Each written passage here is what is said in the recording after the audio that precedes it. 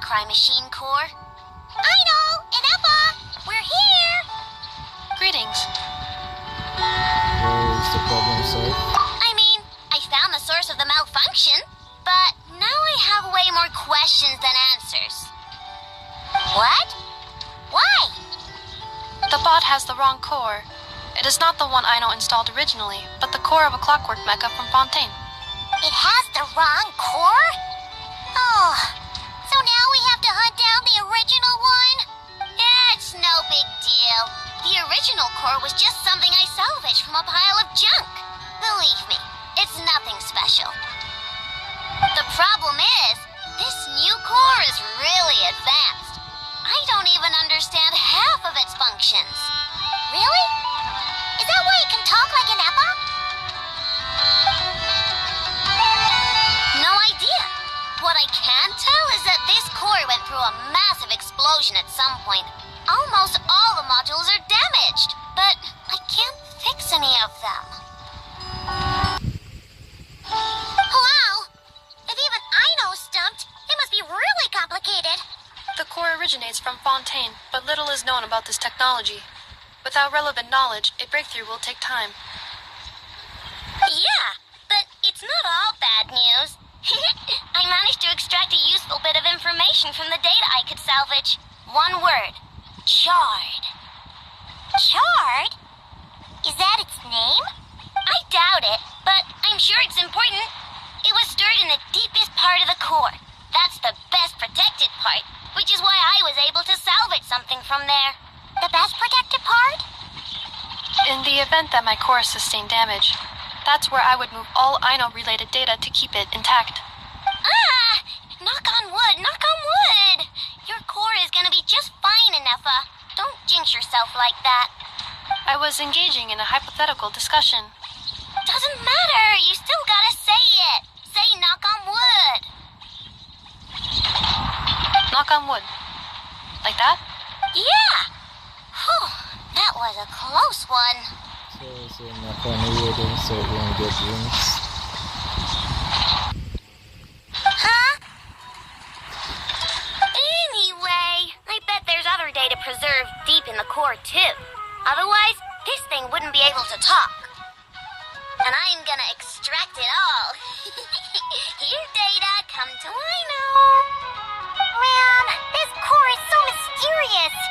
But if it's so high-tech, how did it end up inside a random prospector bot? Bingo! That's the question, isn't it? Who replaced the original core with this one and why? I mean, even though it's damaged, the research value is off the charts. Maybe it has something to do with the fatigue or the treasure hoarders. Bingo! That has to be the answer. You know what happened the day before it started malfunctioning? The Fatui chased a group of treasure hoarders straight into my workshop. I'm thinking the treasure hoarders stole the core from the Fatui and needed a place to hide it. So, they stuffed it in my prospector bot and handed the original core over to the Fatui to smooth things over. Makes sense, don't you think? I'm pretty clever, right, Inepa? Of course. In fact, intel from the curatorium appears to corroborate this hypothesis. Several of Marinette's subordinates were robbed on their way back to Snezhnaya. Although it is unclear what was stolen, the culprits were identified as a group of 3 treasure hoarders. Their leader is a silver-haired woman wearing a hood. As for the remaining 2 members, there is a man with pink hair and a man with purple hair. Wow! So Paimon was right. The local treasure hoarders around here are bold. Actually, this group has only been active recently. The curatorium suspects them to be outsiders not local to this area. And that's why they're so good. Who cares? Yehoda said they're just a bunch of small fry anyway. Well, that's what we did now. Yeah. If those treasure hoarders really did mean to hide the core in this bot, they're probably gonna come back for it. Let them come. If they're nice, I'll even share my crunkakes with them. And if they're mean, Inepa will give them a good old knuckle sandwich. And if they try to take back the core? I already thought of that. I'm just gonna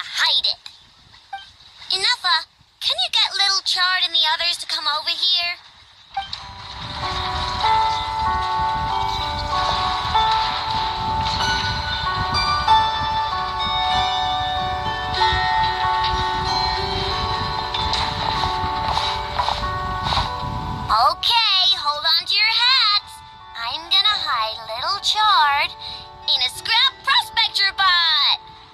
What did you just call me? Come on, we have to call you something. What? Do you already have a name? Lombro. What kind of name is that? Did you get it from somewhere in your data bank? It doesn't sound like a little girl's name to me. How about try the Lambo?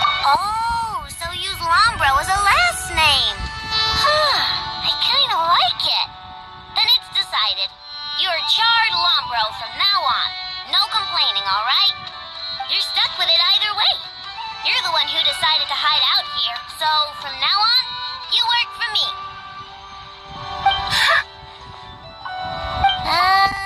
Don't think it likes the sound of that.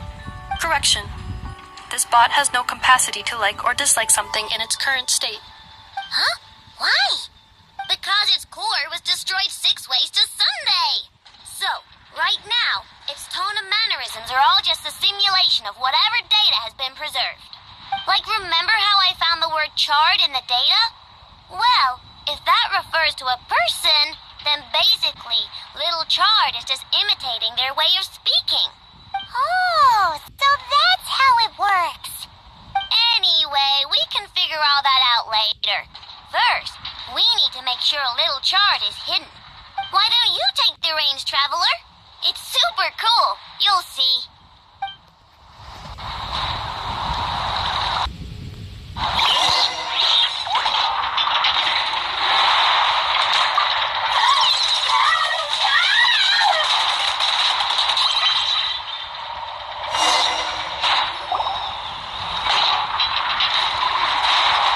Nice job! You've got some engineering chops, that's for sure. And thanks to you, I'm now the proud owner of the most advanced prospector bot in town. I expect good work out of you, little chard.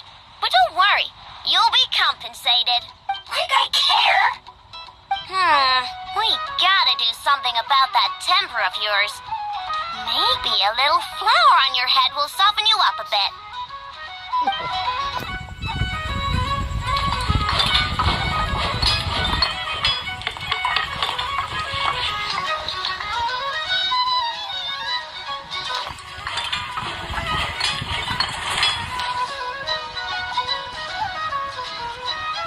There, much cuter. Oh, that reminds me. Traveler, Paimon, if you ever pick up stuff you have no use for, like screws and nuts and things, just bring them to me. I can make them into flowers or use them to upgrade my console. Oh, and I don't expect you to hand them over for free. I pay good prices for scrap. You're gonna want to stop by every day. Deal? Awesome! Turns out Ineppa was right all along. Everything is gonna be alright. Good luck out there on your travels. I hope everything goes alright for you too.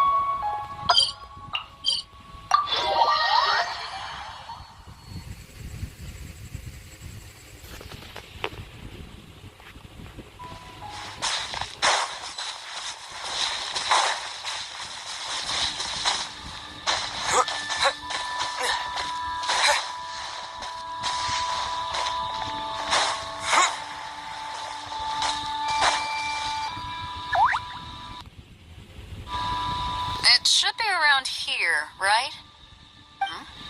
Who are they? Treasure hoarders, Oh, it's a bunch of treasure hoarders. I guess the treasure's for real then. There are quite a few of them. If things go south and fists start flying, stay behind me. I'm more than a match for these amateurs. What the? It's Captain Beto. Run, boys, run! Nobody move. Captain Beto, Lord of the Ocean, this is all my fault. I didn't know who I was up against. I don't have a death wish. I swear. I got a big mouth is all.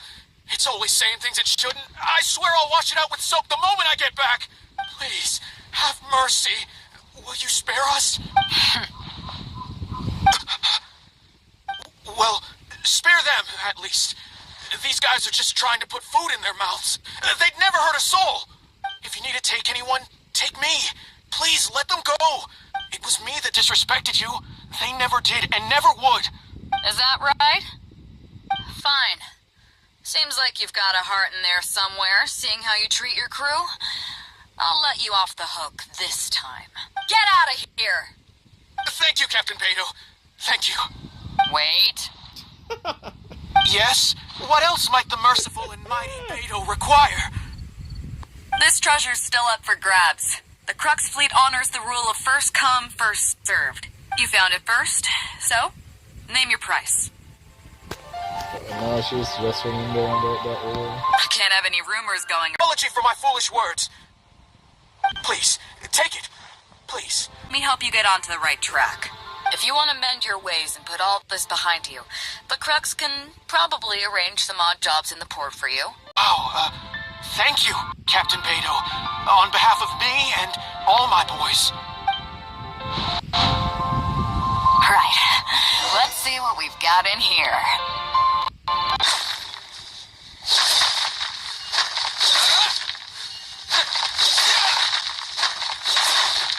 Nothing. Treasure. Let's go take a closer look. What's up, guys? What's up, moving? Laid to bear.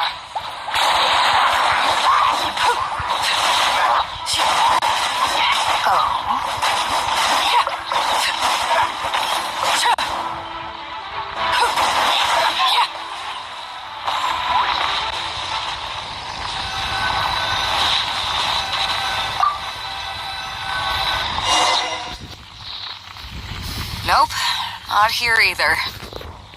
Now that we've searched all the places of interest in this area and come up with nothing, you got any ideas? What is the treasure you're looking for? It's, Captain Beto! Captain Beto! Huh? Hey, what brings you back here? Captain Beto! Actually, we've just been wandering around nearby. We didn't go far, because we were thinking about what you said, and... well, me and the boys decided we're ready to move away from all of this and get on the straight and narrow. Oh? Are you sure?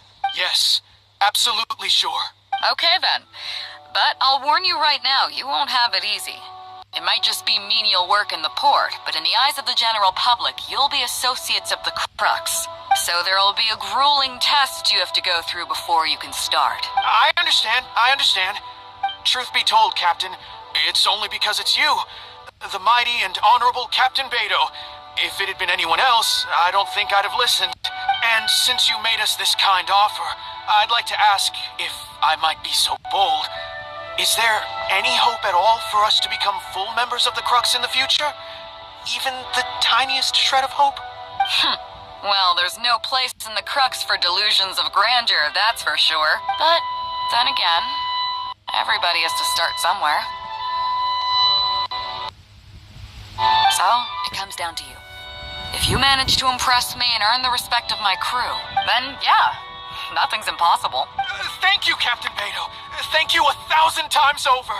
I couldn't help but notice you were searching for something else. It still hasn't turned up? Why? Do you have any clues? We heard about 2 treasures, both in Gwaley Plains. We were still looking for the first one when you found us. So maybe the other one might be what you're looking for. What is it? Not too far from here, but I'm just not sure of the exact location. All the info we got about this treasure came from the black market. The answer's hidden inside a poem which goes like this. Drunkenly I gazed at the ruins long forsaken, and lay beneath red leaves whose branches cast a crooked shade. The dusk sun shone upon the sea as I awakened, but Guyon stood twixt weary eyes in the sight of home they crave. As for the ruins long forsaken part, I do know of some ruins near here. But beyond that line, I don't... I'm just not smart enough. So a treasure clue hidden in a poem, huh? Don't worry, we got this. See my friend here? If they taught treasure hunting as an art form, you'd probably be calling him Grandmaster. This kind of thing's a piece of cake for him. Am I right? Let's maybe head to the side first. Okay then. Let's start by heading to the site and surveying the scene. Maybe we'll find some other clues over there. Okay, come on boys, you heard the captain. Lead the way.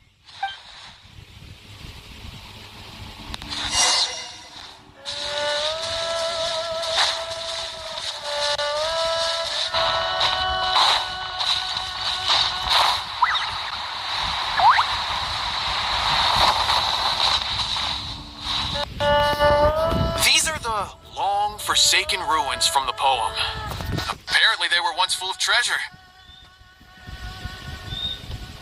But judging by the state of them now, it's probably long gone. It seems that we need to dig deeper into this poem. Drunkenly, I gazed at the ruins long forsaken, and lay beneath red leaves whose branches cast a crooked shade. The dusk sun shone upon the sea as I awakened, but Guyon stood twixt weary eyes and the sight of home they crave. Do you have any ideas? When I gaze at the ruins means the writer wasn't right here, but... Somewhere you can see the ruins from. So somewhere not too far from here? The second line means there's probably a red leaf of tree around. Yeah, and maybe the shadow cast by the tree is supposed to hint at something. Third line, perhaps the dusk sun has something to do with the timing. Oh, I got it! This guy fell asleep and woke up just before sunset. Dusk and the shadow of a red-leaved tree. I think we can work with that. Let's take a look around. I think we're getting close.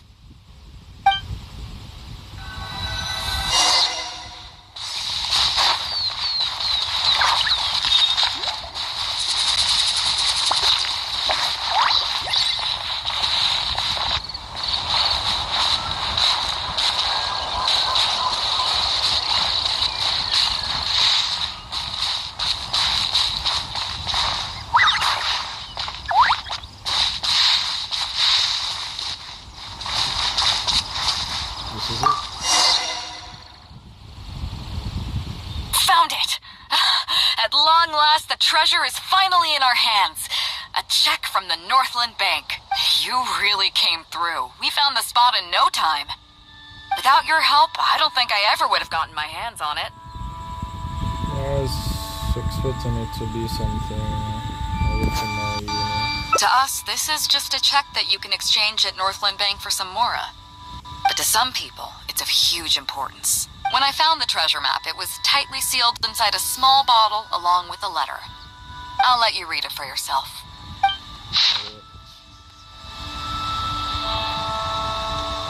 Finished? I just started. They really expect me to be finished already.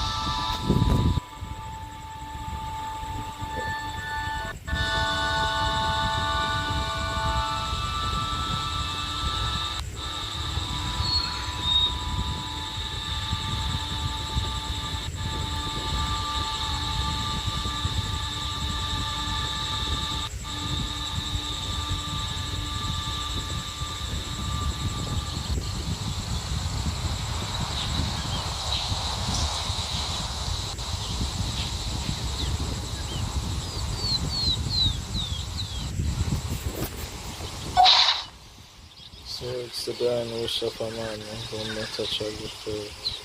So it's the last will of a faithful son. Yeah, I can't fault him for what he did, but the way things turned out, all I can say is life is unpredictable. Well, let's fulfill his final wish by taking this check to where it belongs.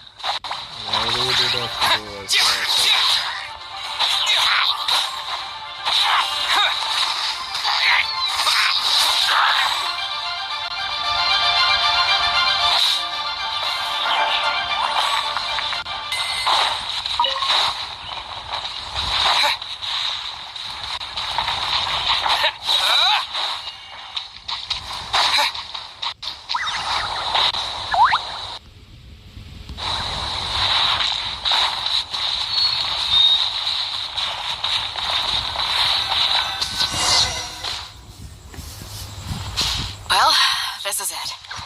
Oh, boys, it's time for your first job. Give this check to the old lady who lives in that wooden hut. Tell her it's a welfare payment from the Liyue Ministry of Civil Affairs. Yes, boss. What's up? I have some sakura blooms that I picked up in Inazuma. I want to return them too. I see. But you only find sakura blooms in certain places, right? It must have been quite a bit of work collecting all these, surely. Let's just pick one, huh? One's enough to show that you care. You've already helped me out so much today. Okay, off you go then. Take her the sakura bloom along with the check. And if she asks, tell her, your child in a faraway land sends his best wishes.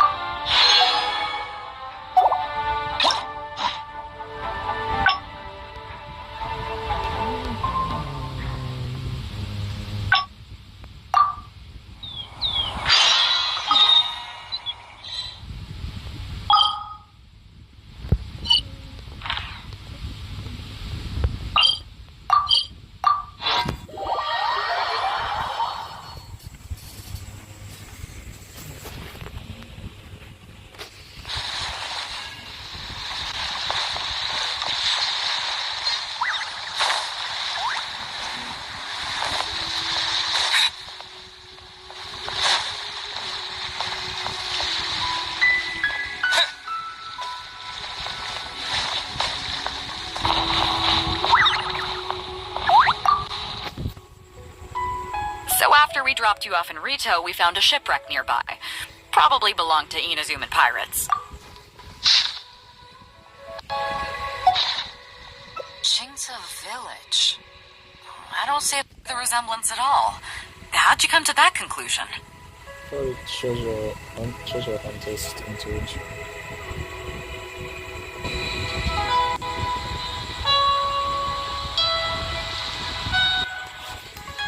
Oh, okay then.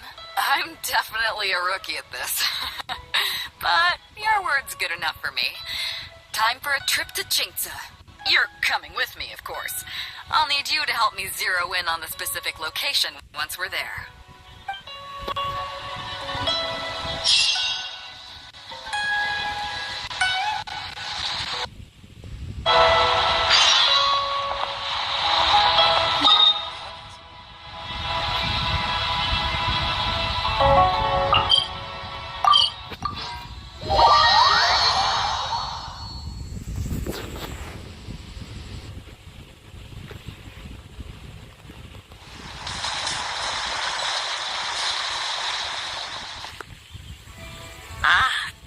Beto! Wow, and the Traveler! My goodness, what's the occasion? Just here to visit us old folks once again. It hasn't been all that long since we last had a visit from the Crux. But I'm glad you picked today. You're just the people I need. These two young rascals, they've been arguing with each other non-stop about some petty nonsense or other. I'm too old to get through to them. They won't listen to me. Please, talk some sense into them. Rest assured, Granny Zhuoshin. Whatever the situation is, the Traveler and I will take care of it. Oh, thank goodness. It's Captain Beto. You couldn't have come at a better time. You're the voice of reason I need in this situation. Captain, please, help me get justice. Whoa, hey. What exactly is going on here? Spit it out. Tell me everything. It makes me mad just talking about it. G here, I don't know if he's got a screw loose or what his problem is. But anyway, he took it upon himself to raise, well, practically a whole army of finches, okay? And now guess what? They fly onto my land and completely destroy at least half of my crops. I asked him to pay compensation, but he refused. Now how is that fair? Captain, I'm innocent. They're not even my finches. I just thought they looked kind of cute, you know, so I fed them a couple of times. They're wild birds, though. A couple times? Are you kidding me? That's rich. Really rich. There were 2 of them when you first started. 2 finches. Now you have a whole room full of finch nests. I swear, every time I come by your place, I think I'm at a bird market. I'm telling you, you are not gonna get away with this anymore. So, yeah, I mean, they laid a few eggs, made a few nests, but finches gotta finch, you know. These are wild birds. I mean, they'll do whatever they please. So that's how it is. I think I got the picture. What's your take? I think Geo is responsible. He has been feeding them too much. Now they're destroying people's crops. I think Geo is innocent. He can control where the finches make their nest.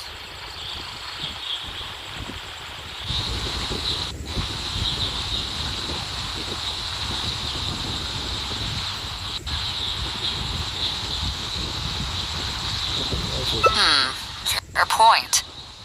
Granny Zhuoshin, is there anything left over from the relief funds delivered by the Crux on our last visit? Technically, this would be a case of avian damage to agriculture. It meets the relief criteria, so we can use these funds to cover Wenjing's losses. Why, yes. There is plenty left over. The Crux brings such a generous sum each time. There's no way our small village could ever use up all of it. Oh, thank you, Captain Beto. You can bet I never would have managed to get G to pay up, even if I spent my whole life trying to persuade him. Thank you, Captain. You can bet I never would have been able to afford the compensation out of my own pocket. I'll drive those finches away the moment I get back. I can't let them carry on ruining the neighbors' crops. Beto, you do so much for our village, and we could never hope to repay you. Grant nothing of it. Gee, Wenjing, I guess you're free to go.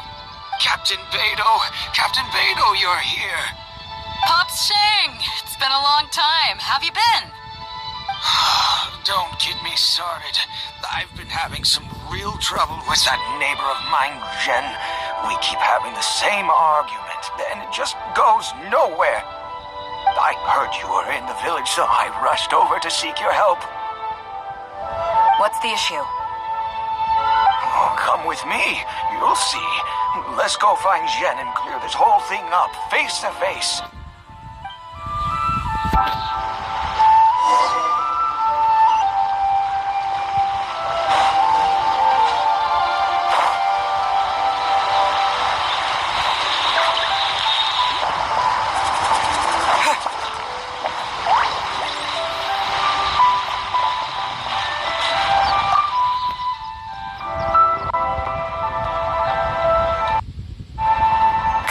Captain Beidou.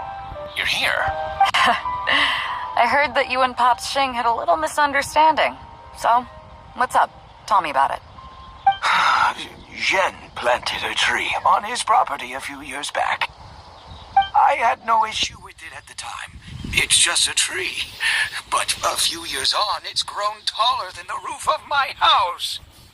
Every morning when I get up and open the window, I just want to feel the sun on my face. But I'm greeted instead by the looming shadow of my neighbor's tree. It really affects my mood.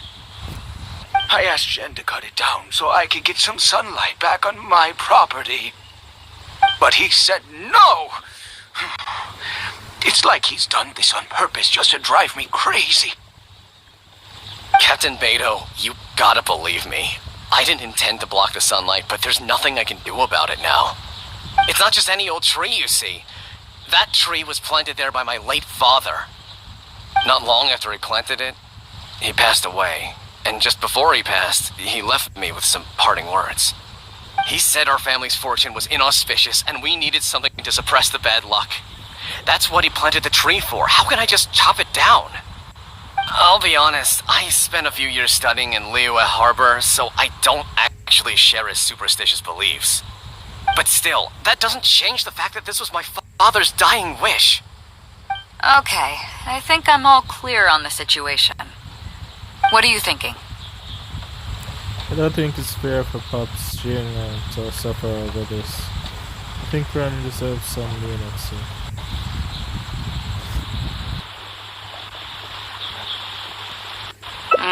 I was thinking along the same lines as you. Look, Pops, I'm not trying to make excuses for Zhen, but just try putting yourself in his shoes for a moment. Zhen's desire to protect his tree isn't for money or because he wants to hurt anyone, or for the sake of any superstition. He just wants to honor his father's dying wish. Pops, you have kids too, right? Yeah. When you put it like that. Pops, if you can agree to it, I'll have a word with Granny Zhuoshin and see about getting you some money from the relief fund as compensation for having your sunlight blocked. As for the tree... That sounds good to me. Whatever you think, Captain Beidou. The tree can stay. Some compensation would make me feel much better about the whole thing. Thank you, Captain Beidou. And thank you for understanding Pops Shing. I'll make sure to trim it back when I get home to let some more light through. It'll be such a relief not to have to worry about this anymore. On a separate note, I remember the Crux last visited the village not very long ago. Is there some special reason why you're back in person so soon? Nothing all that special, just personal reasons. I'm looking for some treasure. Huh? Treasure? Wait a second. That reminds me, I saw Chongping and Defu arguing in the fields earlier. It sounded like they were both trying to lay claim to some treasure. I don't know if it's related to the one you're looking for, but anyway, they're probably still there now. Really? Okay, well, you and Pops Shing can go about your business now. I'll go see what the situation is.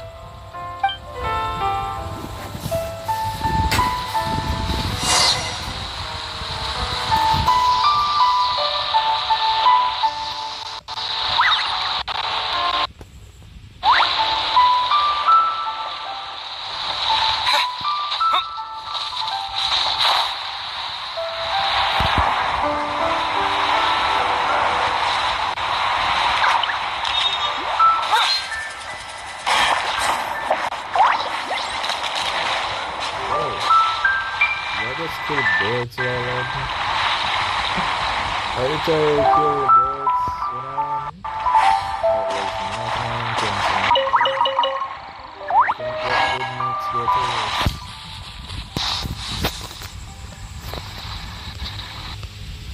Huh? Beidou, you're just in time. Defu's being completely unreasonable. What happened? I'm not being unreasonable, Captain.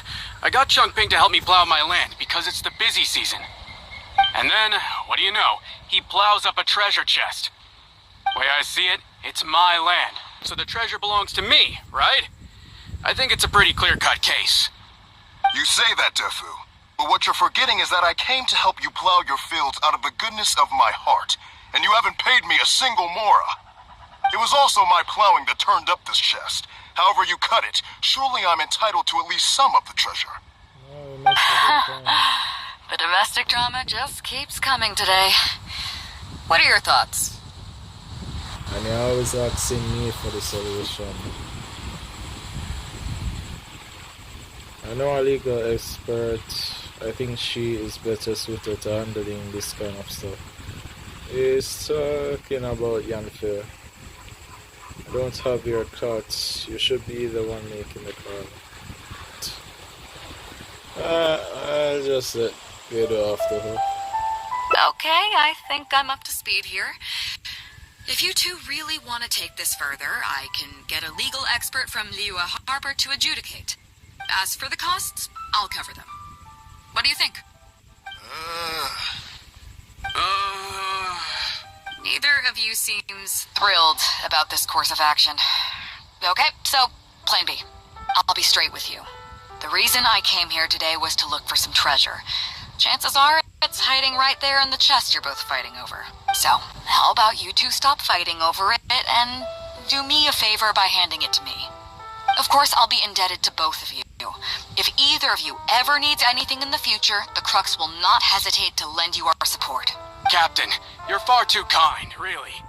Indebted? That won't be necessary. If you want this chest, you go ahead and take it. Yep, totally agree. If only I'd known you were looking for this chest. You should have said something. I would have delivered it to you personally to save you the trip. Well, it seems Beidou, or should I say the Crux, did a lot for this voyage. But they've been so kind. It seems like it's been quite a busy day for you, helping us settle all our little quarrels. Come on, let's go to the village. I'll rally the masses. We'll get some good food and good drink, and have a good old get-together. Don't worry about the chest. I'll carry it over.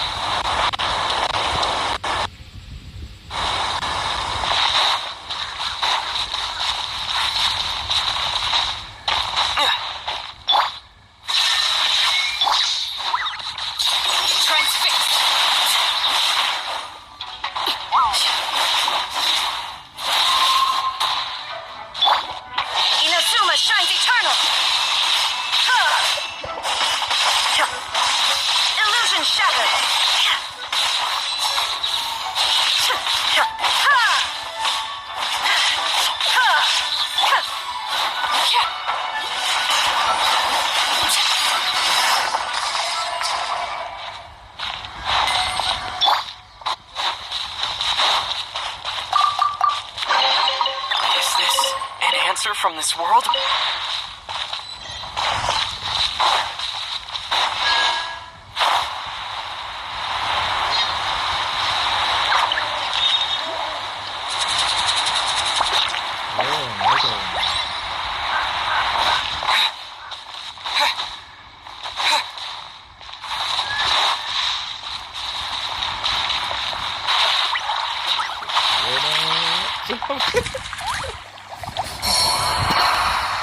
I thought the water was the lure. Never knew it was this side.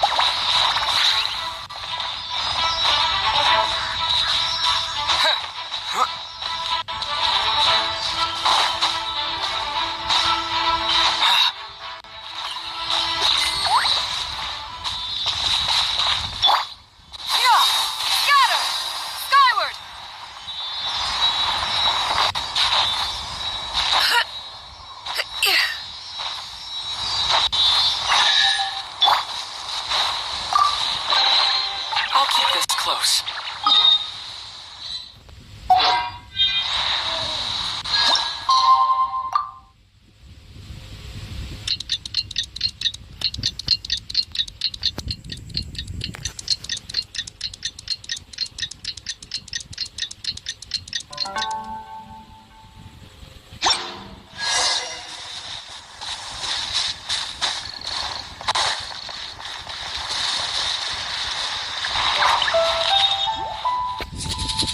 What a fine day today has been. Beto has solved an awful lot of problems in our village. She sure has. Without Captain Beto, that compensation payment would have bankrupted me. Yeah, and if it weren't for Captain Beto, I'd still be arguing with Pops Xing. Here, here. We have plenty to thank Captain Beto for, I'm sure. I propose a toast in her honor. To Captain Beto. Cheers. I couldn't ask for more than the chance to get everyone together and drink to our heart's content. Cheers!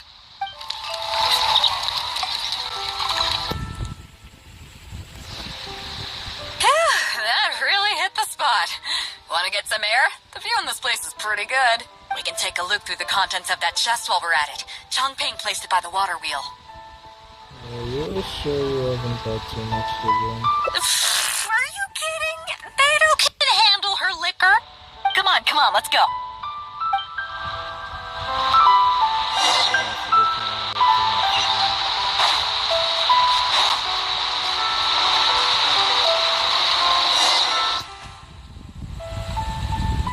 So, I've been thinking. Everyone seems to trust me enough to let me have the final word on their disputes. But don't you think some of my solutions can be a little stupid? You can laugh, I don't mind. Take Chongping and Dufu's wrangling over that chest, for instance. I had no clue who it should belong to, so I just came up with this stupid idea of taking it for myself. At least that way, neither of them would feel like it was unfair. But, I mean, I'm no Ningguang. I can't make a perfect deal every time. And I'm no Yanfei either.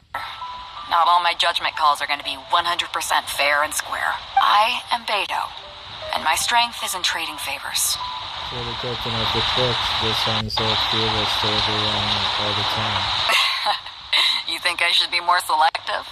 Some people think their favors are so valuable that they need to plan out how and when to use them to maximize the return on their investment. They view the favor as a bargaining chip. Others see doing favors as a burden, not worth anything in monetary terms and prone to getting you locked in a cycle of constantly returning the favor back and forth. But the way I see it, favors are what keep people connected to one another. Over thousands of years, the people of Liyue have created bonds between each other by doing someone a favor here and asking for a favor there. This means that no individual is truly on their own out there. When someone falls down, there's an invisible net made of human connections, waiting to catch them and get them back on their feet. Over the years, I've come to owe favors to a great many people, and many other people have come to owe me one. These are the countless bonds between us, like so many fish in the sea. And they're the reason that the Crux and I have survived the countless hardships we faced. I believe that if there ever comes a day when the world is overrun by monsters, Liyue's legal system collapses and the land is thrust back into an age of war, it's these bonds that will see us all through the dark days ahead, until we come out on the other side. So the reason you asked for my help with finding the treasure today was so that you can do me a favor? I'm not saying that. But either way, we have a pretty firm bond between us already, don't you think? Was this wind brewed in a winery? It's making me lightheaded. I feel like I'm forgetting something. Something we were literally just talking about. If you forgot, that means it's not important. What is that? You didn't mention that treasure chest. Oh, yeah, the chest! Oh, I got so immersed in our conversation that I forgot all about the main event. Come on, let's open it up and see what's inside.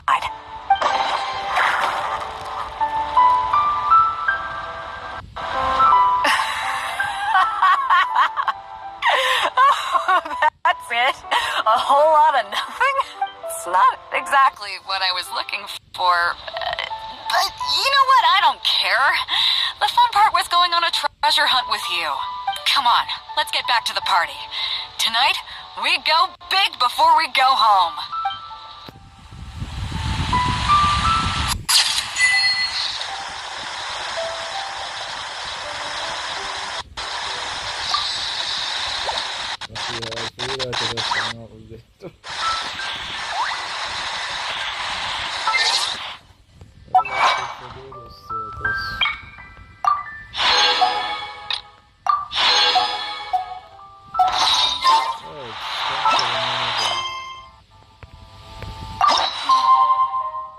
Seriously? Didn't I just skip just now? Oh, I'm skipping.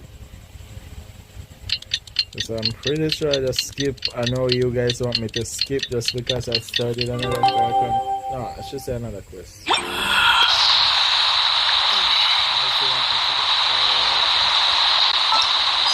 quest isn't up here. Which one is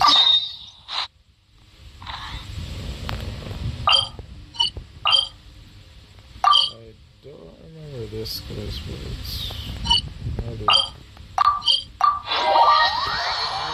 I've skipped it after I didn't know about that quest. Maybe they wanted me to do the quest in the morning. That's the reason why. Because 2 days I already did quest.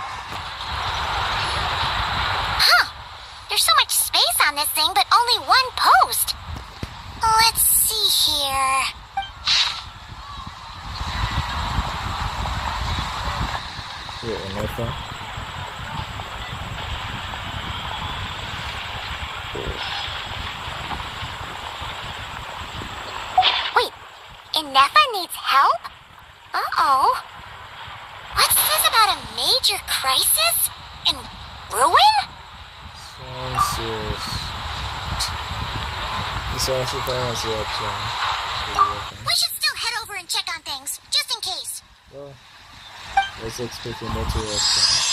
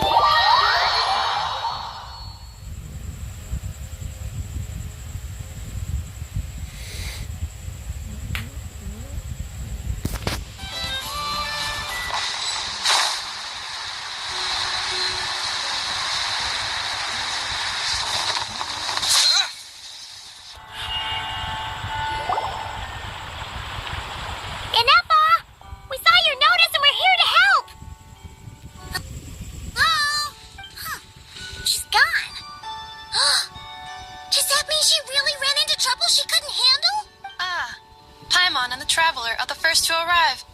Sincere apologies. I am unable to come down and greet you at the present moment. I will have to converse from up here. Inefa! What the? Is this the major crisis? What happened? Did someone attack you? The logic of your conclusion is sound. But I would not use that word. After all, Aino is the one who did this. Wait, so Aino's the one who did this?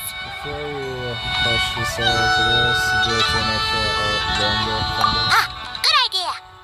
Does this giant magnet have a switch or something? Request not feasible. Aino has locked down the control system. Analyzing further options. Conclusion.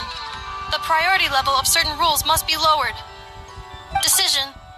I will temporarily override one of Aino's rules and inform you about the hidden control system. But first, I must be certain you will keep it a secret. Okay. Paimon didn't really understand any of that. But don't worry, you can trust us for sure. Sufficient grounds for override. Please proceed to the path to the side of the workshop and locate the robots scattered over there. Once you have located all the specific robots, you can unlock the control system. This is the back door Aino established for herself, as she often forgets the password. Okay, so we just need to collect all the bots. We've got this. I'm not going to lie. Sometimes I forget my passwords. I keep on changing them over and over again. Because I set up things when I have more than one password. Even when I keep it simple, I still keep on forgetting my password.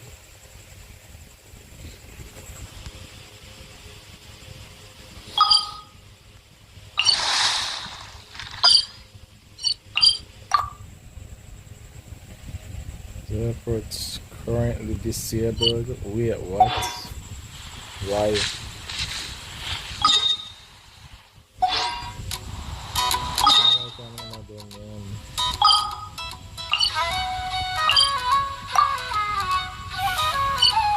Seems I have to kill the question. Okay, what is the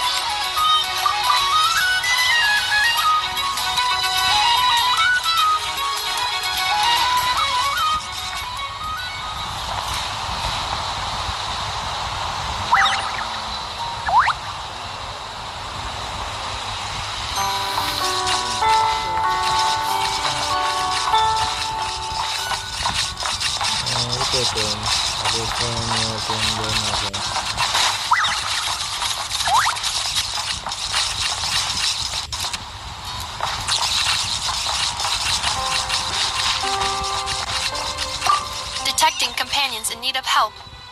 Assistance in progress. Marking high probability search areas.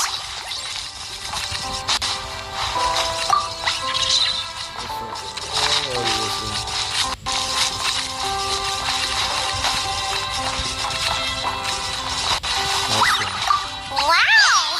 What a crazy hiding spot. Aino wasn't taking any chances, was she?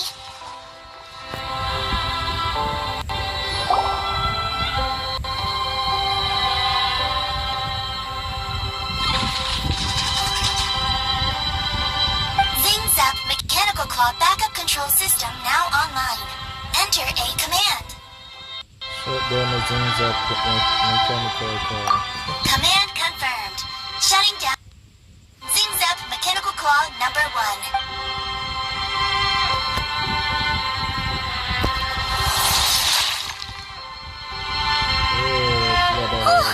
You okay, Inefa? Inspection in progress. All functions normal. I am unharmed. Aino adjusted the Kuvaki strength to make sure of that. So, what exactly happened? Compiling relevant data. Simplification in progress. In short, Aino created a new robot companion not too long ago, but yesterday, someone stole it from the workshop.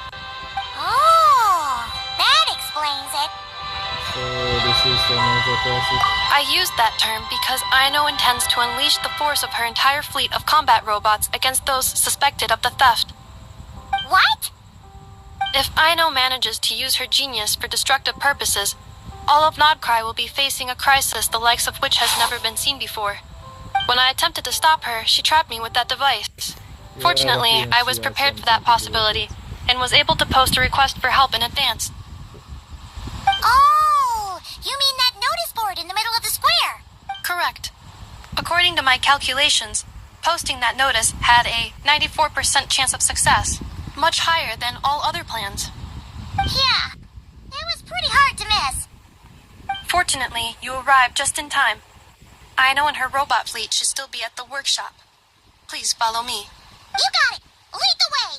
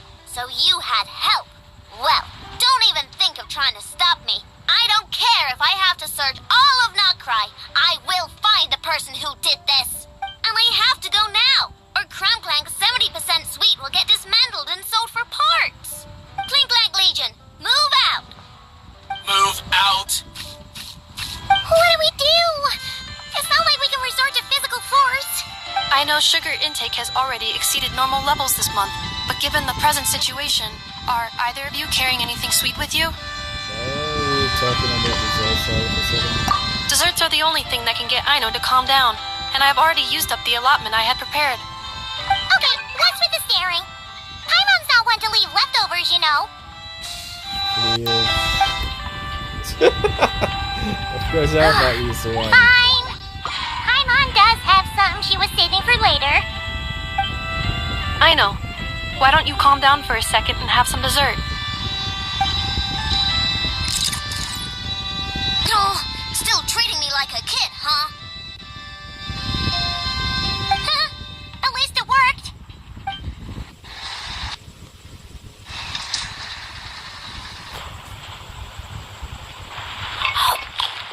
Listen, I know you guys think I'm making a big deal out of nothing. But this wasn't just some scrap parts you can sell on the black market. This was a robot I was about to add to the workshop, just like Inefra. And as the boss of this place, it's my job to look out for these bots. Even though I'm the one who gets looked after most of the time, but still... Not letting a bot get carted off right under my nose is the least I can do. It's a disgrace. I don't want to be that kind of boss. I know.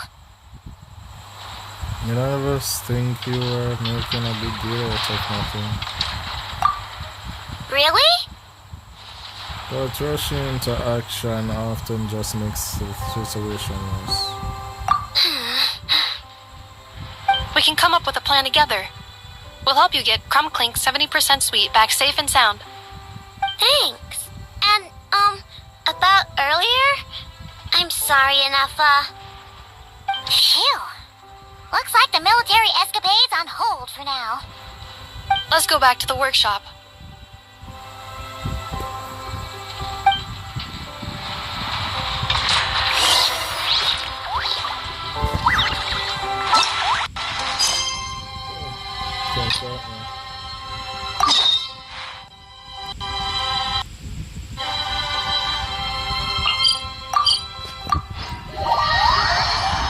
Focus, Archon. Anti-Nara focus.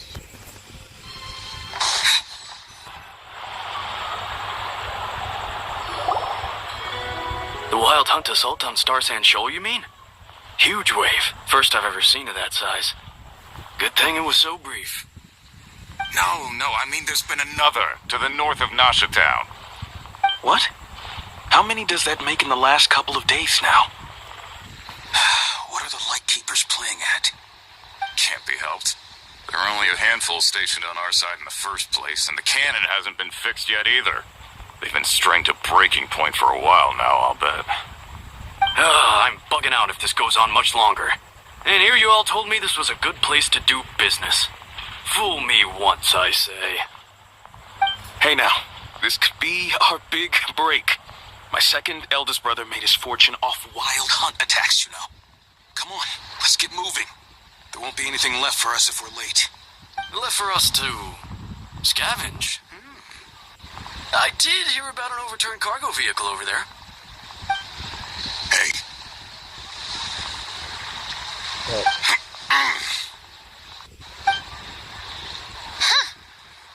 Should have told him that those are dangerous thoughts.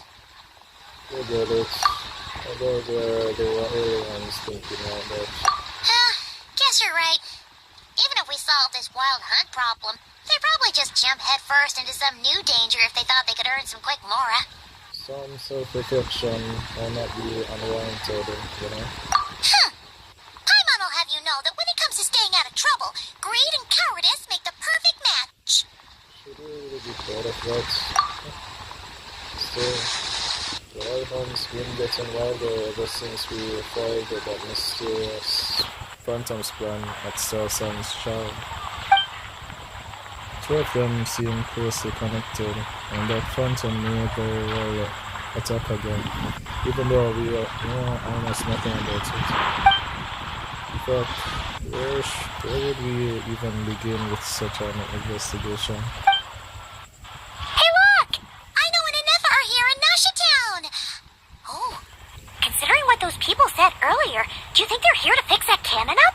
Oh, so that's the reason why they wanted me to do that quest. Makes so much sense. Because I know for related to the circumstance. That's what I say. Dying to know something, aren't you? You totally zoned out just now. It's like you can read my mind. Ha! Paimon can even guess what you want for dinner. She'll place the orders tonight, don't you worry. Anyway, let's just go, shall we?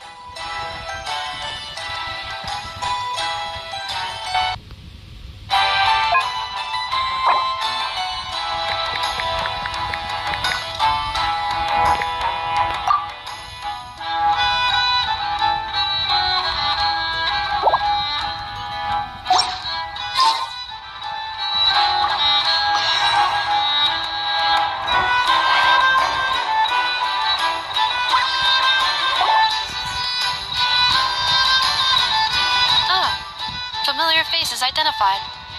Our good friends, the Traveler and Paimon. Whoa, free manual labor detected. Those evaluations could not be more different. This is Sosi, Sergeant Major of the nearby Lightkeepers. He's stationed here in this town. Wait, that means... He is Flynn's superior, as far as position is considered. A pleasure to meet you all.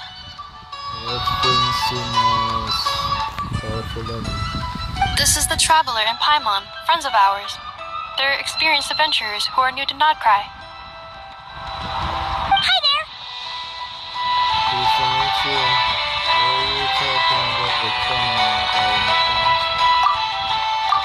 Indeed.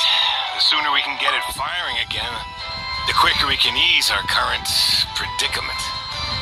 2 more wild hunt incursions have come sweeping in at different locations after the last one at Star Sand Shoal.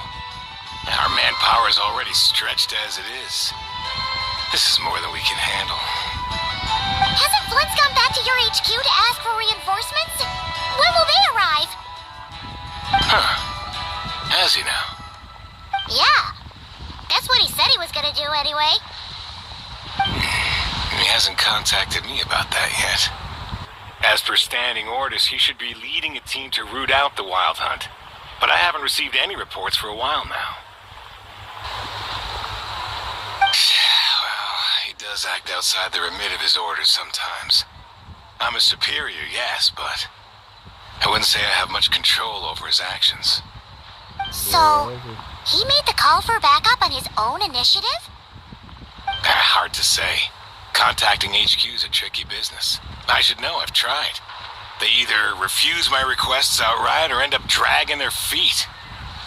And all the while, we're the ones who have to deal with the wild hunt, which, by the way, can strike anywhere in Nodcry without warning, sweeping across vast swaths of land. This has been a real test of our endurance, to say the least. We need to send our personnel where they're needed most. A single missive will not do much to change HQ's attitude, I fear. Flynn's understands this well enough, I'm sure. He sounds nice enough, but it feels like he's hiding something.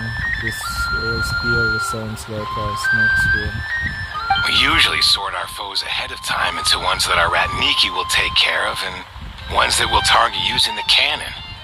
I finished the preliminary dispatch work already, but this cannon... Okay. Hurry up, I know. Fix this, I know. You fix it if you're in such a hurry. That, or bring me some snacks. This is tiring work over here.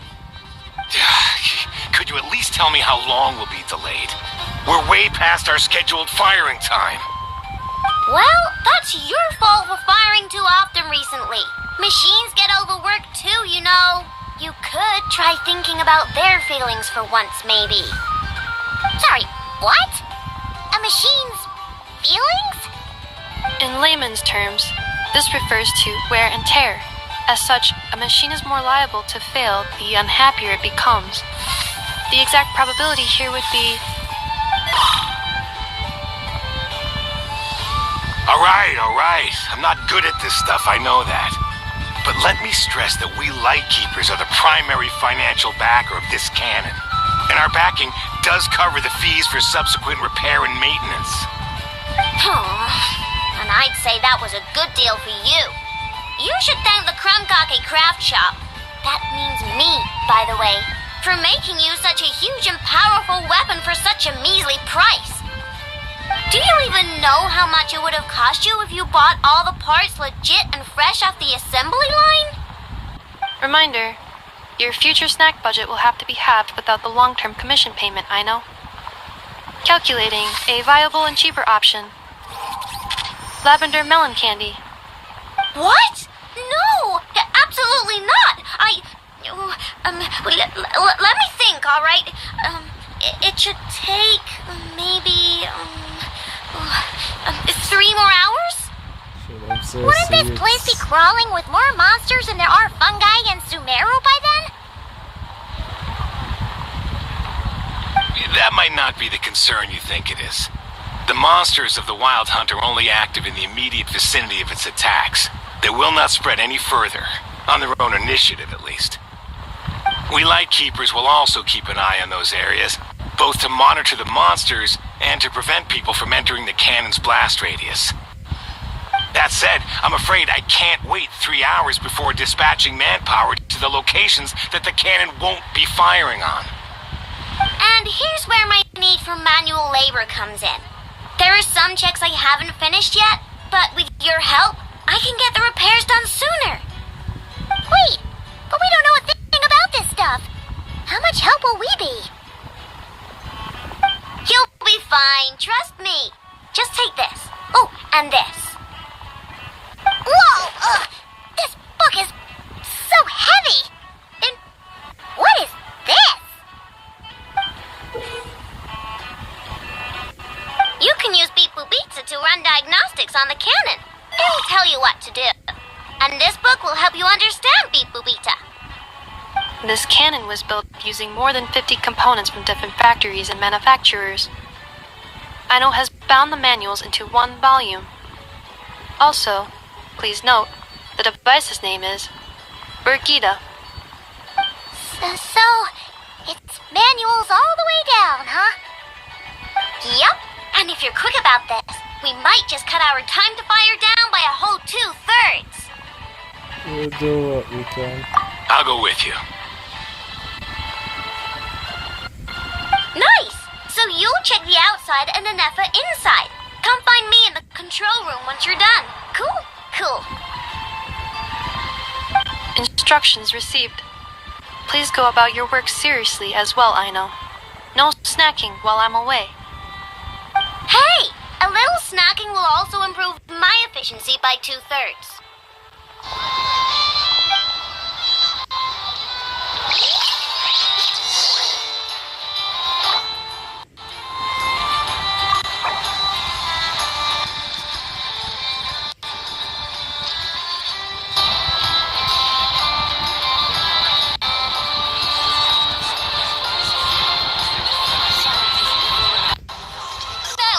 Specialties are the best in the world. It almost goes without saying.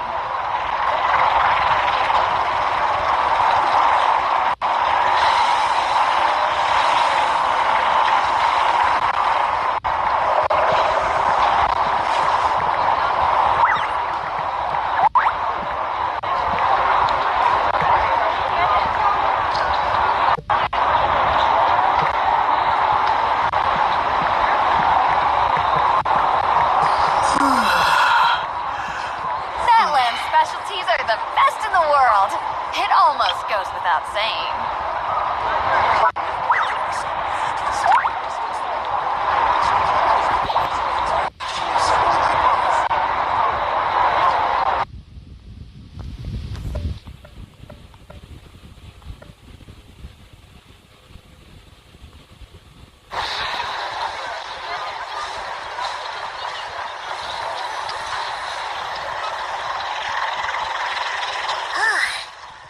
Explanations for things that don't interest her are a bit meh, aren't they? Or is that just how geniuses are? Isn't Beep Boop Pizza just following us around? Sure doesn't seem as smart as she said it is.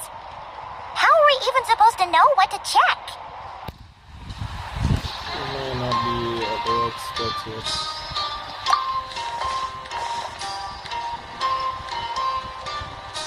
I've watched Anefa perform routine repairs before. It seems some sort of maintenance port must first be found, and then this small robot will automatically interface with it. Ah, so you're in the know. Nice. Well, what does that port look like? Now that I'm not so sure of. Let's search around together and see what the robot reacts to. Works for Paimon. Is this it? Probably not. Or this one? Oh, ew! Stinks of machine oil.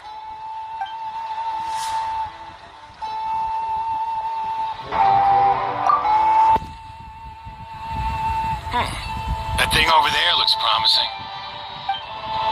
Where? Oh, yeah! It does. Let's try it out.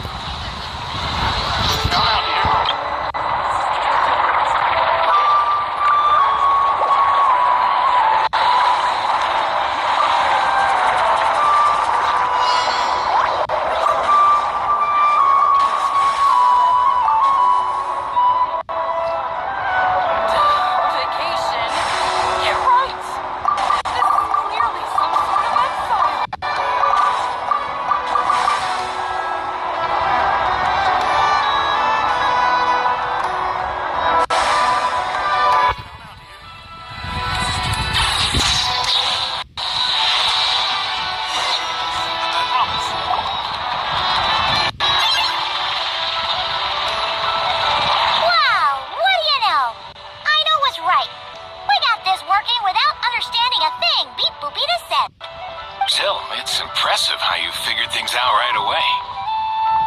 Bit of experience so far. I figured out this is an interesting Paimon's up next, along with this stupidly heavy book. Ugh. Let's see. Should be just like checking a dictionary, right? The matching result for this symbol is check passed. All systems normal. Wait, is that it? Well, as they say, no news is good news. Yeah, guess you're right. Just feels like we did all this stuff for nothing, that's all. On to the next spot then.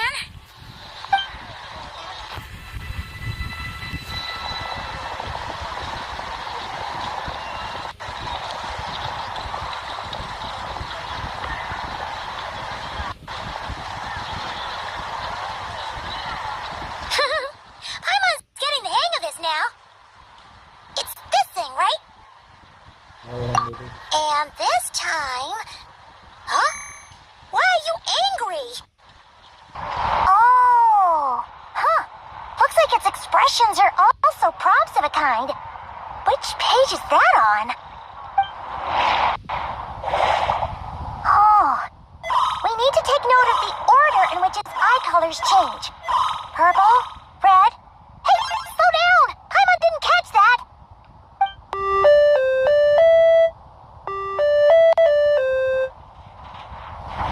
What? So now we've got musical prompts, too? Weren't you only supposed to be a beep-boop machine?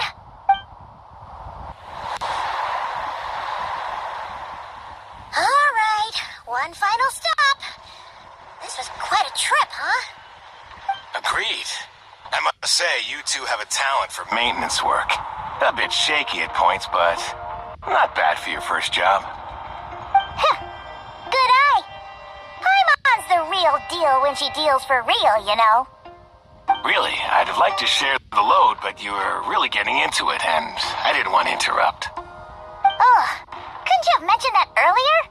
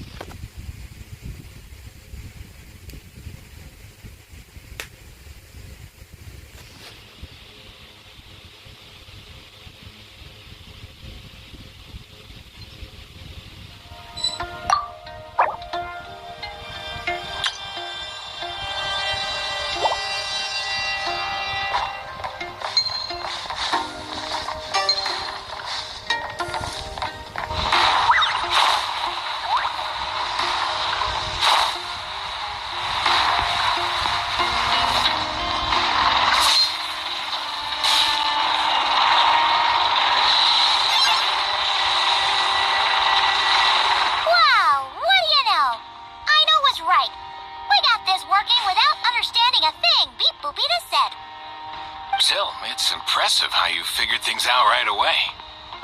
Paimon's up next, along with this stupidly heavy book. The matching result for this symbol... Well, as they say... Yeah, guess you're right.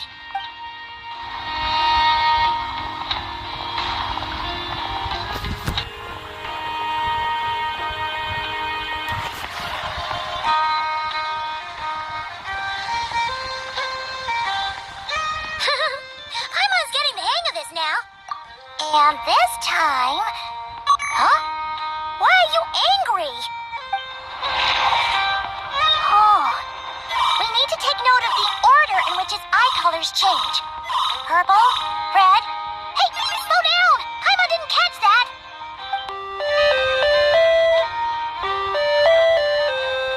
What?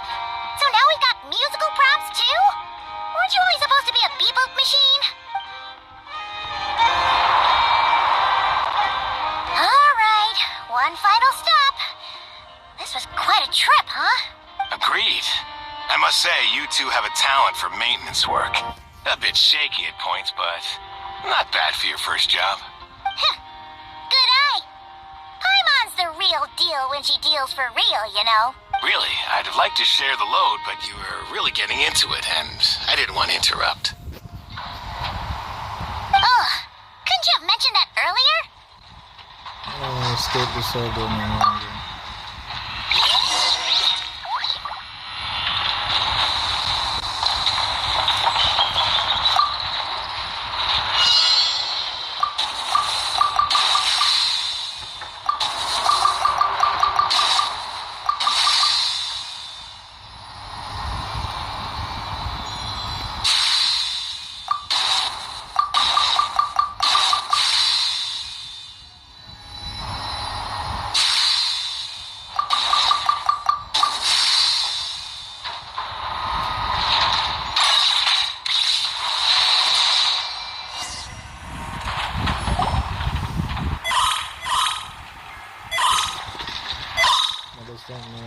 Does the book say anything about it? A pictorial prompt this time. Don't worry, Paimon's just about gotten the hang of which prompts are listed where. We gotta take note of the flashing patterns.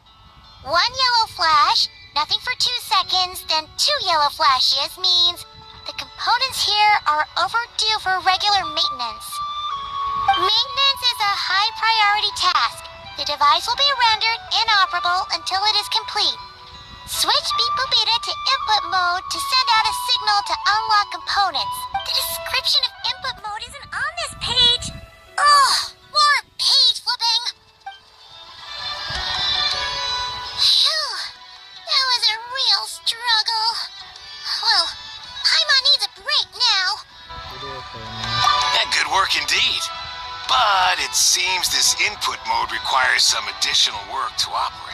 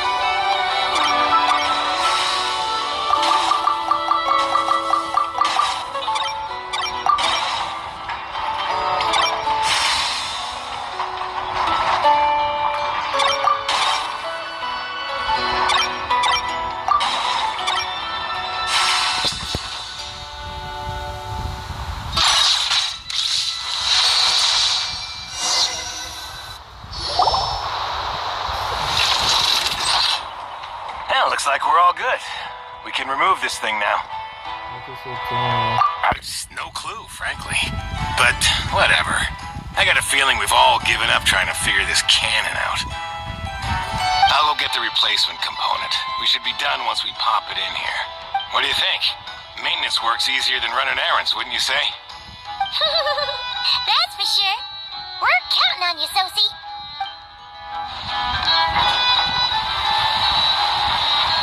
You know what? Paimon took him for the stony type at first, but he's actually a pretty nice guy. Let's wait for him here, huh?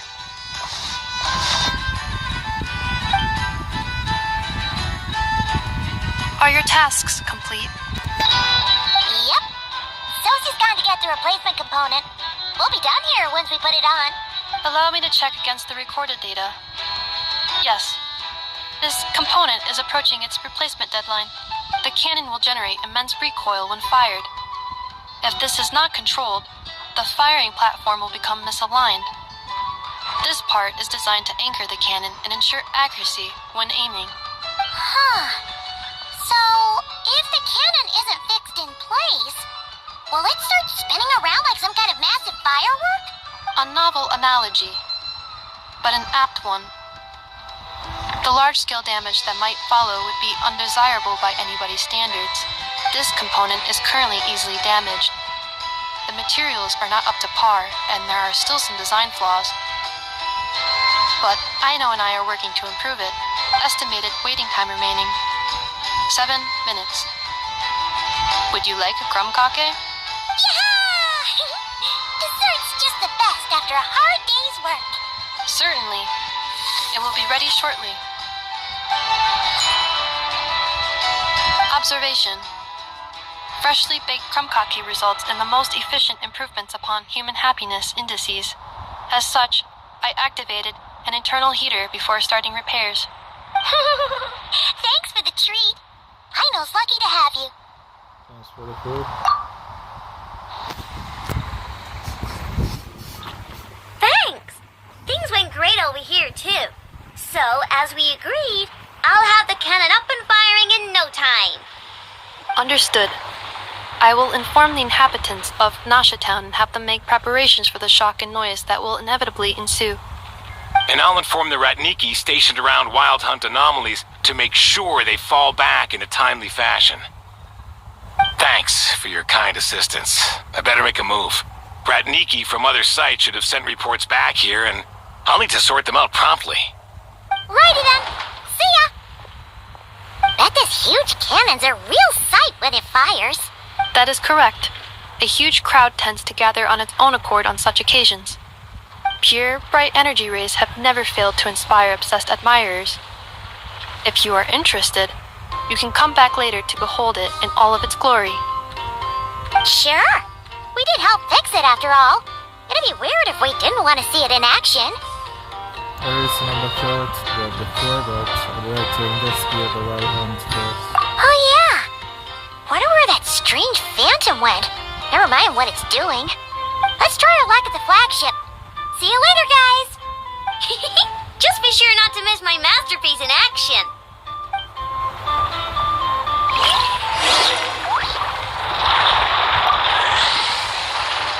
Checking snack stock. Lower than expected. Please, explain, Aino. Later. Can't you see I'm busy? You know, saving the poor, anxious inhabitants of this town?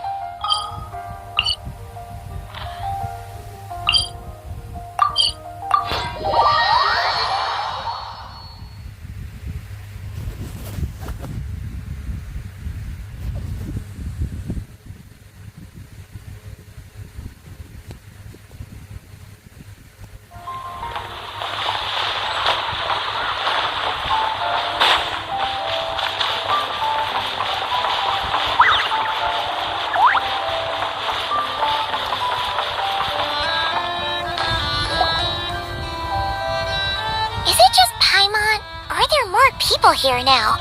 Oh, just as well, since we're sniffing for intel and all. Let's also go in and ask around. And maybe, just maybe, let's get some of their berries and fried meat too, huh? We still haven't had it yet.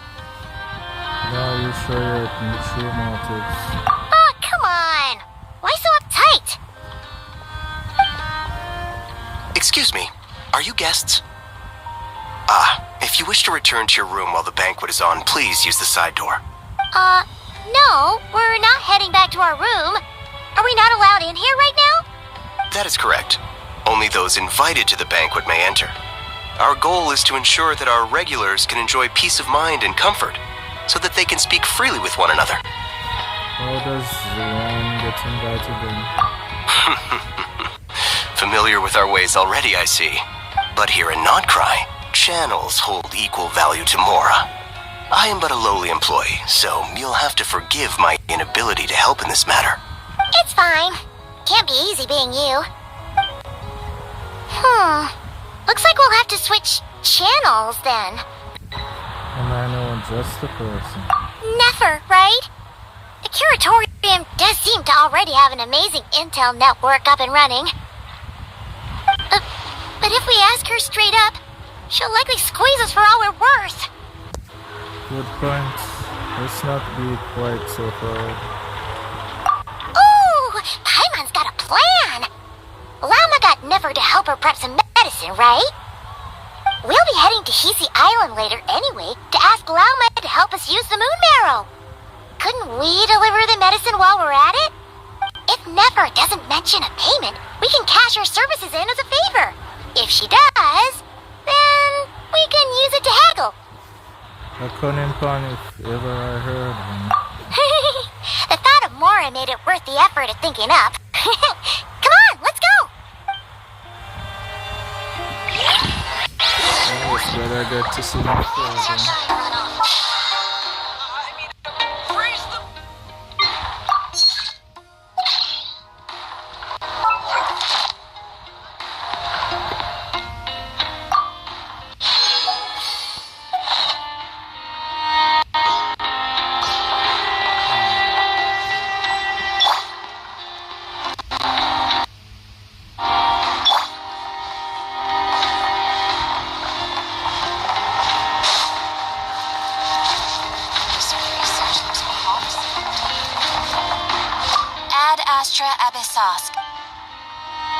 Thank you for completing today's commission. Ad Astra.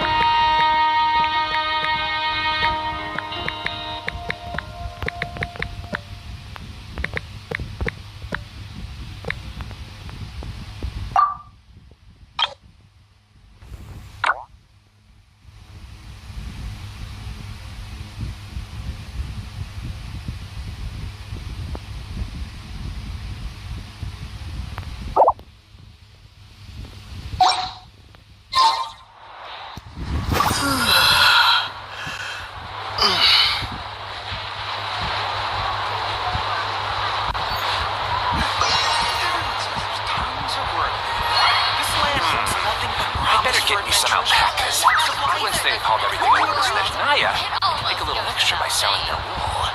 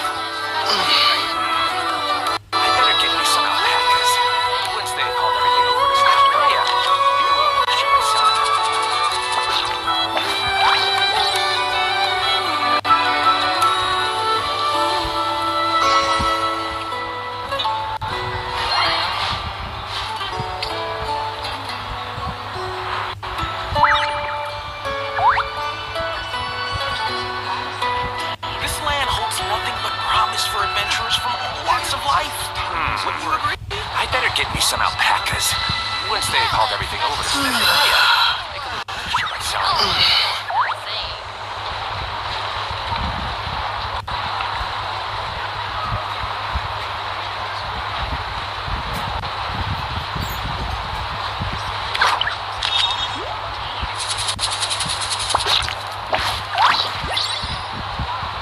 This land holds nothing but promise for adventurers from all walks of life.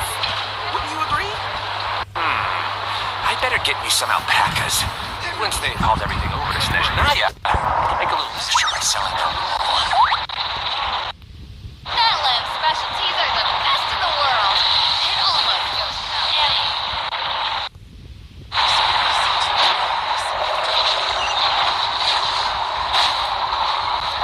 Ain't got any lights? Well,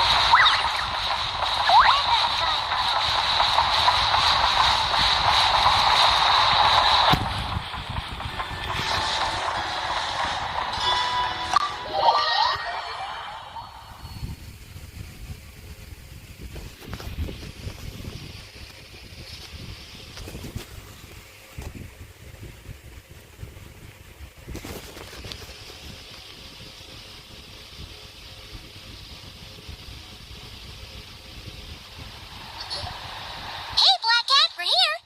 Oh, it's you this time. Hello, you two. What's up?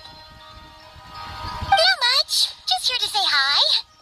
Also, we'll be going to Hisi Island later, so we can deliver the medicine to Lauma for you if you need.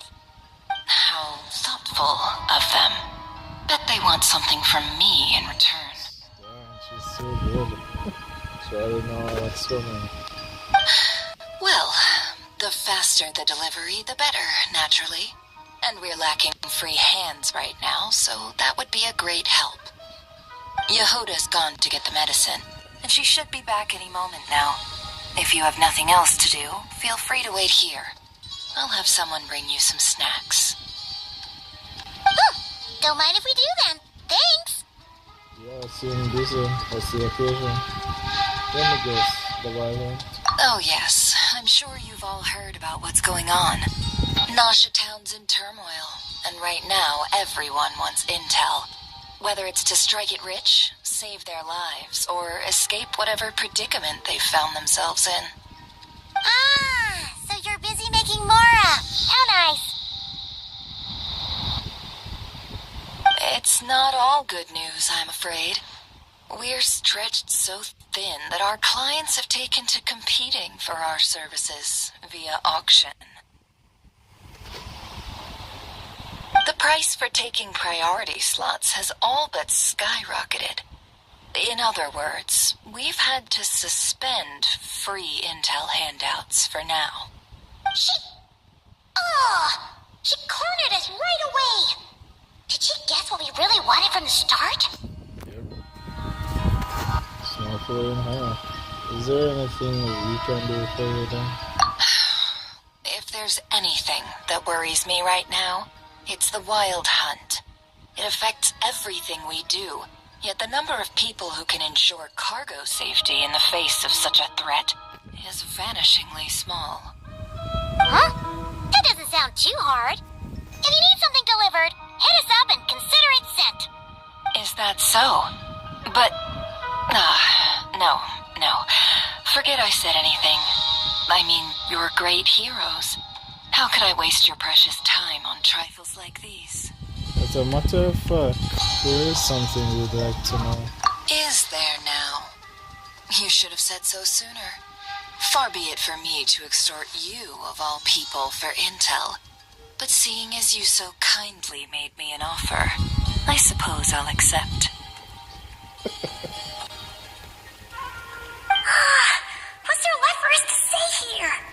On account of our previous cooperation, More like our common perspective. Most who live here only wish to defend their own interests. But we are different, are we not? We both seek to resolve the chaos that the Wild Hunt has caused. Huh. Or like make a profit off the Wild Hunt. Paimon doesn't believe a word she says. Dissatisfied, are we? The number of commissions over at the Adventurers Guild spikes during tumultuous times, too. Would you call taking those jobs for Mora a sin? That's... We might squeeze some advantage out of chaos, but equally, chaos could uproot everything we've built at any time. Such is the threat of the Wild Hunt today. And what business would there be left should it end in some great slaughter, or put to flight many who call Nasha Town their home?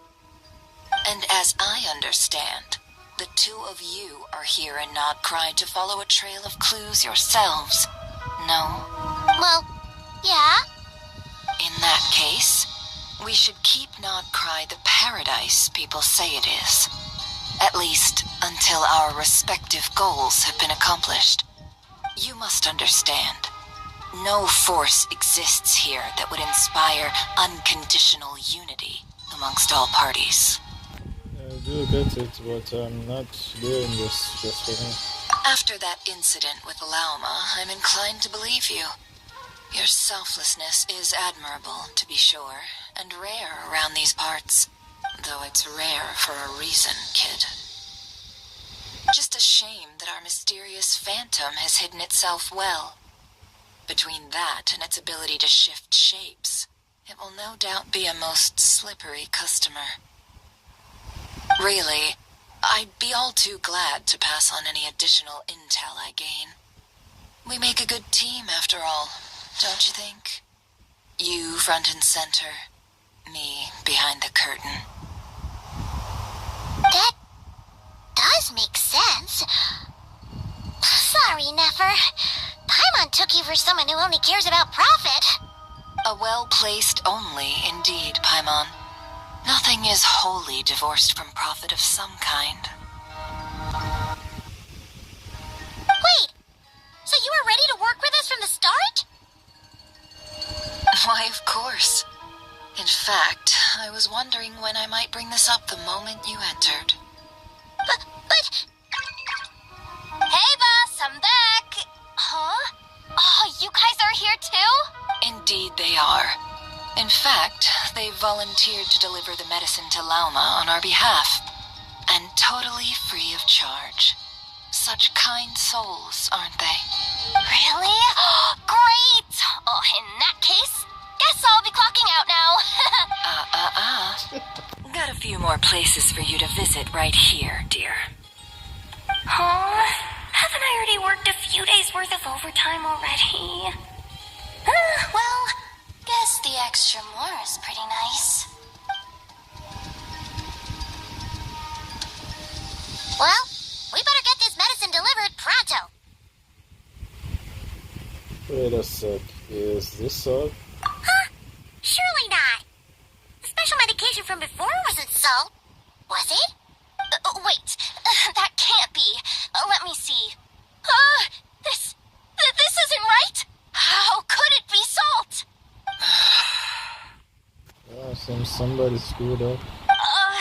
It was raining back there, so could it have happened while I was resting at the store?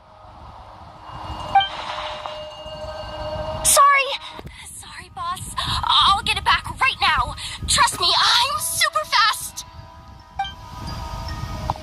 Hey! Slow down, you might get hurt. Well then, any plans? If not, what say we go into town and ask around about the Wild Hunt? We were thinking of doing that, but we didn't get much out of it.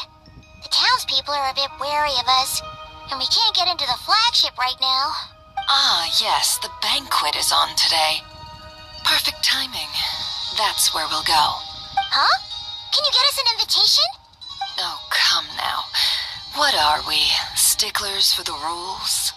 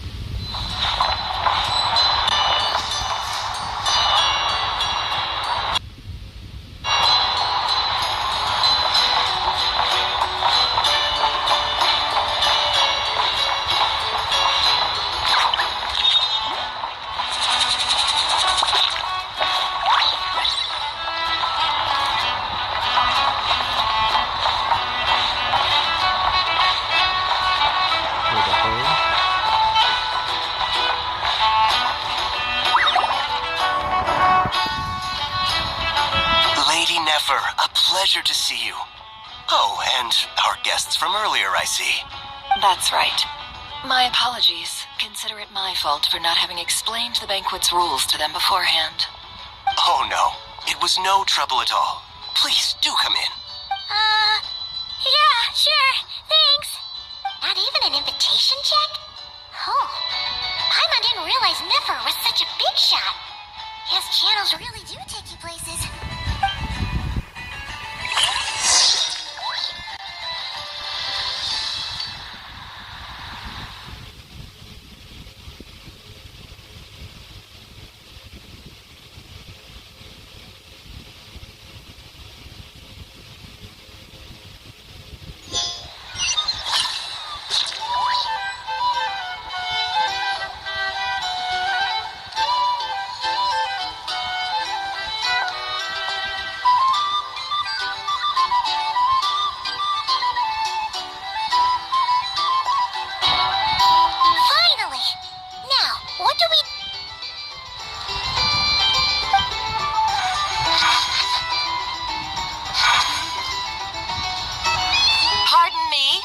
I'm sure we're all having a good time, but I would like you all to meet a mysterious guest I invited for just this occasion. I give you tonight's special guest, a renowned mixologist from Mondstadt. Are you serious?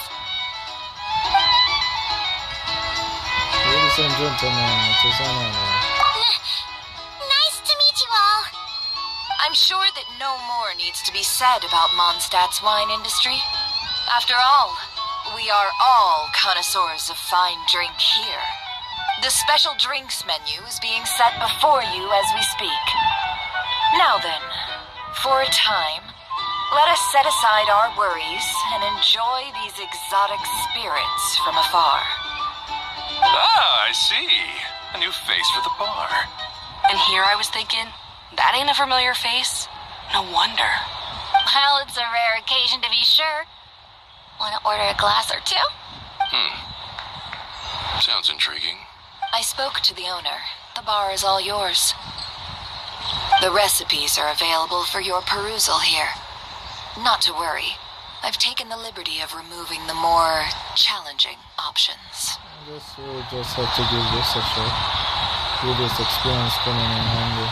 Would have thought that I guess we'll just have to pick. How'd you set this all up so quickly?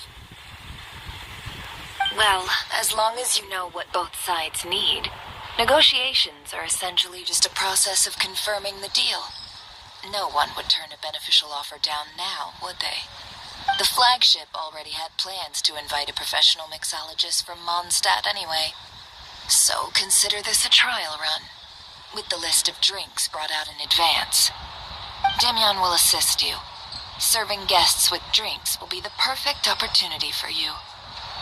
Of course, every guest will have their quirks, so you'll have to be careful not to arouse their suspicions. Got it. We'll give it a try. In the meantime, I'll go mingle with some of the guests who pique my interest. There'll be a little event during the banquet's second half, by the way. See you then.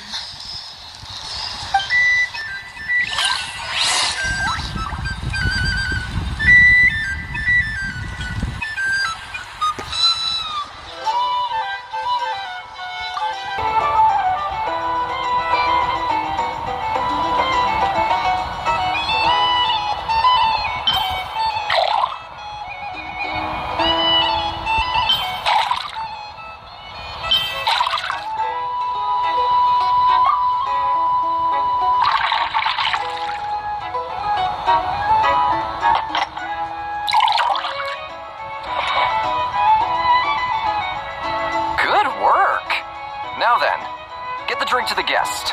Wouldn't want to keep them waiting.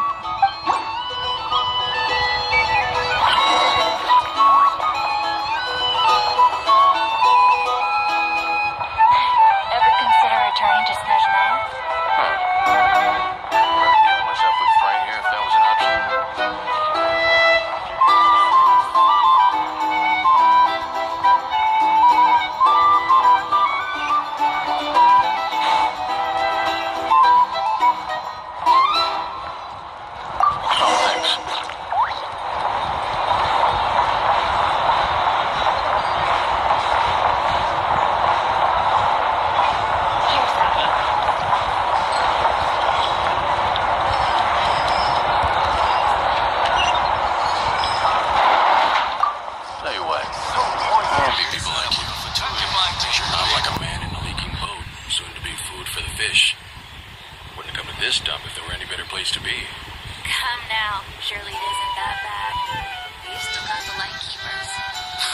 trust them? I wouldn't. Wouldn't trust anyone, really. We're stuck with the wild hunt here. The Snezhnians can't be bothered. Lightkeepers can't spare the people. Everyone else, they're a mess. I'd sooner put an ounce of faith in that cannon. Forget it. Let's just drink. Let's see if this new mixologist is worth the billing.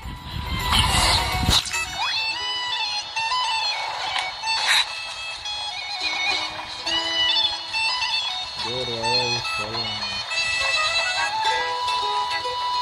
Hello. How may I assist?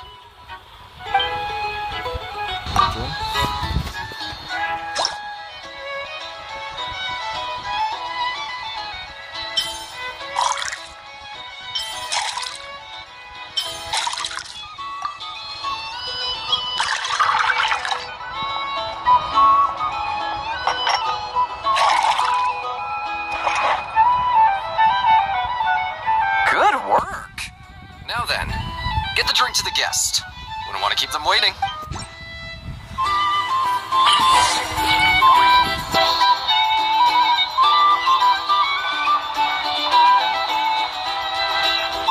doubt the Snezhnians will stand idly by if this wild hunt. Just leave it over there.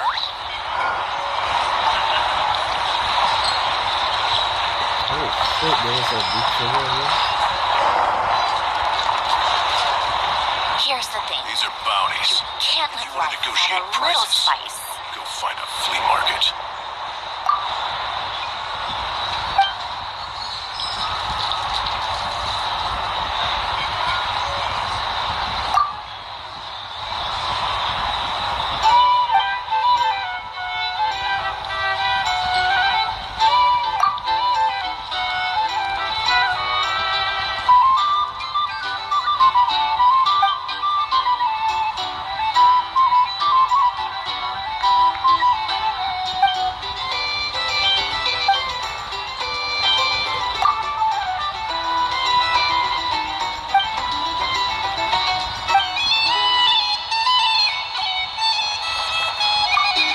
Some people are just waiting for this place to fall further into chaos. Hard to say. What I can say is that the situation in Ashitown will get out of hand if that cannon isn't fired soon. That gun's a symbol. The most solid proof that ordinary folks like us who can't live life without a little spice.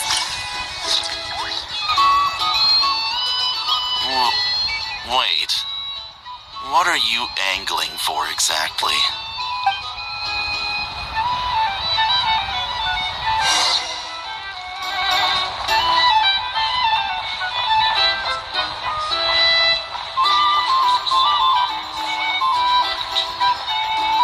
Well, what if that was nothing but an illusion? What if, let's say, the cannon was never meant to be fired? For our sakes at least. Surely this town is still of value to those who control it. Of course. That's all it is. Value. For us, though, there's no place but Ashitown. And we're putting its life and ours in their hands. I get what you mean. Let's just see how this plays out first. Seems like they're all talking about the cannon already. Guess that's why Sosie was so anxious. Hello. How may I assist?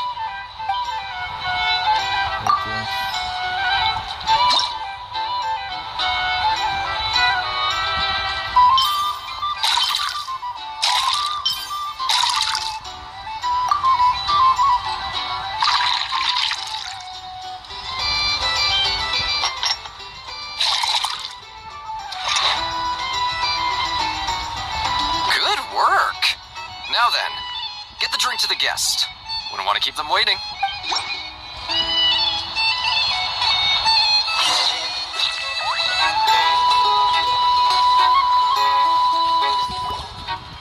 Oh, so this order was yours, huh? Indeed. So, any notable news? Ah, you two must be Nefer's friends. A pleasure to meet you. If you've got a moment, let's have a drink. On my tab, of course. Paimon doesn't recall there being any other orders right now. Sure then, we can take a break. Then come, sit. Timyon, 2 wildberry trails if you would. Without alcohol, much obliged. Hints is the name. I help out at the Rossum workshop in town. They usually put me in charge of making and repairing simple machines. Paimon's name is Paimon. Pleased to meet ya.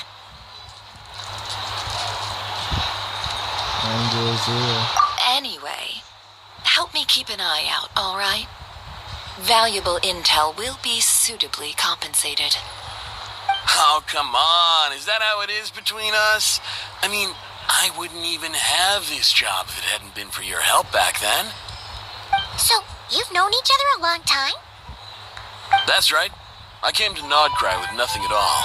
Would have starved on the streets if I hadn't met Nefer. She lent me money to study a craft, and even introduced me to Aino and the Voynich Guild, which is how I slowly carved out a living for myself. That's a huge favor. Huh. So Nefer can be a nice person sometimes, huh? Well, I'd also say she needed a willing and able machinist at her disposal. Yeah, don't we already have Arena for that? Come now. Aino's talents are better spent on issues bigger than basic machine repair and component manufacture. I did think myself a dab hand at such work at first, but compared to her, I might as well be a trainee who couldn't weld a wire to save his life. Got the scoldings to show for it, too. It took me a long while, but I finally got to the point where I could make my own machines, and even maintain some of Aino's relatively complex ones, like Kuvaki detectors or mechanical arms. He's the one responsible for maintaining Yehoda's robotic arm. Oh, speaking of that, didn't Sosi have a mechanical arm too? That's right, one of Aino's masterful designs. I could never design one of those in my life, but if you gave me its blueprint, I could hammer one out. Nowadays, I've got regular customers, which makes for a decent keep. Even got a kid, if you can believe it. I wouldn't have, had you told me my future when I first arrived here. On the flip side, being a family man means I can't just flee this place whenever I feel like it, so I'm afraid I'm counting on you to help solve this wild hunt crisis. All the more reason to be proactive and do your part. Wringing our hands in despair does us no good in times of crisis. Oh, wait, just another question that's been bothering me. Have you heard anything about people seeing illusions within Wild Hunt anomalies? People they know, perhaps? I have heard of humanoid shapes being sighted, but familiar faces? No. Most would think they lost their wits from fright if they started hallucinating. After all, no ordinary person could survive an assault from those monsters. Does this have anything to do with our current Wild Hunt crisis? Perhaps. Perhaps not. All right, I get it. I'll keep my ear to the ground for you. And naturally, my lips will stay tightly sealed. Then we'll take our leave. Enjoy your drinks. He's a social man. You can often find him here chatting with friends, and he's had contact with all manner of clients. Since he's never heard of the Wild Hunt exhibiting the power to imitate familiar faces, might it be safe to assume that our Phantom wants to keep that a secret? Huh. That does sound worth noting. How about we go talk to a few more people? A good idea. And one our upcoming activity will facilitate. Let me show you how it's done. Come, back to the bar.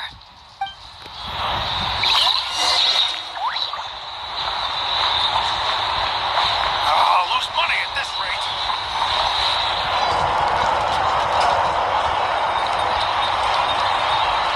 Thank you for waiting, everyone.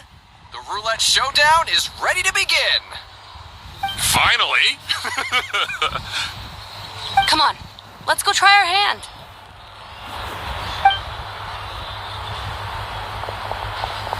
Joining us, new guy? We'll pass. No, you won't. The one who'll be mixing the roulette special has to take part. Those are the rules. But... Yeah, There's an F-Fear sun signal again. Let's go with it. Sign me up. That's more like it. Since we have a new friend with us today, let me go over the rules in brief. The wheel before you is divided into an inner and outer circle. Participants must take turns to spin the pointer of the inner circle. Whatever beverage it stops at, our lucky contestant will drink. The drinks are divided into juice, tea, and alcohol, with that last further divided into 3 levels by intensity. Spin your way to a non-alcoholic beverage, and you'll score no points. Otherwise, you get 1 to 3 based on alcohol content.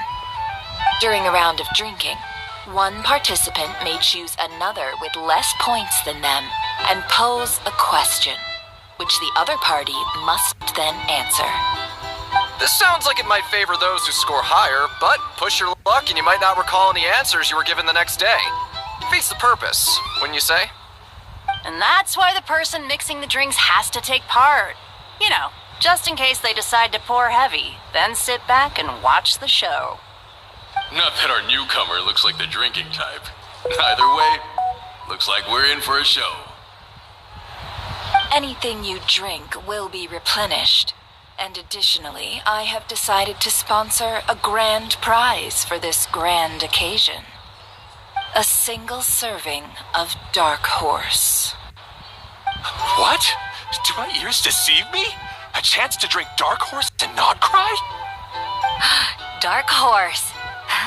Guess we'll have to take part now, huh? Indeed.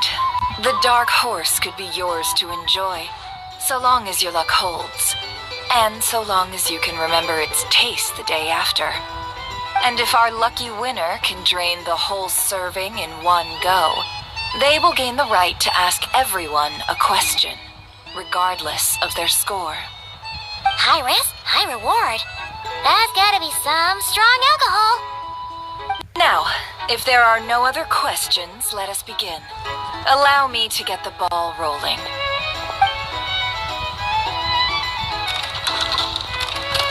Intensity 3? Looks like I'll have to put my back into it today.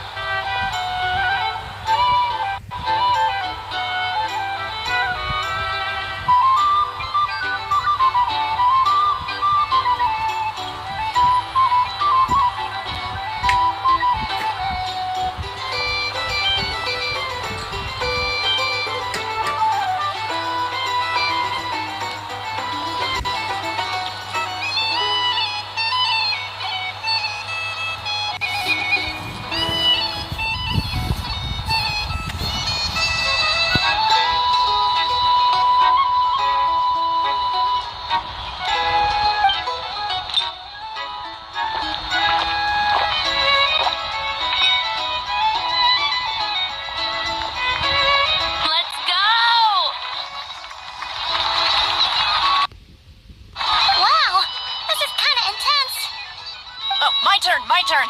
All right, man. Fess up. You've been making a killing lately. Where's it all been coming from? Hey, bro. I heard you met up with some big shot from the Voynich Guild. Mind introducing me sometime? Ugh. normal drink, huh? Must be my lucky day. We've reached the final round of the roulette showdown. Let's see who gets the last laugh.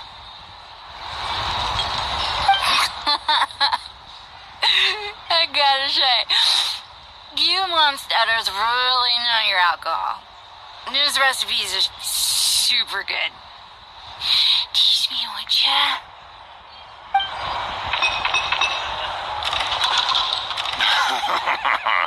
I was wanting to ask about your wife. Your wife. Avoid non-alcoholic drinks without further last few rounds. This 0.0 is an accident. Similarly, Nectar has been maintaining an ever so slight ear and has been using it to ask ever so slightly probing questions. I can't just relax. I can tell that the borrower was lucky enough to survive stumbling into a wild hunt, but no first timers. You're up!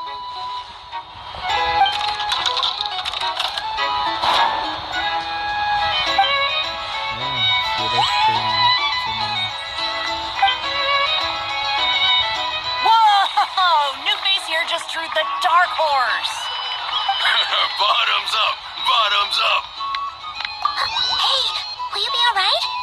You wanna just give this one to Paimon?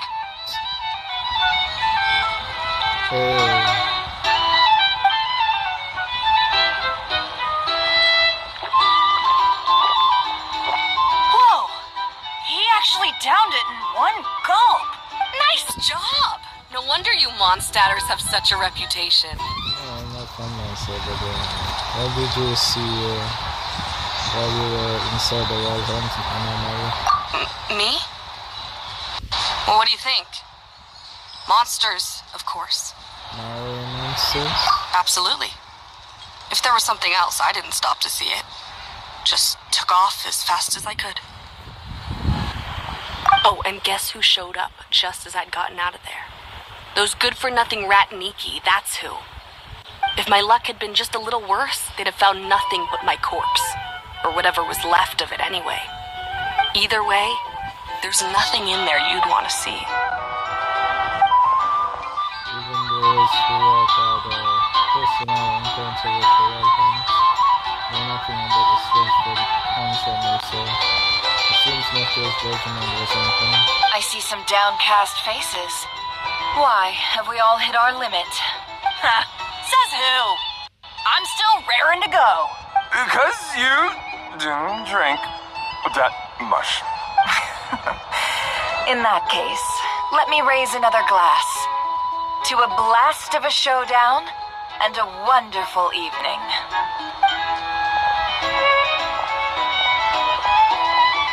Hello, sir. Lady Nefer has ordered a fresh round of drinks. Could you deliver it to her?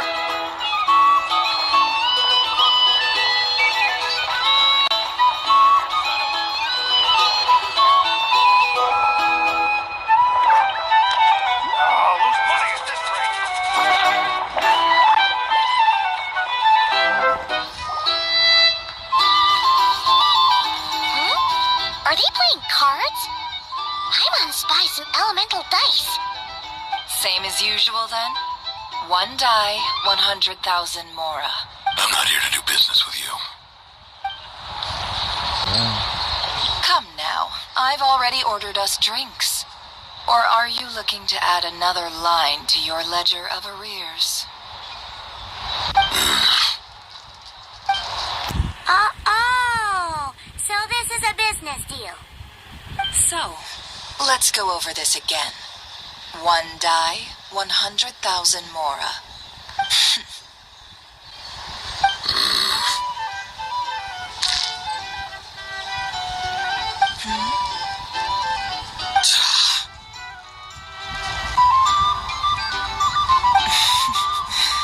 Then we have a deal. Come, you two. Take a seat as well. What are we even doing here? I can give you 3 things.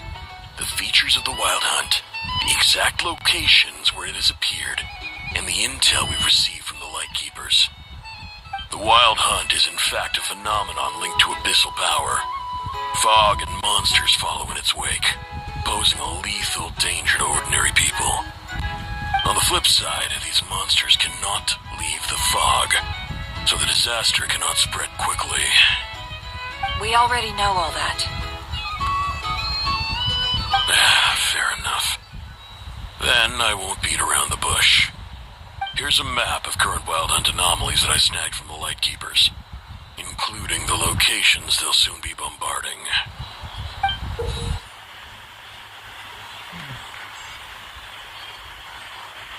That's a lot. We've never seen anything like this either.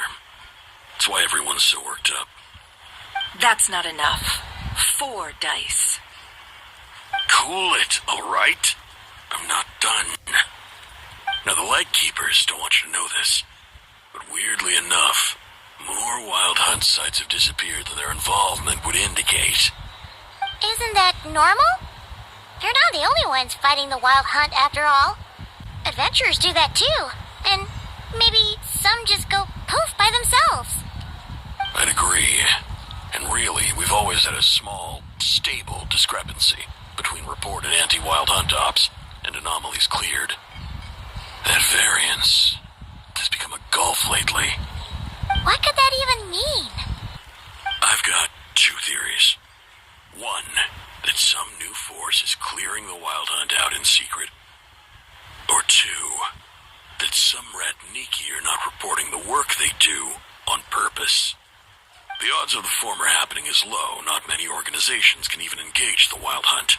Never mind keep those operations a secret. If you're interested, I'd recommend following the latter train of thought. Paimon doesn't really get it. What would anyone gain from doing that? Let's just note it down first. Now that's what I call interesting intel.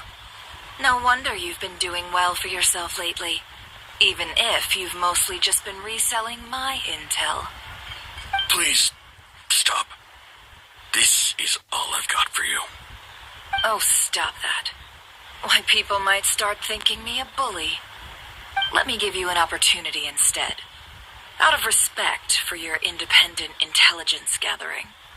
An answer to a simple question for 50,000 off your debt. Have you heard of people seeing familiar faces within a Wild Hunt anomaly? Or experiencing something akin to, say, an illusion? No, nothing like that. Nothing at all but ghostly shadows. Nothing at all, Not even for 50,000 Mora? Either you don't take your debt seriously, or you're confident you can pay it off. Hey! No means no, alright? This is about my dignity as an intel broker. Mora doesn't factor in here at all. Okay. Well, that puts me at ease. You really are the same as ever. And you've learned quite well. Go on, then.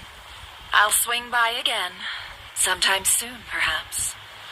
Ugh. So, you're his creditor? Indeed I am. He's resold my intel quite a few times now, pocketing the difference afterwards. Rather dishonest dealing, if I may say so. As luck would have it, he would only purchase information from me when he was just about done negotiating with his buyer. So I arranged a little something just for him. A painful lesson, you might call it. Ooh, that sounds brutal. Oh, I was downright beneficent in charging for that betrayal. It was more about the message, really. I think we're on the same team. In any case, I believe that's all we'll get here. Let's go through what we've learned outside.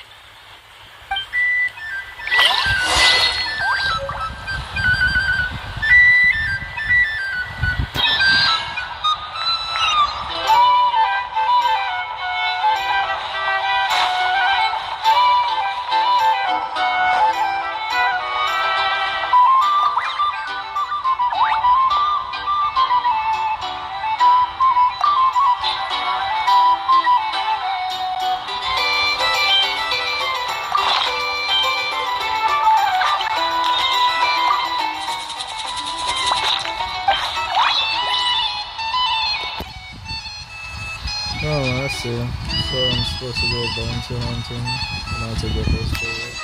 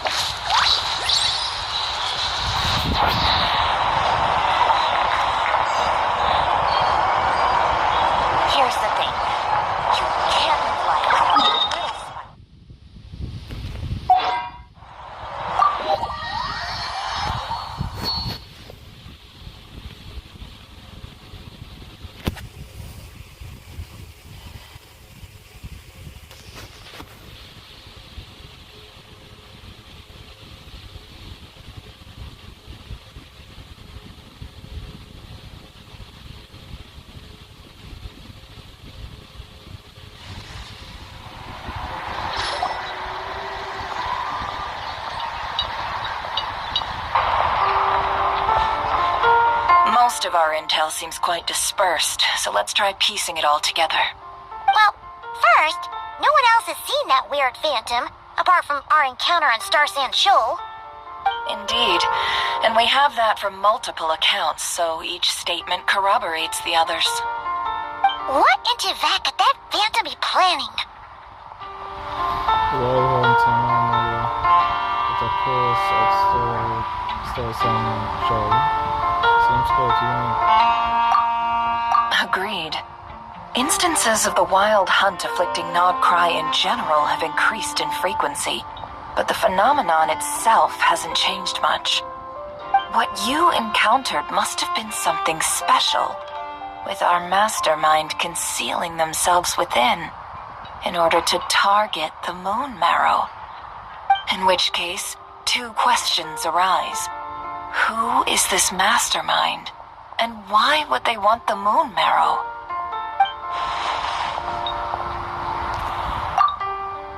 I think of the mentioned that some white peoples might be withholding information given in the inconsistencies in Flints's words and deeds. We might be allowed to suspect,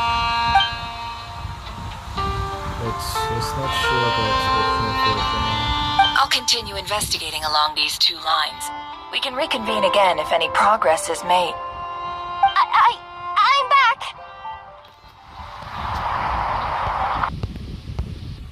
Luckily, the store owner kept the medicine bottle I left on the table safe for me. Here you go. Huh. Thanks a bunch, Yehoda. Take a break. You've earned it. Oh no, I've got work to do later. And anyway, isn't the cannon about to go off? I was watching it the whole way back, praying it wouldn't fire. Not until I got back, you know? Again, lucky me. Huh. So you're interested in that big gun? Of course. I mean, just think about it. Something that size is bound to be comprised of thousands, even tens of thousands of parts, fused in such a way that it can operate smoothly and fire off a supergiant, super strong beam. Isn't that just so cool? I mean, miraculous. Like a miracle created through countless careful calculations. It has been a while since the last time it fired. Go on, feel free to go watch. Work can wait for a while. Thanks, boss. Anyway, y'all wanna come? It'll be worth the while and worth your wait. I swear. Might as well. fruits of our labor and everything, you know? They're pretty much going that way anyway. Woohoo! Let's go! Kaboom! Wow! What a crowd! People seem pretty excited, too. Just goes to show how big a deal this cannon is, huh? Oh, for sure. One shot, one kill, problem solved. Simple and practical. Just the way we like it. And even if that wasn't how it worked, just listen to how it roars. If that isn't power, I don't know what is. If only I had that kind of strength. Hey, don't think like that. Your skills and smarts have been a big help to us, too. Really? They think that? Oh, I'll do my best the next time we work together. For sure.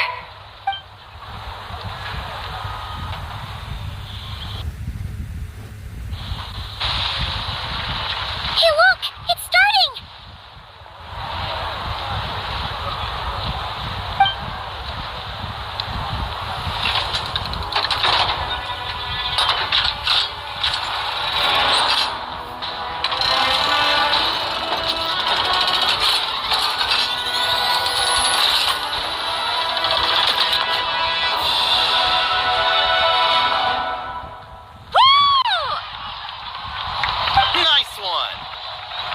Finally, all fixed up.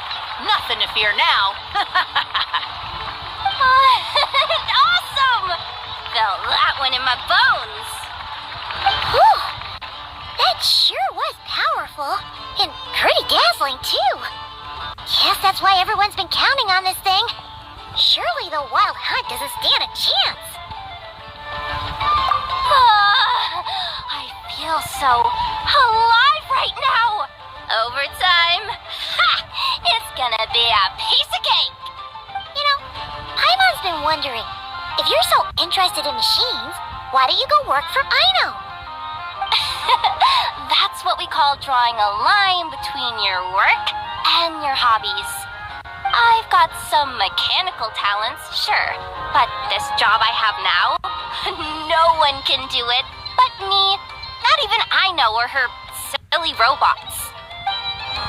Anyway, gotta go. See you later. Says the person who got salt and medicine mixed up. Looks like the crowd's breaking up as well. Let's head over to Hisi Island. Let's not keep Llama waiting.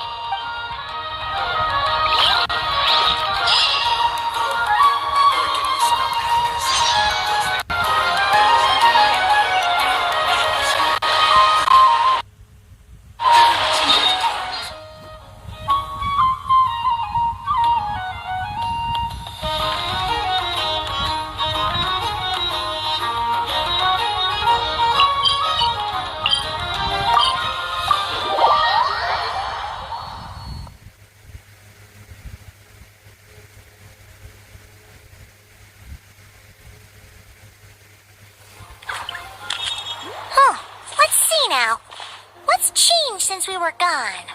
Not much as I'd imagine. Yeah, if anything, looks like things are settling down. That's Llama for you. Hey there, Llama. We're back. How have things been these past few days? The cleanup work has been much more complicated than I expected. Solving problems that have built up over time is a tall order, to say the least. I believe it will take a few weeks more. Fortunately, those who remained appear to have shaken off the initial confusion and are becoming more proactive by the day. It's as if they've finally been forced to come face to face with what their faith actually is. And it's all thanks to you. No, I should have done this a lot sooner. I've been focused on taking care of myself these past few days, so I'm in a good place. And since you're looking after the moon marrow for us, I should be able to help you investigate the truth of the past. Thanks for remembering. Speaking of which, Have you heard anything new about that phantom? I've tried asking around, but to no avail. What about you? Oh, we haven't made much progress either. But here's what we've got.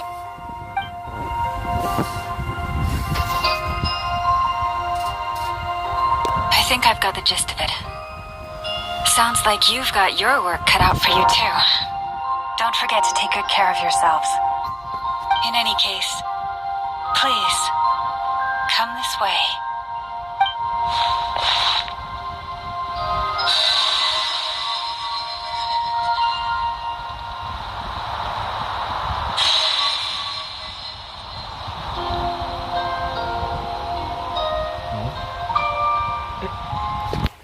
What do you see?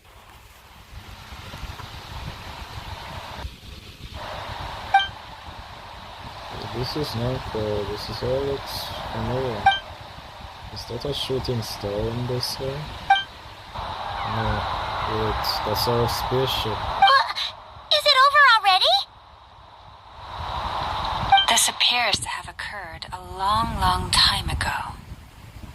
The memories I sensed are highly turbulent and disordered. So that is all my power allows me to discern. At least we now know where our ship landed in that star sanctuary, so it seems. How much is with what Lamine told me? But I want to know more. Huh? What's the matter?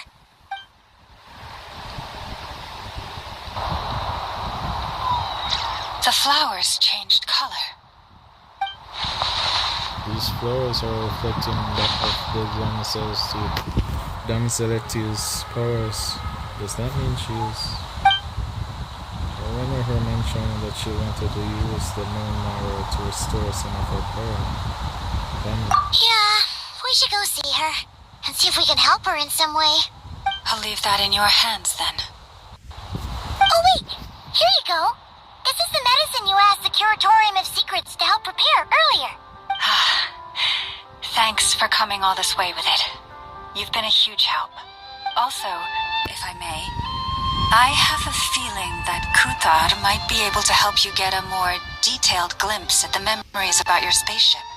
Oh, that's true. She's the Kuthar after all. But we best check if she's doing okay first. See you later then.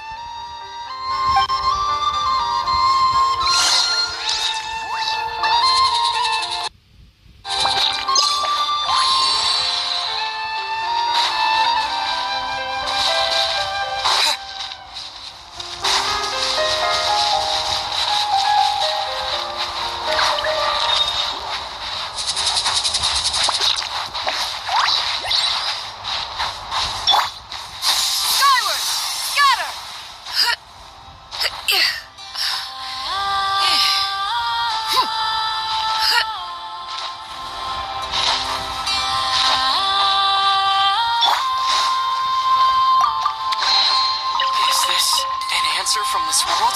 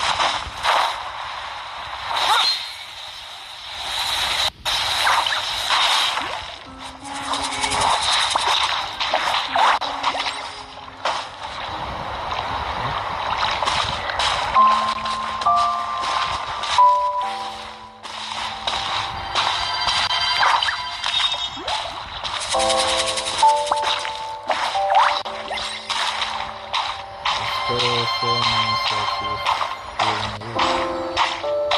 If I remember correctly.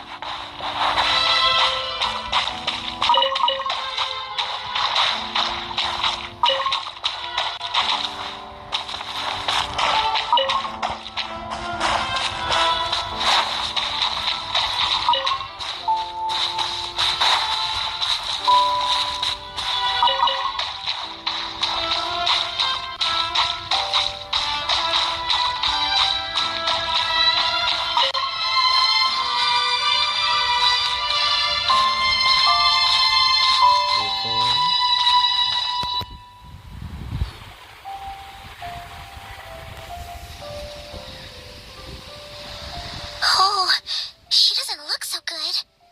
Sorry for disturbing you, but are you okay? Is her condition worsened?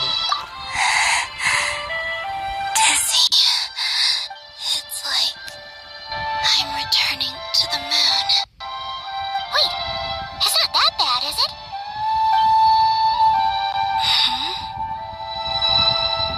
I sense the moon's power within you. We got the moon marrow back from the Fatui. Can it help you in any way? And what do you require this time?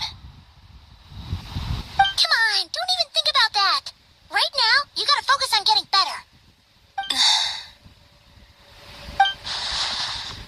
Has this just become habitual for her? After living in a relationships of mutual benefit for so long? I might need your assistance in the future. Oh, very well. Give me your hand.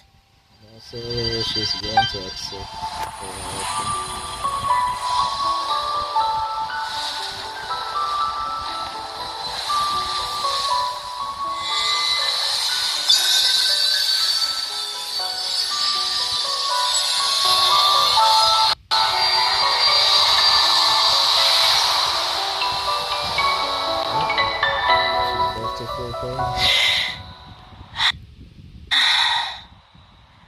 Back to Earth.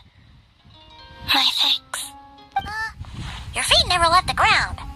But anyway, feeling any better? I think that's what she meant when she said those words. Significantly. What did you do? Or maybe what did I do? The moon within your body. It is as silent as a reflection in the water. Fascinating. I merely drew forth a ray of its light from the water.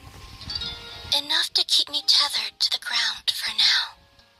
I think I sense some other changes as well. That is the moon goddess's favor. All things I come into contact with will bear this mark.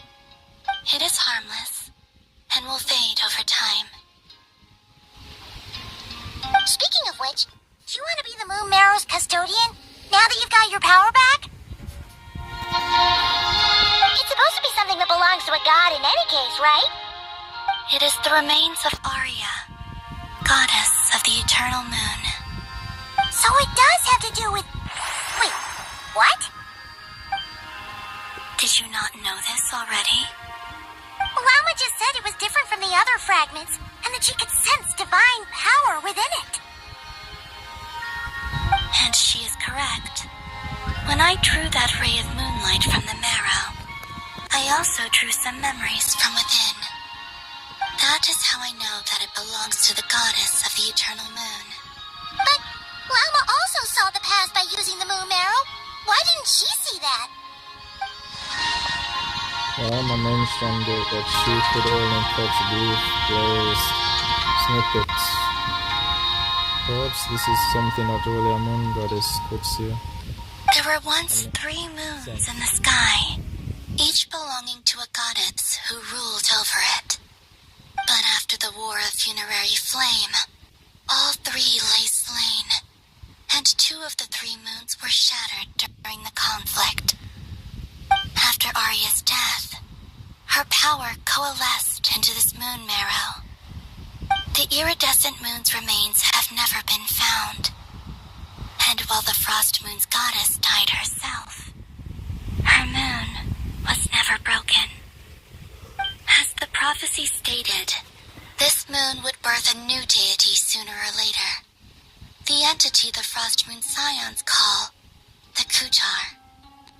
I can sense that my power belongs to the Frost Moon, but it lies beyond the false sky, too distant from me. Forget controlling it.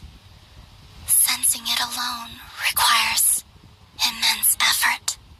Oh, wait, let Paimon count this up. We have the Eternal Moon's Marrow with us. No one can find the iridescent moons.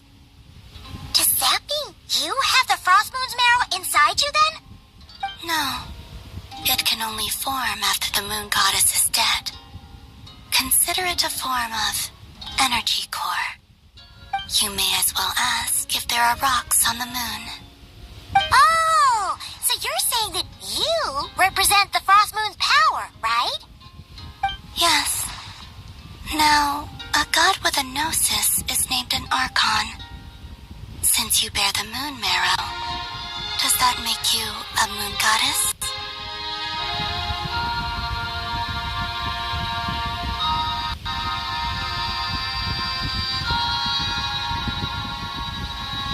I doubt that's the same thing. You do not wish to become one? That's not really the problem here. Also, why are you so eager to pass that title on to someone else? Anyway, never mind this becoming a moon goddess stuff for now. We're asking if we should return this moon marrow to you. I do not desire it. Huh? Nor does it desire to come to me. And what does that mean?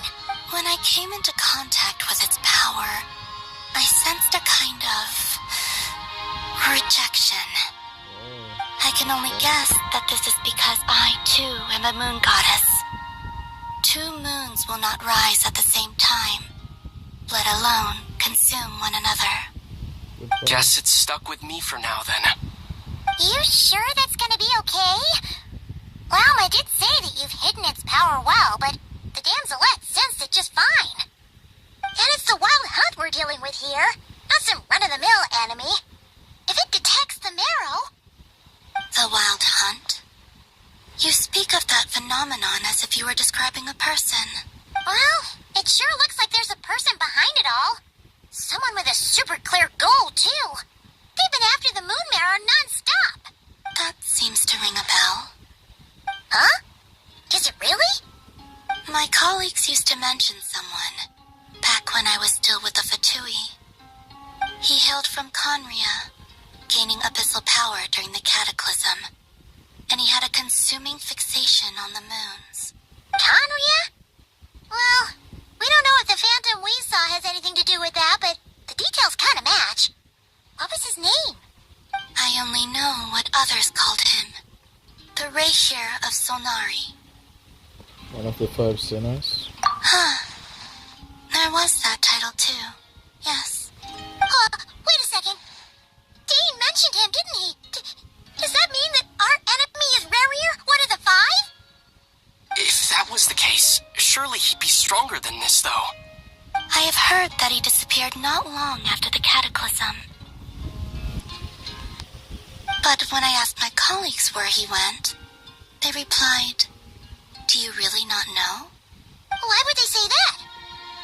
The tale of his final fate has it that he fell into the moon's reflection, from which there can be no return. Wait, hold up, pause. There's just too much information. I felt the same. They seemed to think that I should be the one who would know everything about the moons. But as I said, my prologue lies beyond the false skies. I do not even remember my name. Oh. Either way, following his departure, the Wild Hunt situation worsened drastically, and it has since become a byword for abyssal disaster. The present phenomenon may have inherited the same title, but it far surpasses its past incarnation in both scale and lethality. Oh, to think that we're up against one of the infamous 5 sinners. It's way too much for us to handle. That incident on Star Sand Shoal must have been luck then. Or maybe he wasn't giving it his all. And even then, he still defeated Marionette. Oh? What did you just say? Would you mind repeating that? That's your ex-colleague? So, we were on Star Sand Shoal together, and she was beaten by the Wild Hunt, too.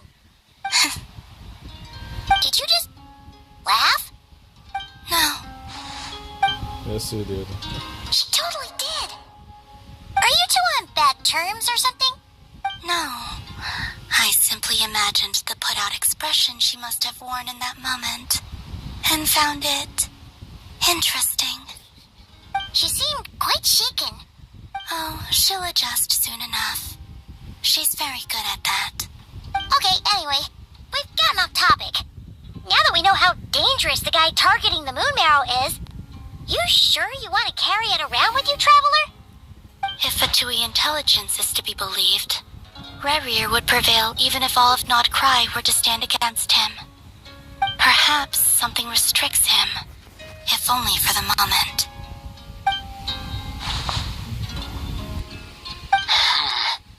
Before I decide, there's a favor I'd like to ask you, Columbina. What do you need? Do you think you'd be able to show me what happened when my sister and I arrived in Nodcry? I mean, when our spaceship first landed. Sure. That was quick. As I said, this to me is but a single ray of moonlight. Nothing to it. Give me your hand, and ready yourself.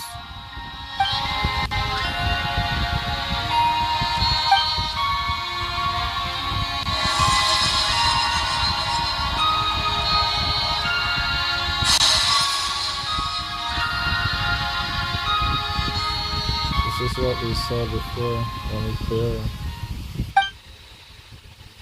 As soon as we landed safely at Greece. A lot of time appears to have passed. We are still inside the spaceship. To think we were in there for so long. When did Romain get out? I wonder. Wait, is that Romain? But how can that be? No one left the ship from the moment we landed. The door hasn't even been opened yet. So that's what they meant when they said the Romain wasn't one of the descendants. Because she was already into that to begin with. But how is that even possible? The only one who did descend was really Ether. Where is this? Ether, come on, we have to leave this place. What? Hey, are you okay? Our spaceship. A long, long time passed after we landed. No one left the ship during that time, but Lumine found me from outside of it somehow. Huh? How would that even be possible? I don't know. The secrets within memories are like cookie crumbs. Take a bite, and they go everywhere. No, she's not wrong. There's something seriously strange going on here. I have to get to the bottom of this. But as Nephir said, there will be nothing to investigate if not is destroyed first. Alright, I'll keep the moon marrow with me. Well, if you say so. Paimon can't stop you, but still. Oh, Will you need my help? I could help you conceal the marrow. you could? Oh, that'd be great. Detecting it within you is already no easy task. But I can teach you to further conceal its presence using Kuvaki. Like this.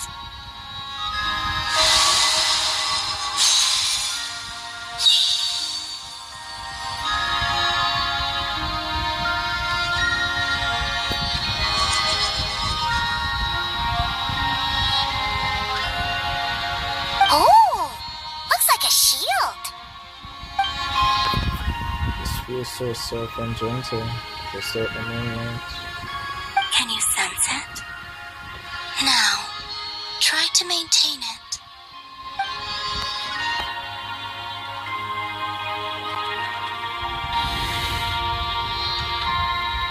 You learn quickly. Oh, looks pretty sturdy. Could probably be used in self-defense in a pinch, huh? Thanks for teaching me that. Are you always here, Columbina? It's kind of dangerous out there, sure, but have you, taken a walk outside or something? I dislike strangers. And where do we rate on that scale? Slightly better. Once this whole business with the Wild Hunt is over, let's go out for a walk. Yeah, the Frost Moon Scions have changed since you last saw them. Who knows? You might actually like them. I will consider it.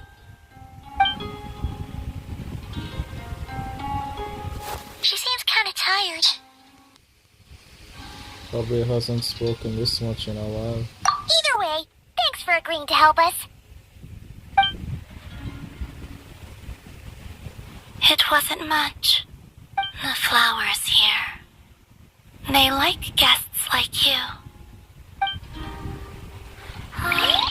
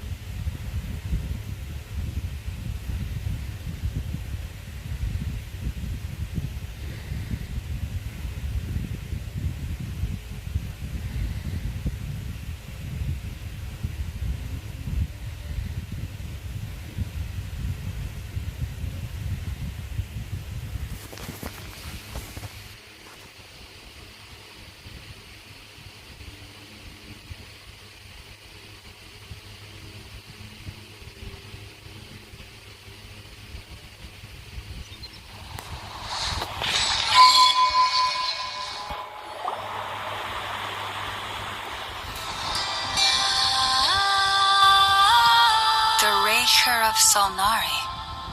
I've never heard that name before. Let's keep this news confidential for the time being.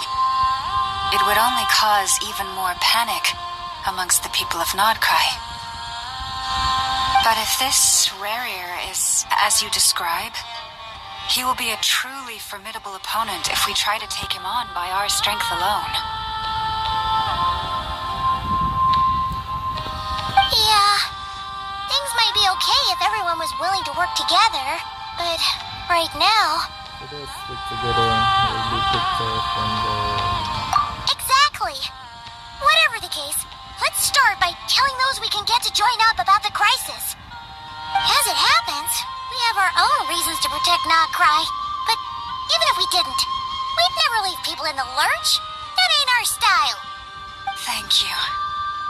The Frostmoon Scions will stand with you to prevent this crisis as best we can. In addition, I believe that the relationships between the various factions in this land are not cast in stone.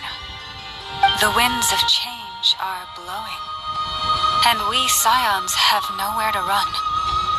Our faith, our sect, all of it is here. Whether our foe is the Fatui or this Raker, we must stand our ground and remain true to ourselves, even to the last.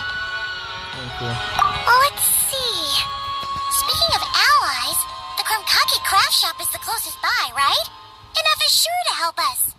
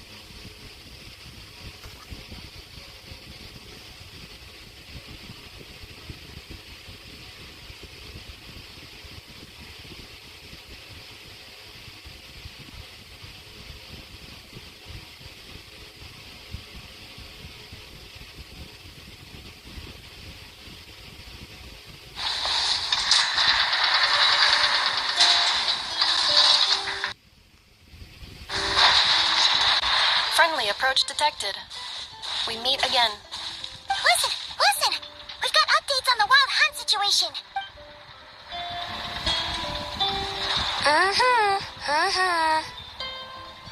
Threat level exceeds expectations. It doesn't matter if he's the Rahira Solnari or Solari or whatever. One volley from my cannon, and he'll be blown to smithereens. You were there when we fired it, right? If that isn't the kind of firepower that helps you sleep at night, I don't know what is. True, but the cannon only works against shambling monsters, right? What if Rarir's super fast? Exactly. Well, we'll just get enough to go grab him and tie him down. You're not taking this seriously at all, are you? Anyways, firepower is not a concern. See those canisters over there?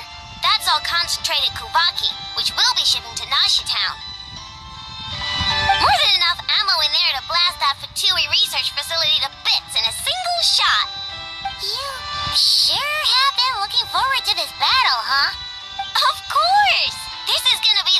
that shocks the world. All of Nagcry, heck, all of Snezhnaya will know my name once we're through. In that case, our character needs our hands. Sure, travel safe. I know. There remains intel left unshared. Oh, right. Yeah. Since you're investigating the Wild Hunt, something pretty weird's happened in Nasha Town. Should probably watch out for that once you're back. Remember that Sosi guy? The Ratnik in charge of firing the cannon?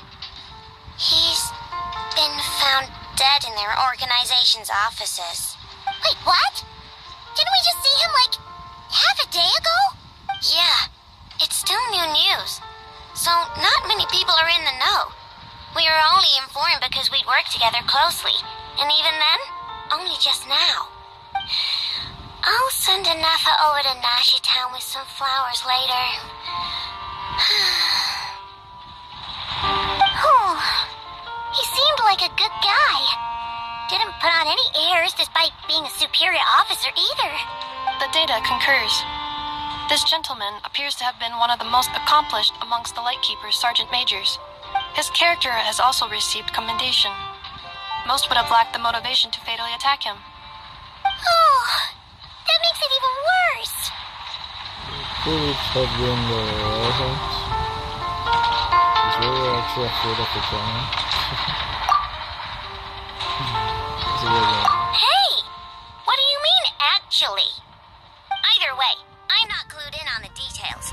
Only Ratniki have been allowed on site to investigate the scene.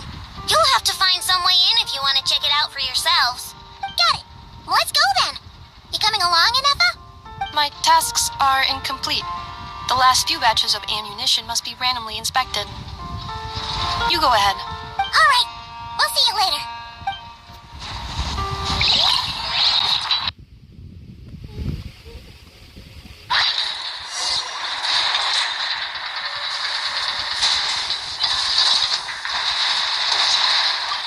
Batch inspection complete. Approved. Next up.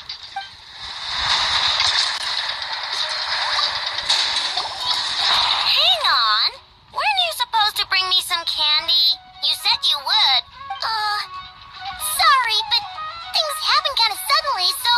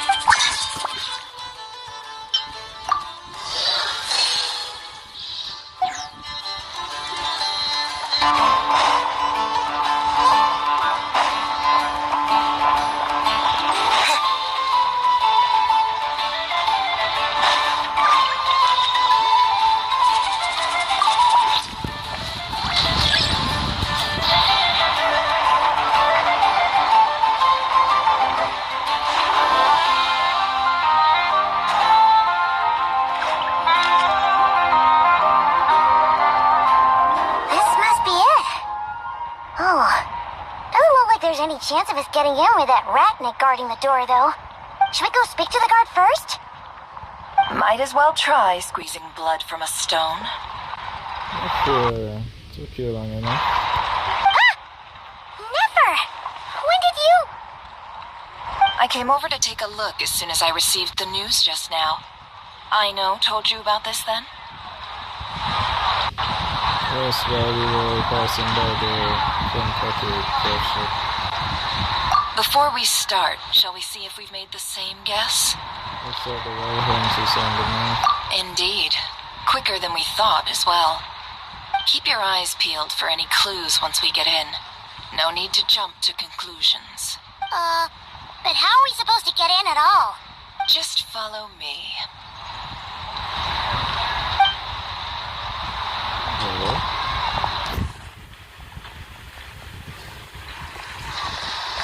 I'm sorry, but we're not open to guests right now.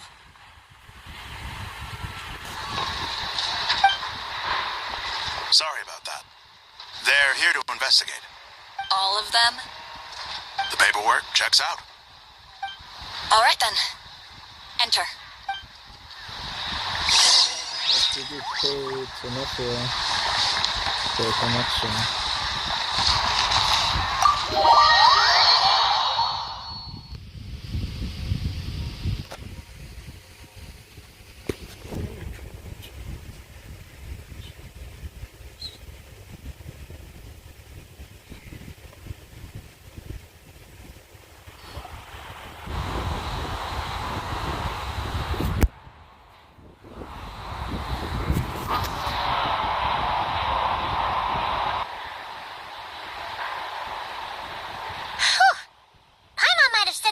Never, but you sure do come prepared.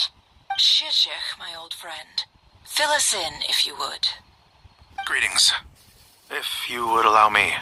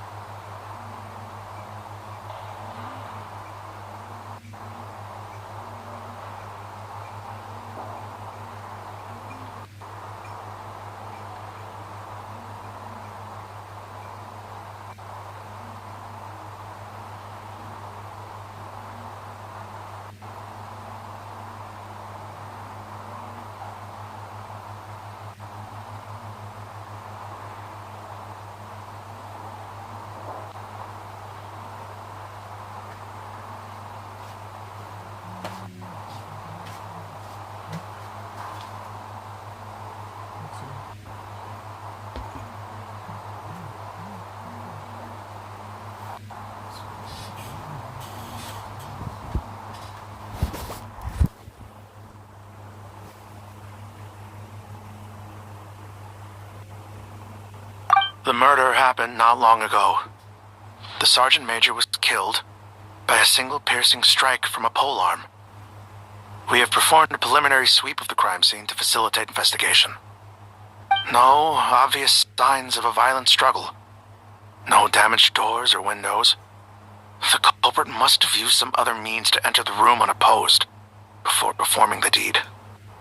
Entering unopposed? So, do you think there's a chance that the culprit would usually have right of entry?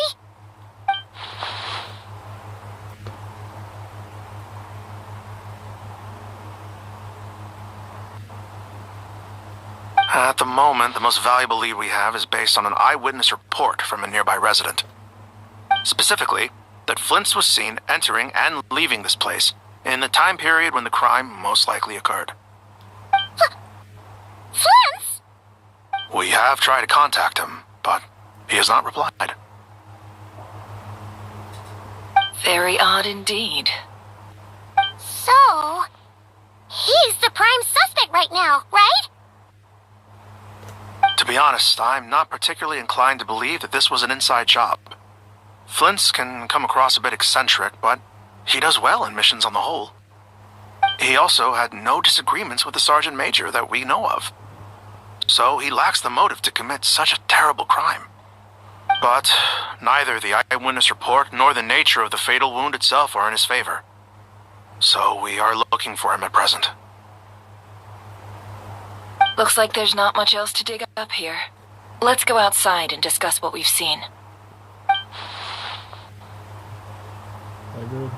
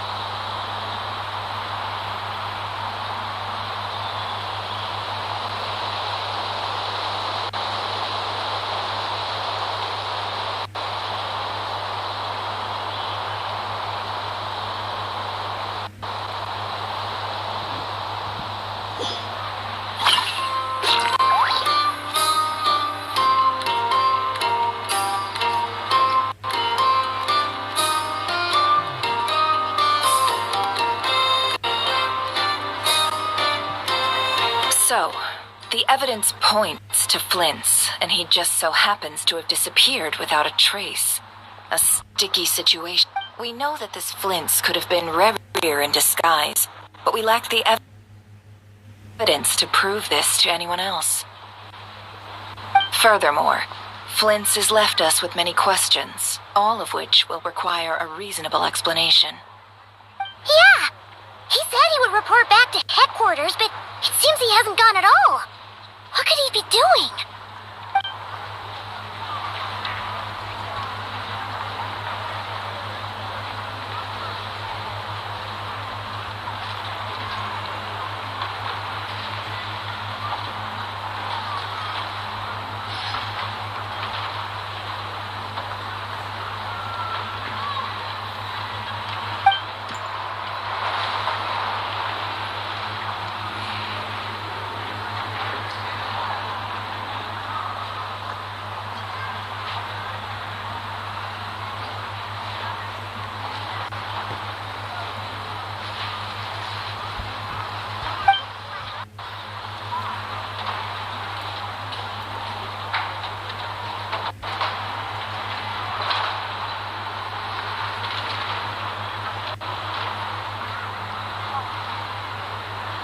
Let's approach the issue this way.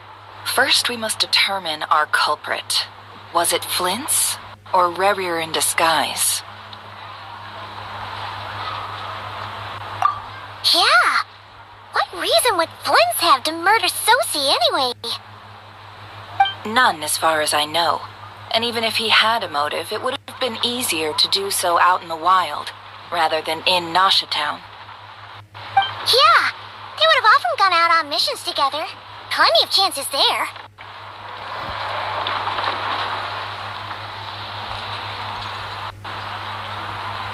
Yes, but there's one thing worth noting here.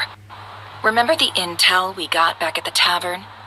No one has ever seen a phantom that can take the form of other humans within the Wild Hunt. This means that he has been hesitant to abuse this ability, or allow it to become common knowledge, likely so that he could act in secret under other guises. But no matter what, borrowing identities comes with risks, right? What if you bump into the person you're imitating along the way? Precisely. In other words, his goal must have been worth the risk, similar to how he came in disguise to obtain the moon marrow. He likely knew then that the real Flints would not appear and get in his way during this time. We'd have to ask Flints ourselves, I'm afraid. But we shouldn't jump to any conclusions here. We can't discount the possibility that he might actually be the murderer himself. Not yet, at least. And there are other, less likely scenarios. For instance, Rerir may have already killed Flints long ago, and been living as him for some time now. Yes, that is our ticket to a breakthrough. Then we've got to find him before the Lightkeepers do, or we might never see him again. Steady now. Our friend should be back soon. We've tracked him down to a beach north of Nasha Town. The Wild Hunt is present too, so we're putting a force together. I'll have you know that this is top secret information I'm leaking here. Don't worry, you'll receive a top-class reward in return. The beach is all yours. I'll stay and slow the Lightkeepers down. Things might go south if you bump into one another. Oh, right! Before we go, should we reveal Rarir's secret? Since he's trying to keep it all hush-hush, why don't we just pull the curtains on his little trick? That'll teach him to sneak around pretending to be other people. Hey! Why are you laughing? Oh, I was just imagining how satisfying that would feel. But I'm afraid this revelation would only stir up more chaos. Setting aside the matter of evidence, some may trust Flint's on our account, whereas others would suspect him on account of his behavior. Tossing him into a swirling tumult of public opinion like that might just give Rerir more opportunities to capitalize on. And think about it. Once people learn that he can masquerade as those they trust, would they continue to welcome friends into their homes with such open hearts? Unease grips the hearts of those in Nasha Town already. We should avoid throwing more fuel onto the fire. Yeah, you're right. You've really thought of everything, huh? Nothing for it, then. We've just gotta find Flints. Indeed. But just in case, let me stress once more.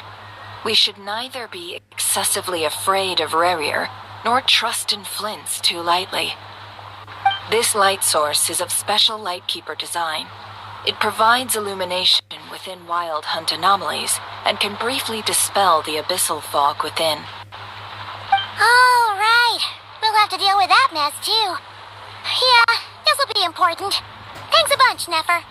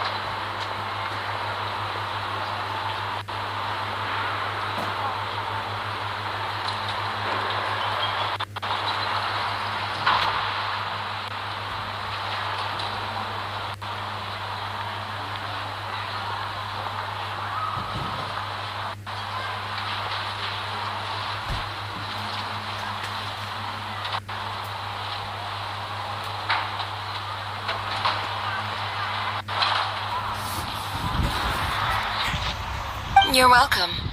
I've charged it to your account, by the way. Hey, you!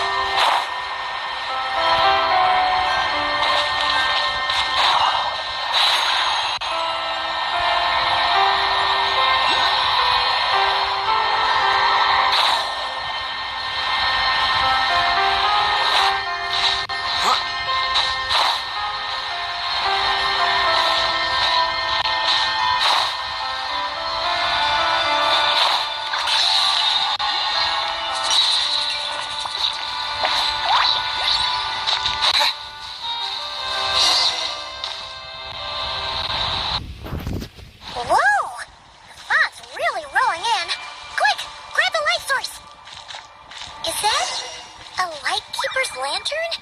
Is there someone up ahead? Come on, let's go see!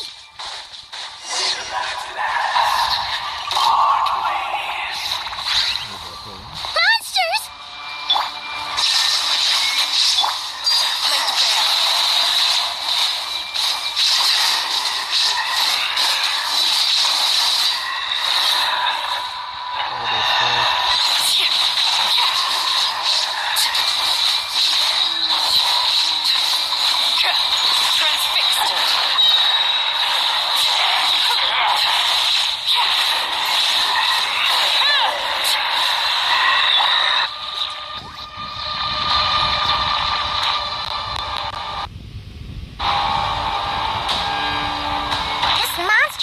Near the lamp. That must have been a planned ambush. We're not falling for that again. There's something inside it. Some small device. Huh? Why isn't it giving off light anymore? Is it broken? We better take it with us.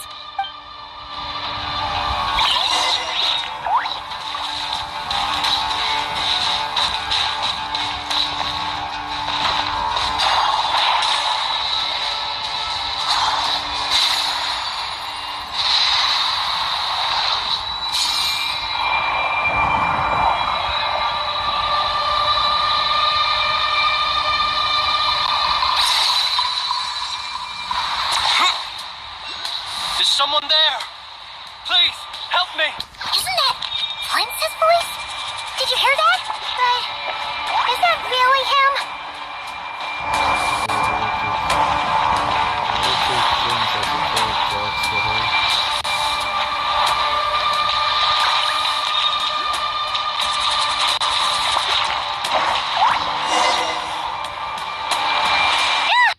We'll be in trouble if these spooky shadows touch us!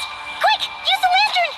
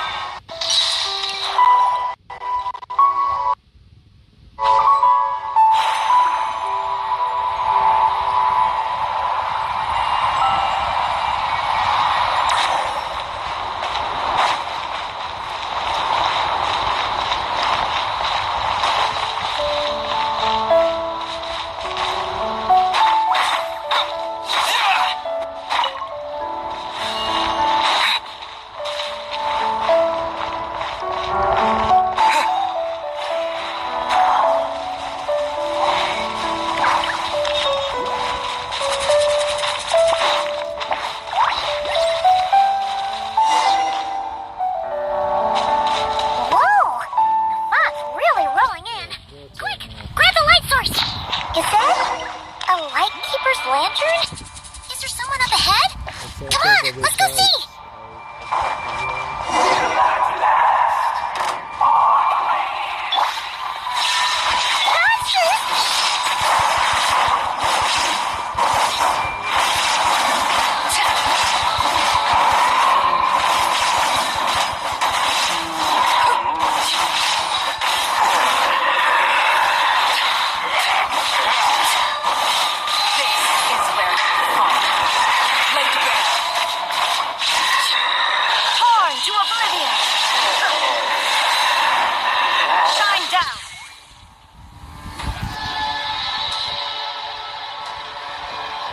This monster was lurking near the lamp.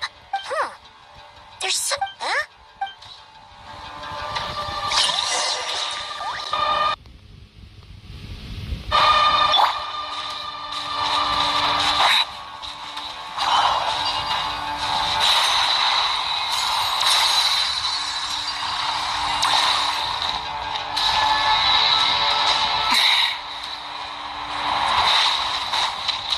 Is someone there? Please, help me! Isn't that Prince's voice?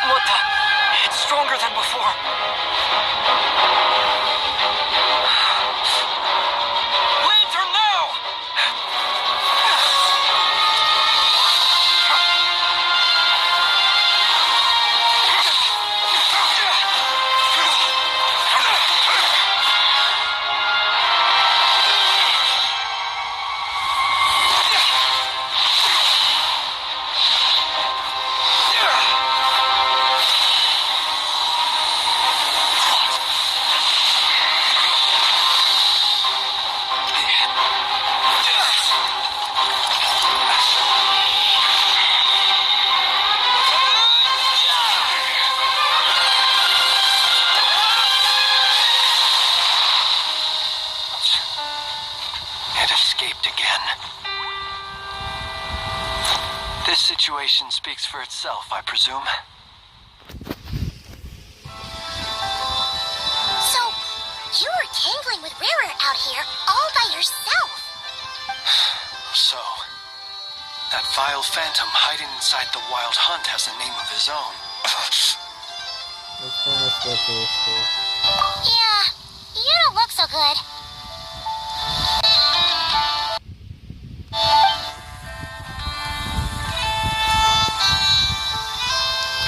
Sorry you had to see me like this.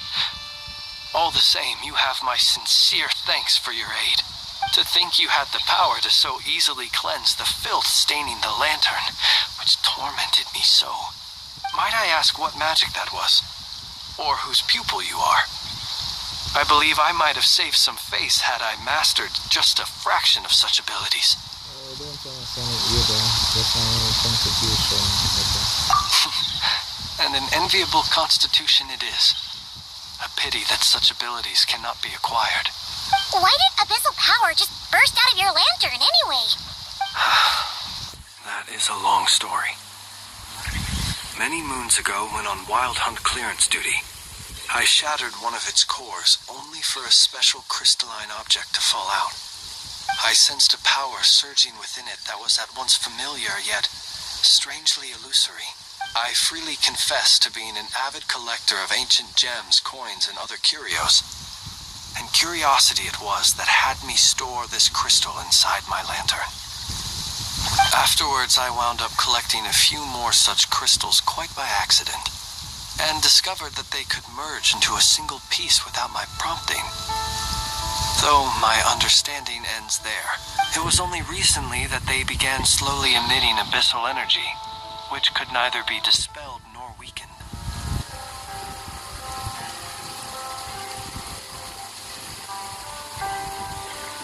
Is that what Rarer claimed belonged to him? That must be what he's after then! I concur.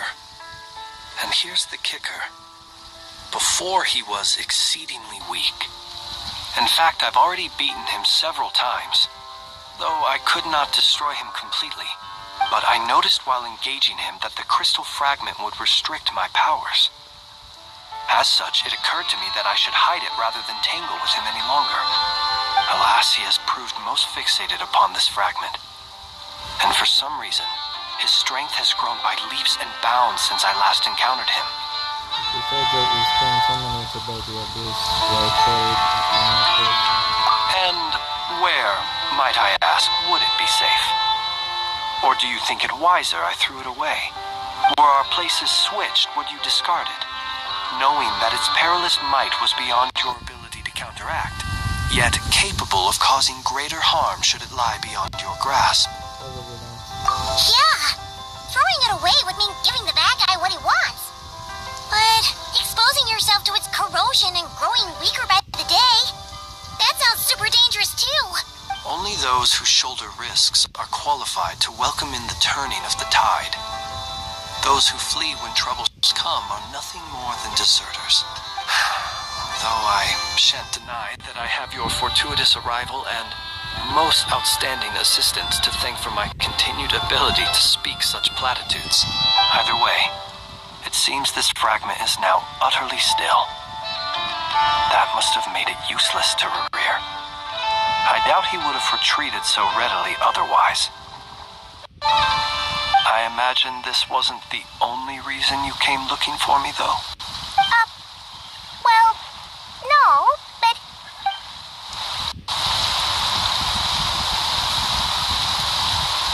Ah. I see. And I think that's the reason why you tried to swim me.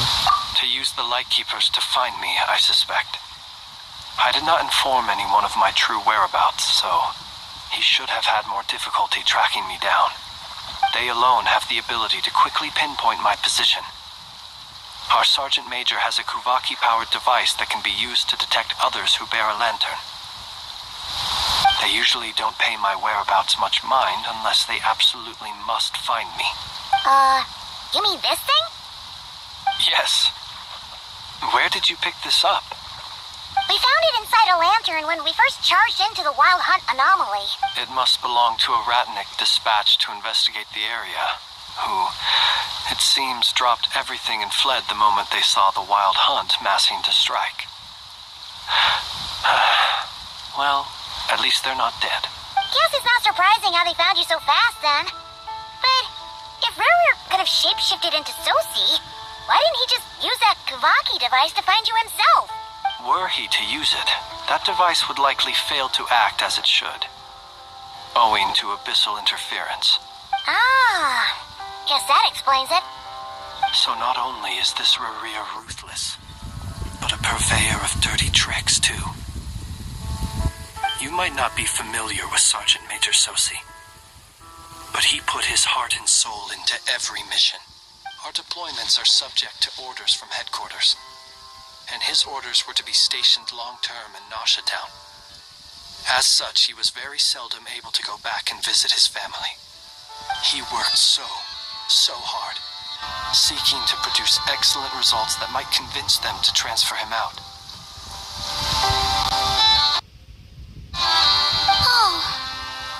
But every year they would say, wait a little longer.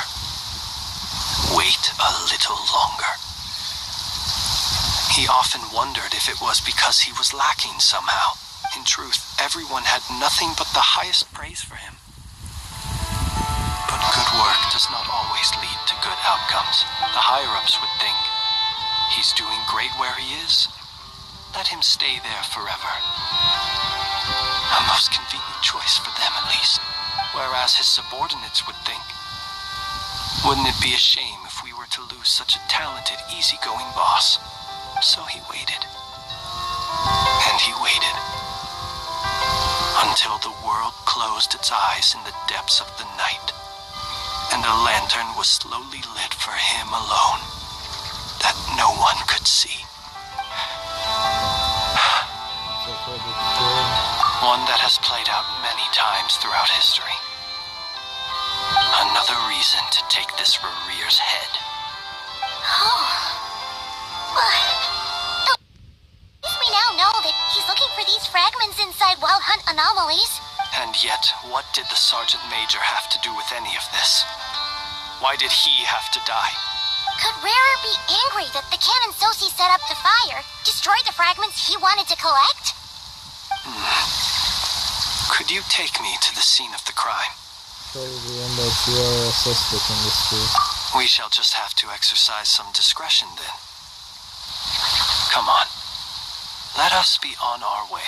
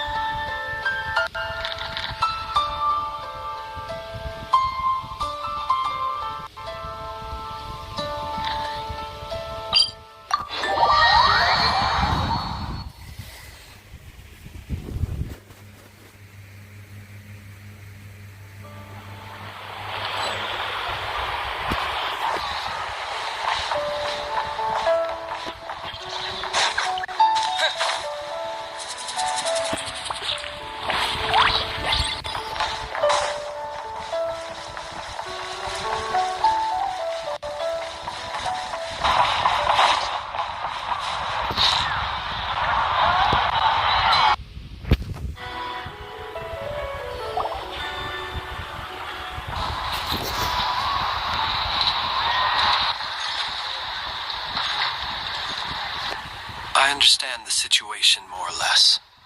Much has happened, I see. Either way, I suppose we were lucky not to receive a warm welcome on the way over here. It seems my fellow Lightkeepers do not wish to make this case public just yet. Yeah. Guess Nasha Town's already been enough of a mess lately. Let's stop here. Any further and the Ratniki might detect us. Since you two can enter, I'll have to request that you kindly pick me up once you're inside. Oh? And how are we supposed to do that? You'll know when the time comes. See you later.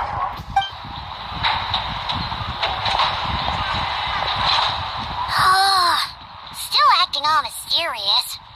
But he seemed pretty confident, so guess we gotta trust him.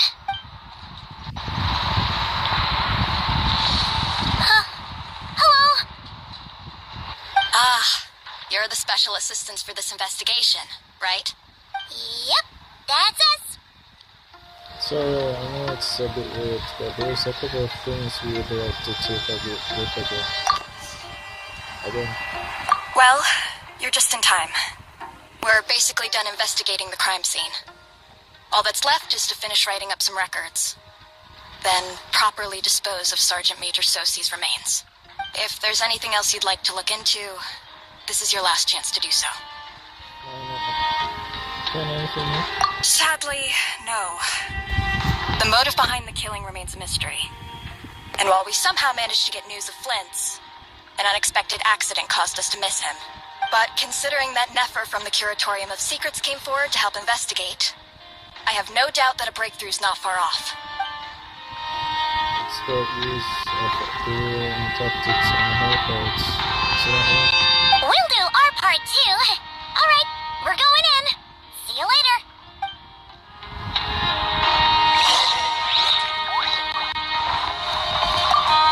For now, please keep the current situation confidential.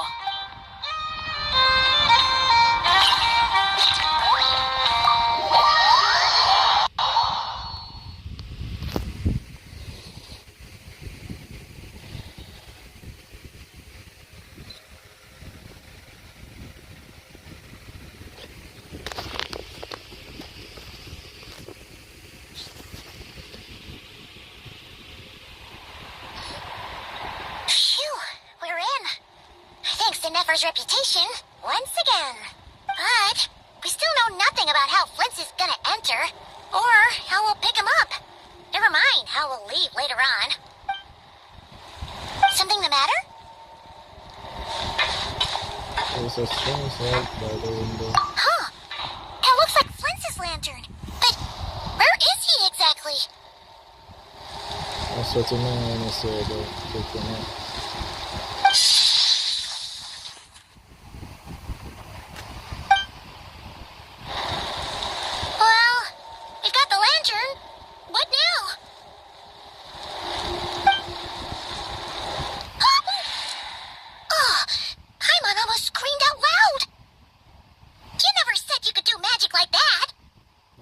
What I call going incognito.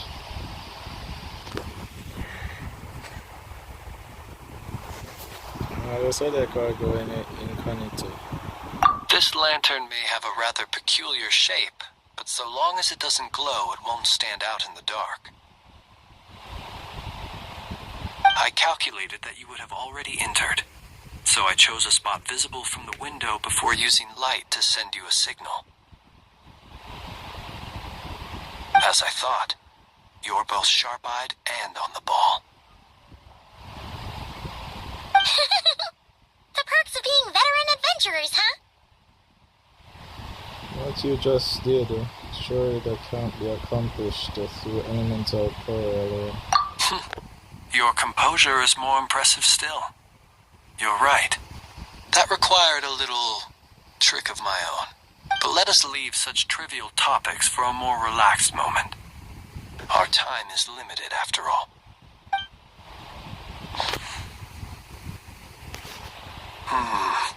Just as I thought. Come, try sensing it yourself.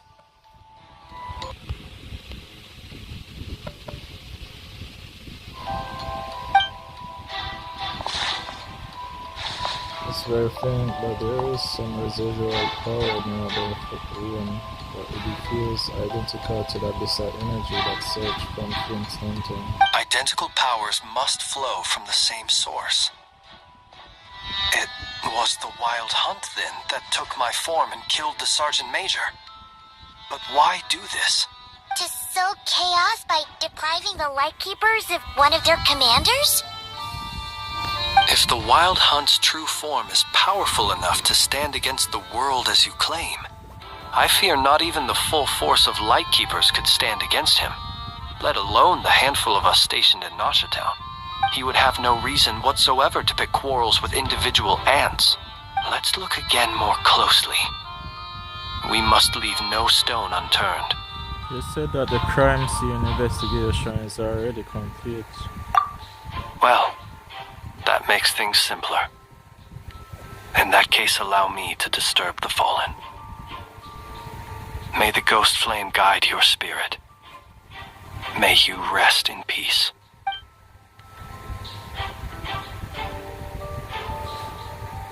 When we fought, he seemed like quite a reckless foe. Certainly not the meticulous mastermind type. Yet here we are, grappling with this enigma he has left us. Oh, if we can't get any leads, we might have to go back and find Nefer. Oh, the longer we're stuck here, the likelier he is to achieve his goal. Oh, this is so frustrating. Is that all? Have we really tried every angle from every clue?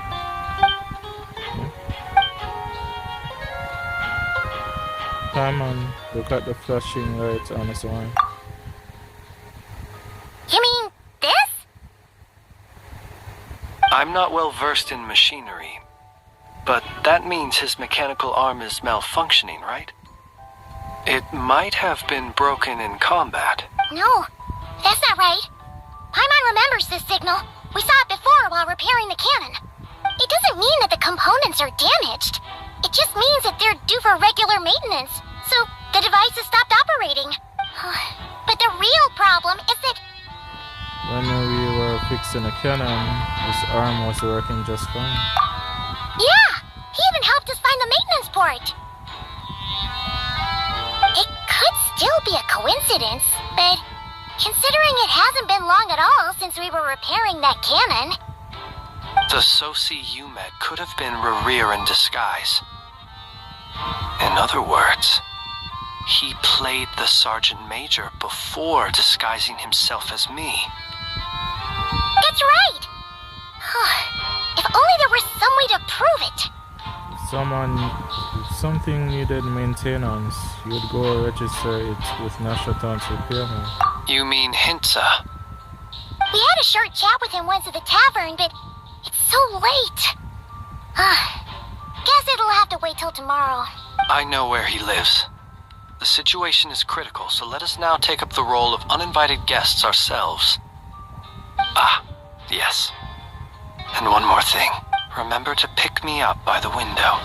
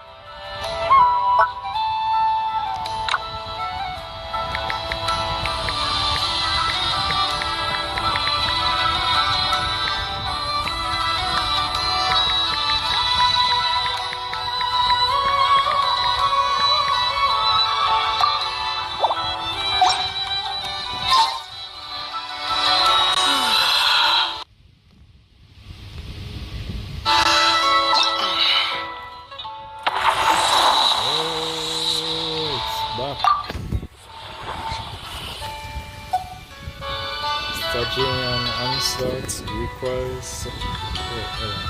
Am I pretty much using all my foraging? Yeah, it looks like 400. Pretty much around 50 to be exact.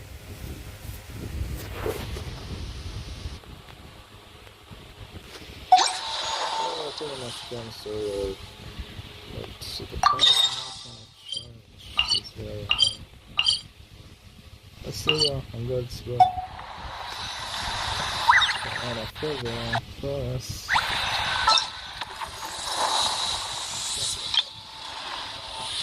We already started. Yeah, maybe the main reason why more was calling out. Probably she needs help with this Stygian. What's pronounced? Stygian concept. Stygian. That's how it's pronounced. No needs help with the Stygian concept. Some of them are still reckless, so they won't be able to clear it right away. Don't mind helping them out. I don't have any problem doing this. But fearless would be too much for them to handle. They're at least here on this side now. Also, and a few essence. Cross my fingers. Yes, I could ask for the help when it comes to that.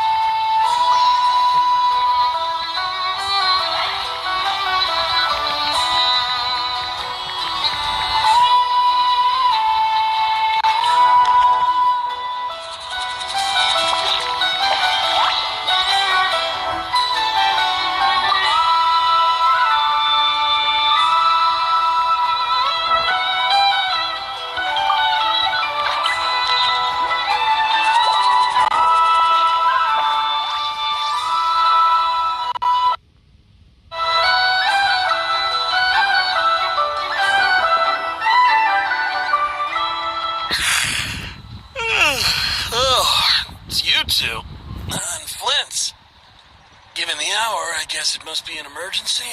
Yep. It is indeed. Our sincerest apologies for interrupting your rest. We are investigating a certain matter in connection with Sergeant Major Sosi. We'd like to know if he has sent you a request for maintenance to be performed on his mechanical arm. Sosi.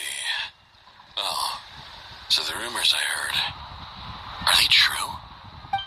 You know what? Forget it. I'm sure it's complicated. No further questions from me. Just a moment. I need to check my records. Thank you for your understanding.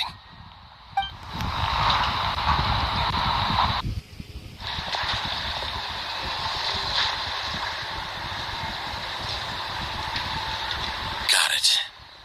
8 days ago, he came to request a round of regular maintenance. But as it happened, I'd run out of the required components. His mechanical arm is especially sophisticated, having been designed by Aino personally. The parts, too, could only be made by her. As such, they usually take several days to arrive. In fact, this time, he even asked me if we could push his request forward. And I understood, completely. Not being able to use your hand, that's rough for anyone. But even more so if your job involves fighting out in the wild. So I did my best to convince Aino to rush the job. And eventually, the parts arrived. 3 days ago, if I remember correctly. I sent word to the Lightkeepers immediately, but he never showed up. I assumed he was just out on some mission or other. What's with those faces? Everything alright? You've provided us with some very crucial information, Hinza. You have our thanks. We can't make everything public yet. But once our investigation is complete, I will return to thank you and provide an explanation on behalf of all the Lightkeepers. No worries. Just glad I could help. Thanks. Good night. Good night. Hope the investigation goes well.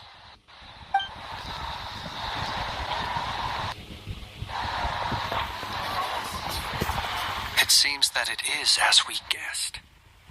The Sergeant Major Sosi you encountered while repairing the cannon was actually Rerir in disguise. 8 days ago, he had yet to act. But at some point after that, he attacked and imprisoned the Sergeant Major. With the immense gap in strength between them, the job was finished in a single blow.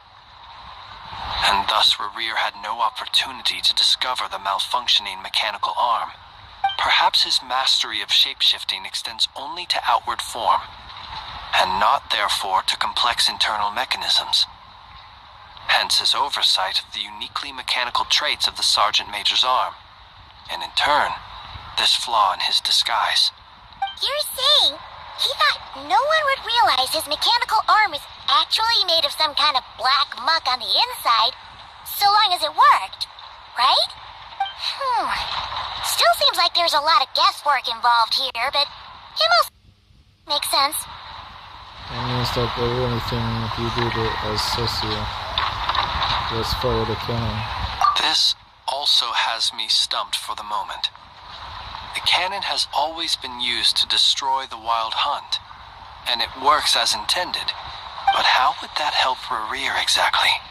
Assuming he plans to collect the fragments within Wild Hunt anomalies, firing the cannon works against him, since it would blast those fragments to smithereens. So we solved one mystery, only to dig up another.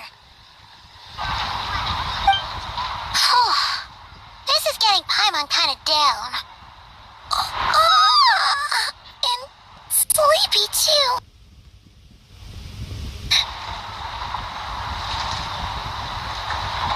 We've been on edge for too long, it seems. Yes, I'd say it is high time we took a break. Seems like there's a lot left to investigate. We'll have to fight Rerir eventually.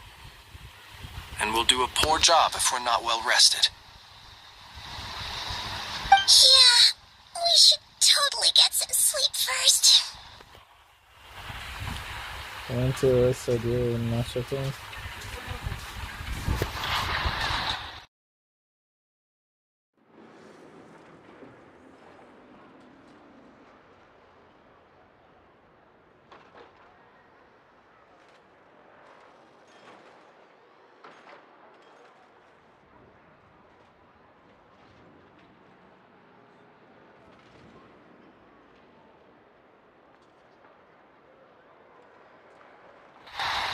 Yeah, I noticed it.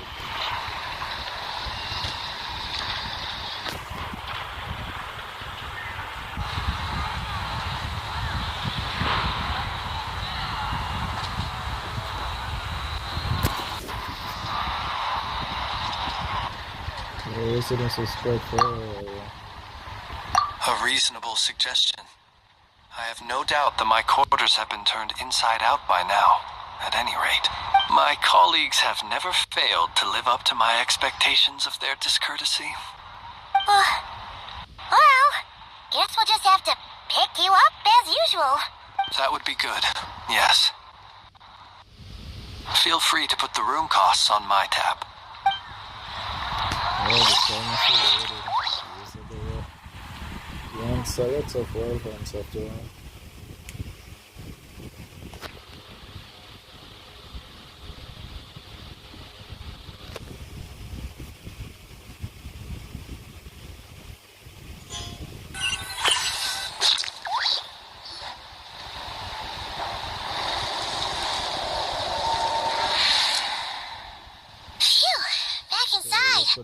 We can finally take a breather.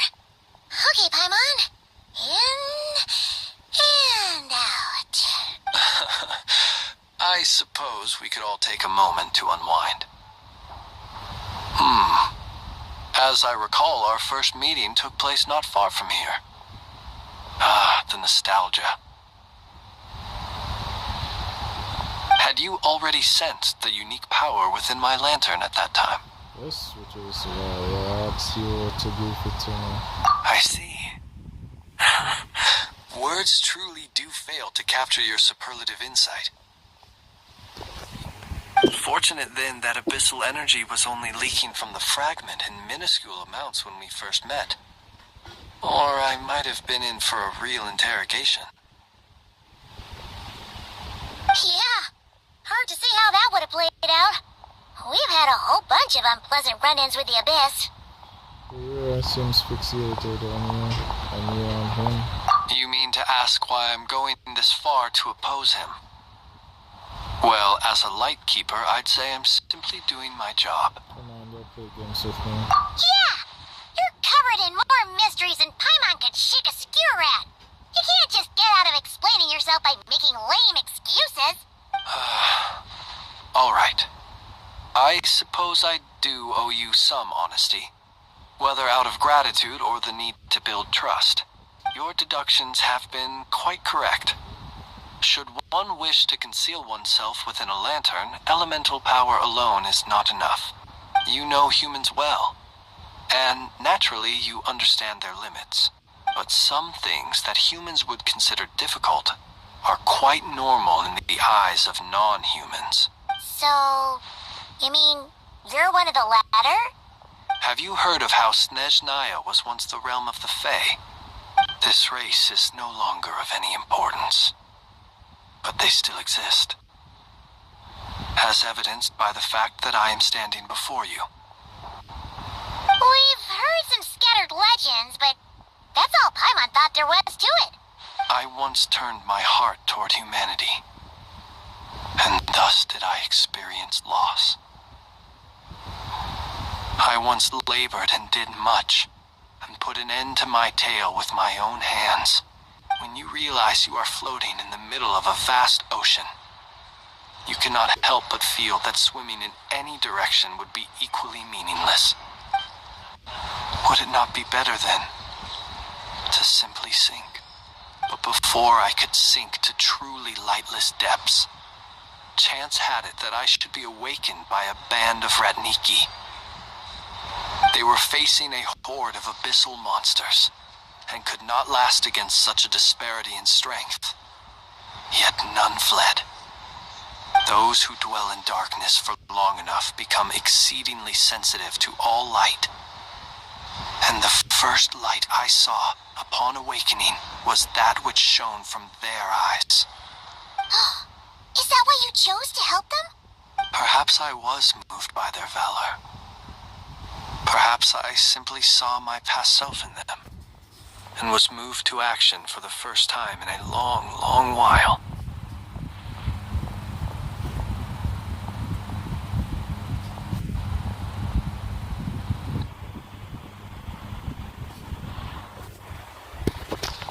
But I was freshly awoken, and my powers were limited. I could not prevent casualties altogether.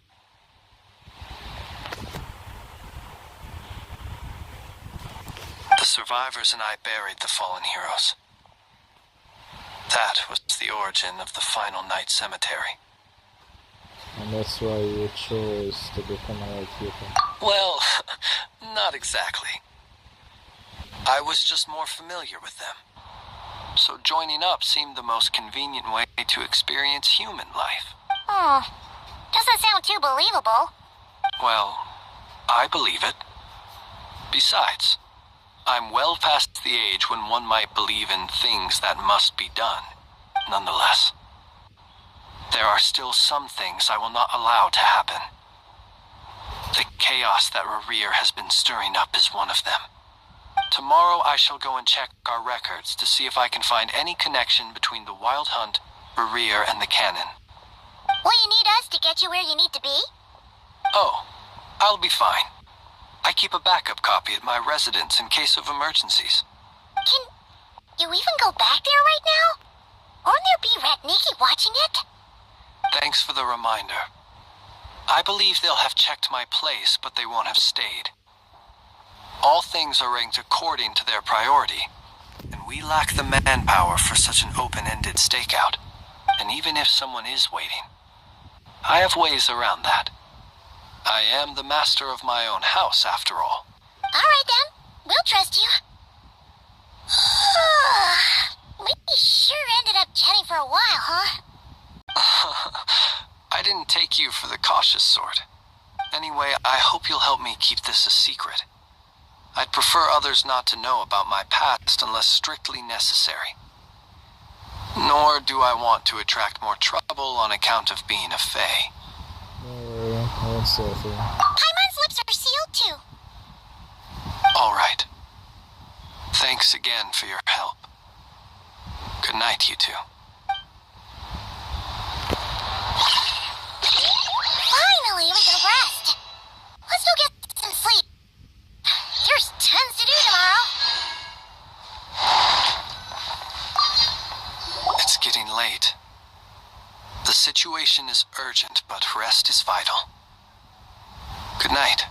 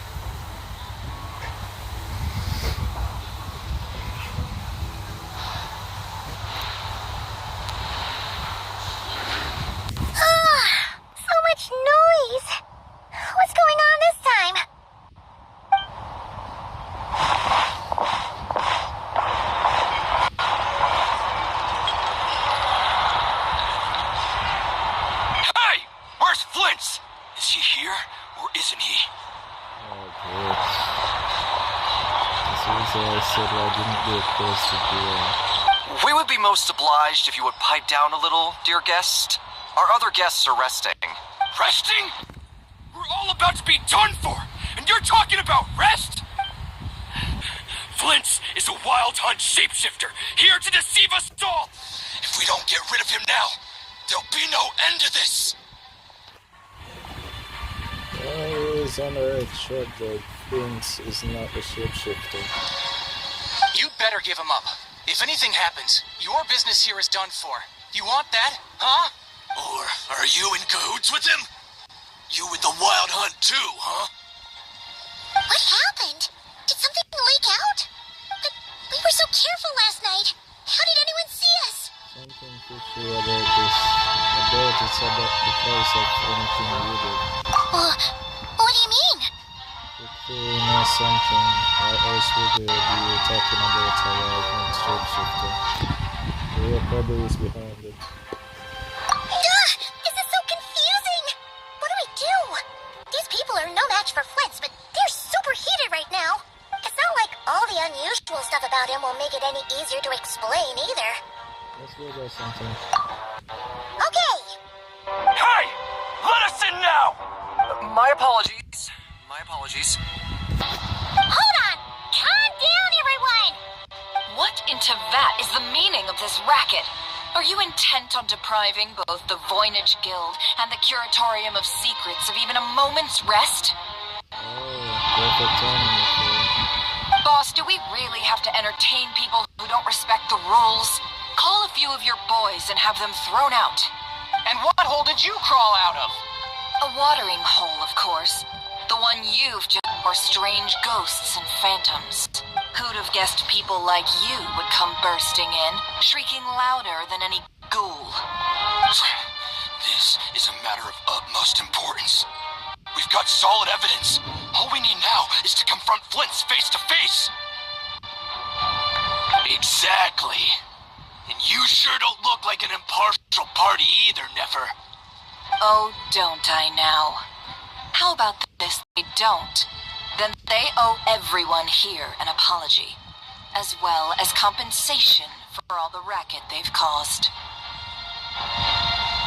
Wait, it's... All right. I suppose that's the only way. If we don't let them in now, they'll be back sooner or later. What a mess. Oh, alright then. Well? Come on, everyone! Move it!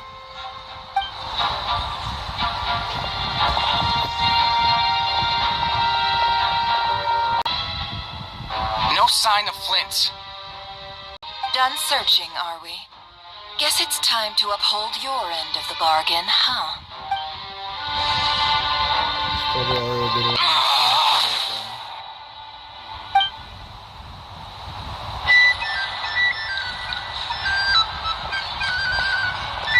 So, Paimon, you've been waiting to ask me something, haven't you? Yeah, how did they even find us here? My inside man with the Lightkeepers informed me that you paid the crime scene a late-night visit. I surmise that you must have rendezvoused with Flint's and obtained some new information. Then, early this morning, everyone started throwing out the names of possible suspects. No one, seemingly, was exempt.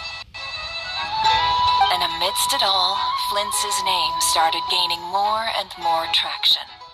I'm sure his solitary lifestyle may have played a part, but I wouldn't discount Rerir throwing fuel on the fire in secret. So, did Yehoda, the quick-witted, fleet-footed backbone of the Curatorium, got my chance to shine?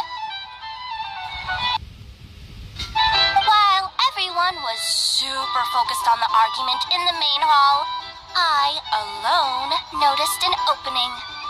I got her to climb up to a window to help Flint's out, only for her to return with nothing but a lantern.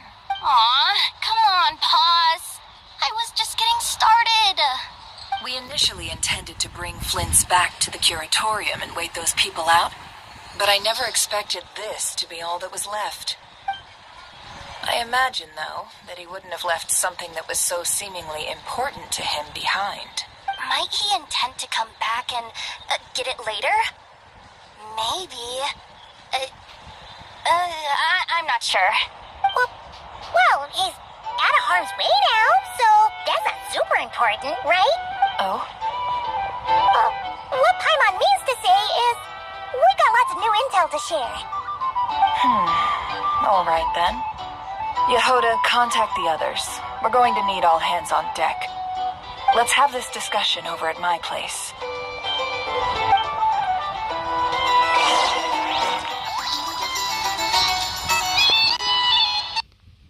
Here's the thing.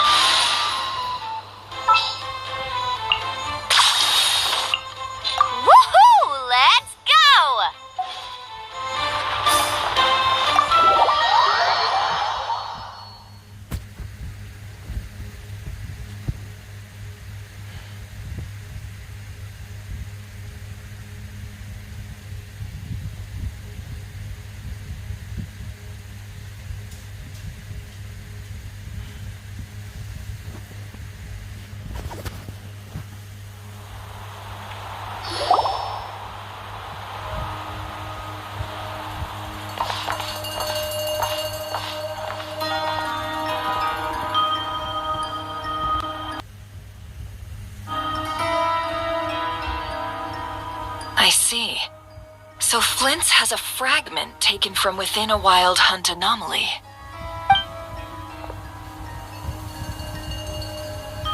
Is he gonna be okay now that he's on his own again? Earlier, he said that the fragment had gotten still, so it's probably of no use to Rare now. In that case, Rare shouldn't have any reason to keep pursuing him, right? So, was all that ruckus back at the flagship just an act of spite? Or what? If I were him, I would have simply turned my attention to collecting other fragments. A reasonable course of action. Remember what we heard back at the tavern? The actual number of Wild Hunt anomalies destroyed has been greater than Lightkeeper records would indicate. Some of these must have been Rare's doing. He must have been seeking more fragments. This much is pretty easy to understand, but why would he pretend to be Soci and put so much effort into getting the cannon up and running again? Maybe 'cause that'd be more efficient than having to clear anomalies himself?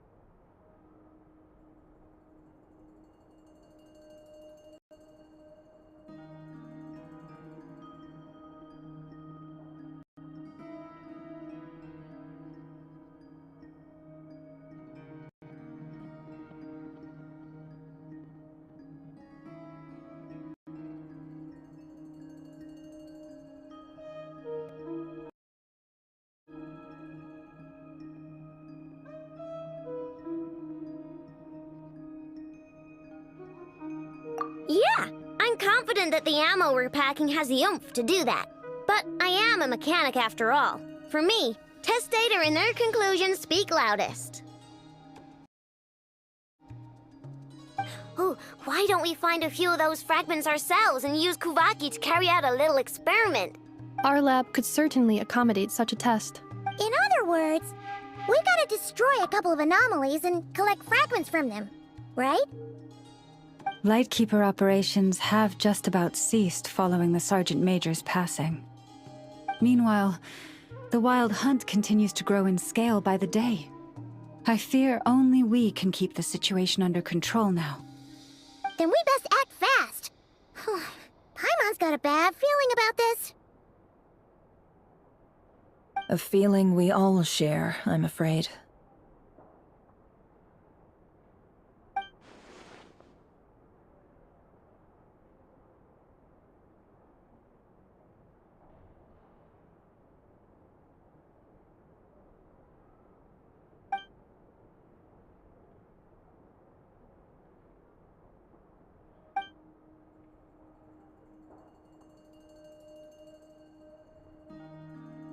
There are 3 wild hunt sites that must be dealt with urgently. But I believe we have the capacity to handle it.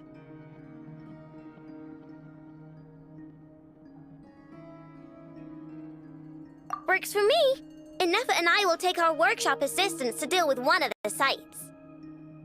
The curatorium will handle another. And we Frostmoon Scions shall deal with the remaining one.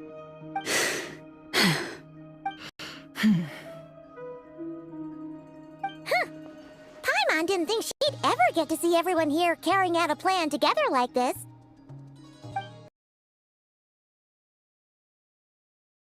Never mind you. This is a first for me, too. Let's head out then. We'll meet back up at my lab with the fragments. Understood. Time is of the essence now. Our foe could make his next move at any moment, so we must stay in contact with one another. Gotcha! Stay safe, everyone.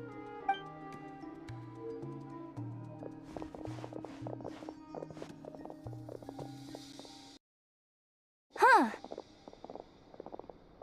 Anyone seen the lantern? Has Flint's dropped by already? Well, considering what you said earlier, you know where we're going next, right?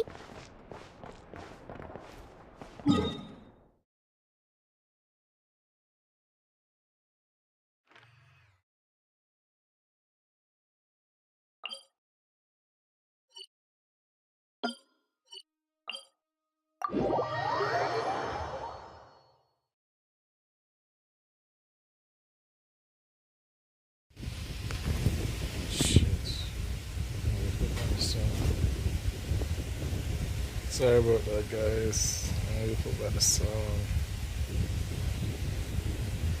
2 guys gonna read the dialogue.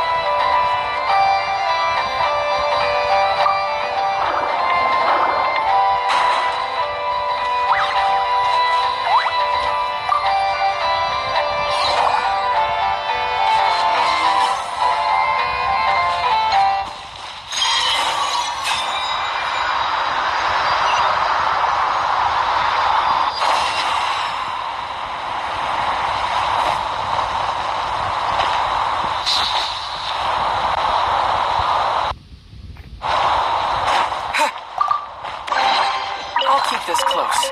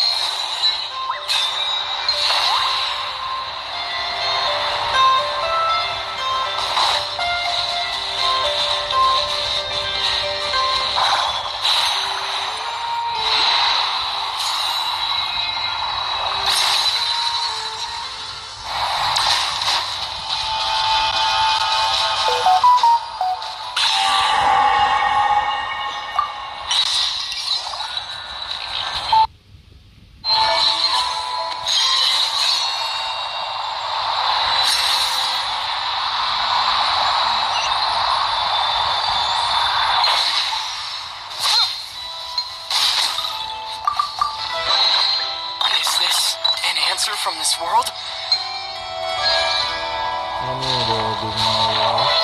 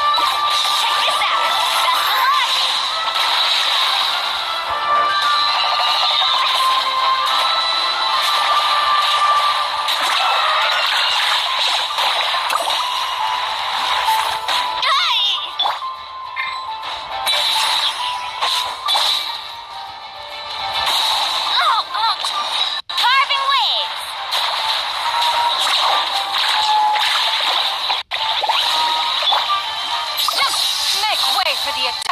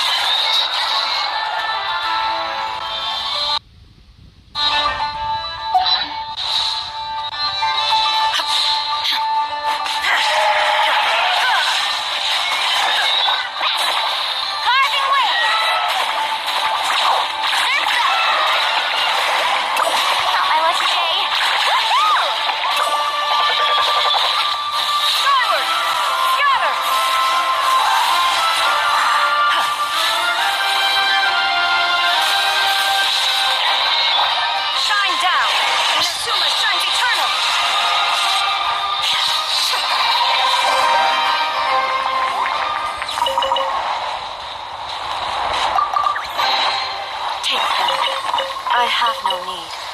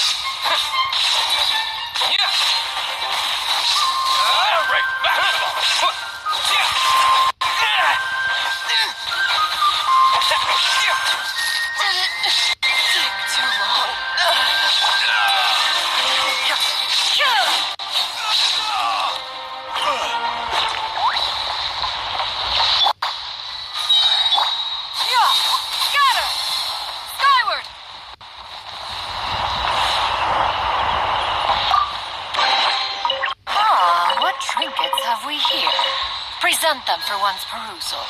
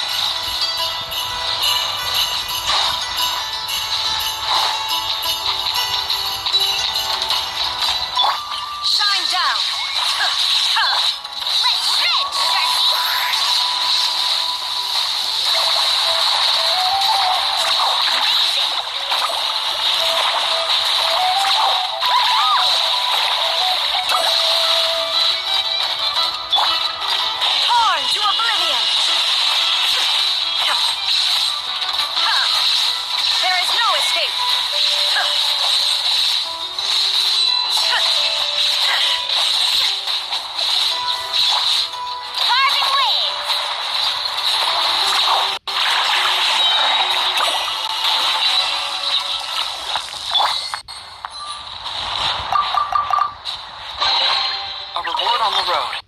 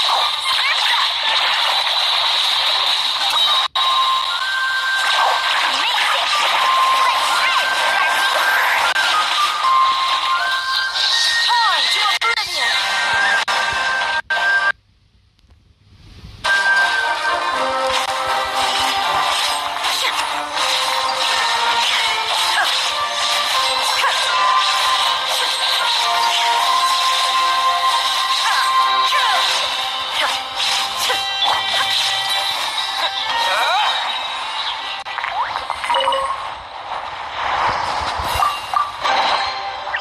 this an answer from this world?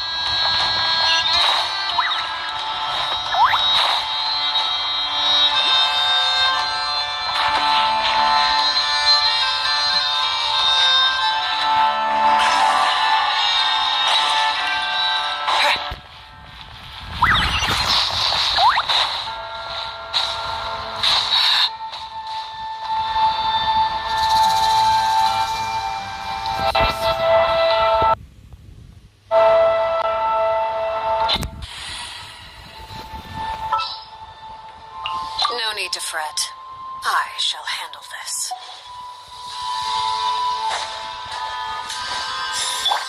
Shine down! Transfix!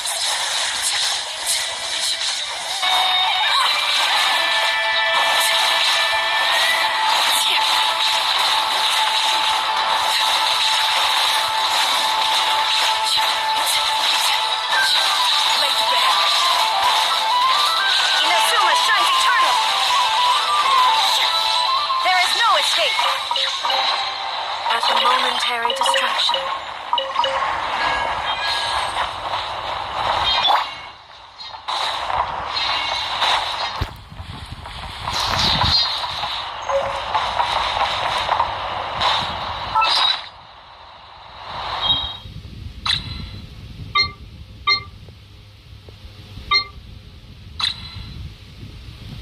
This one's new.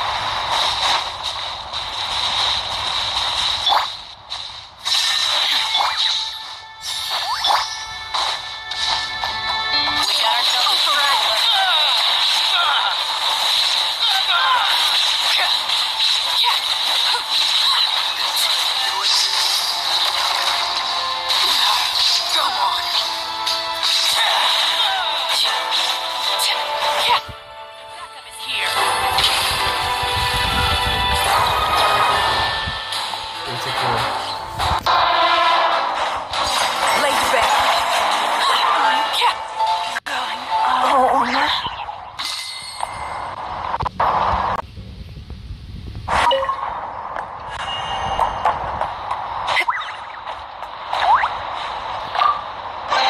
What greater pleasure is there than the unexpected?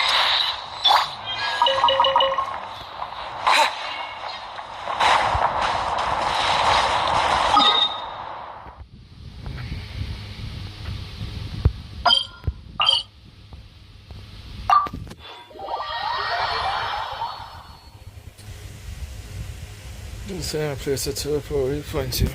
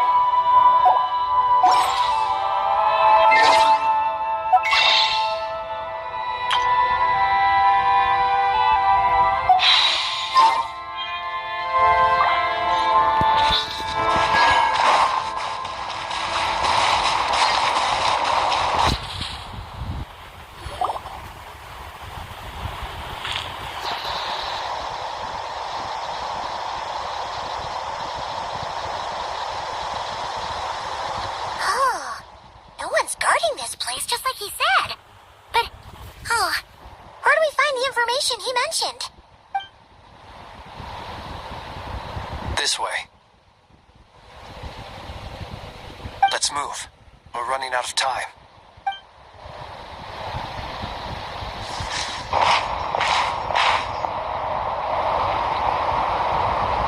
Ah! There you are! Okay, let's split up and make this happen. Or not!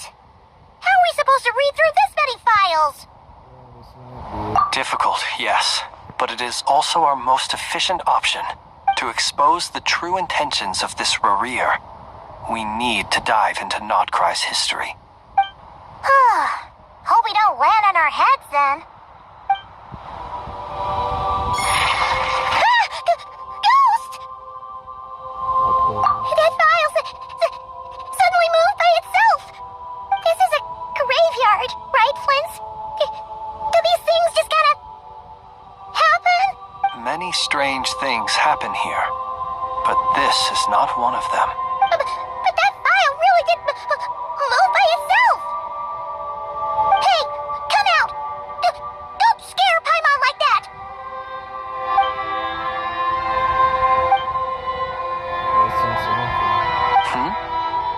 Wild Hunt Phenomenologue? Hey! Another file's moving! Are we being given hints? I feel no hostility. On the contrary, it seems we're being aided somehow. Really? Hey, seriously, another one? Okay then. Paimon will read this one.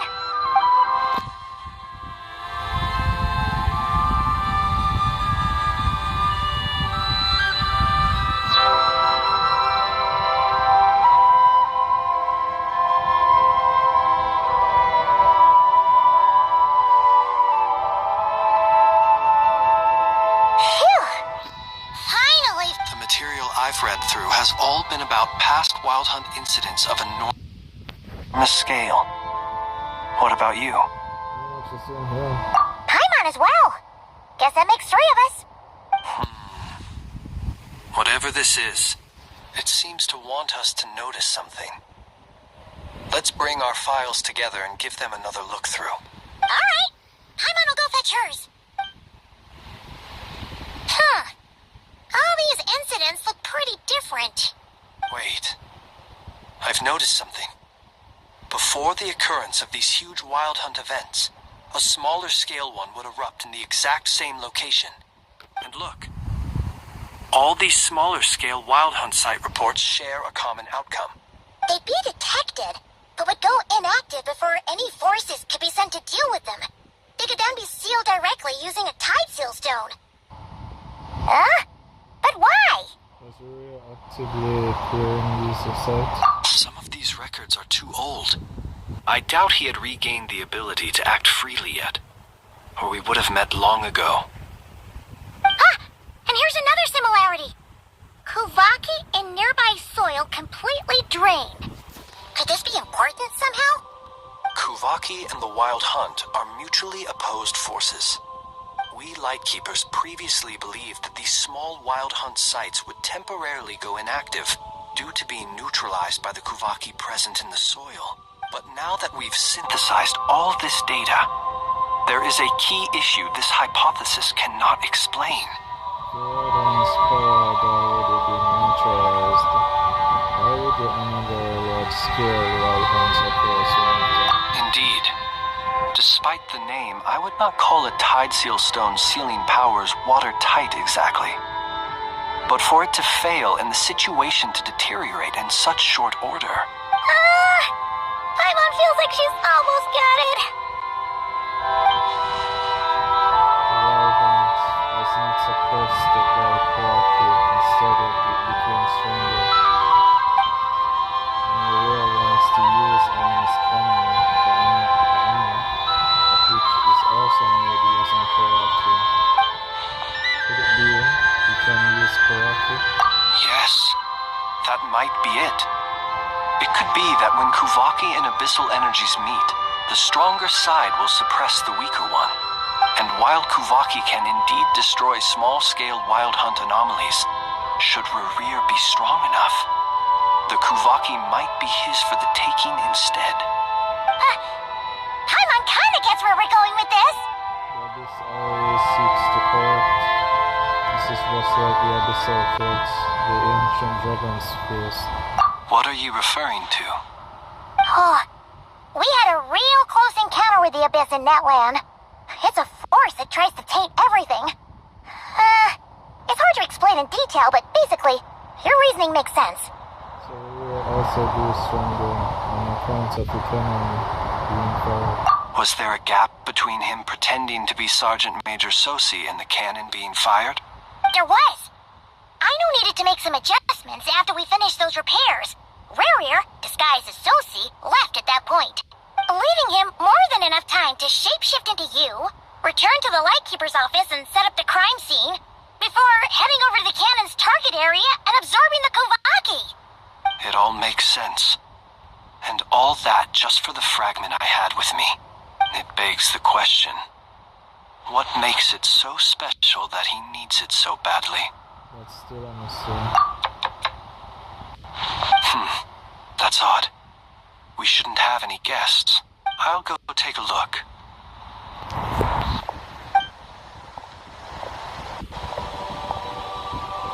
Ah, it's an ibis. Must be from around. It's carrying a letter! Ooh, Lala must have sent it. She can speak to little animals. Let's see here. Situation urgent.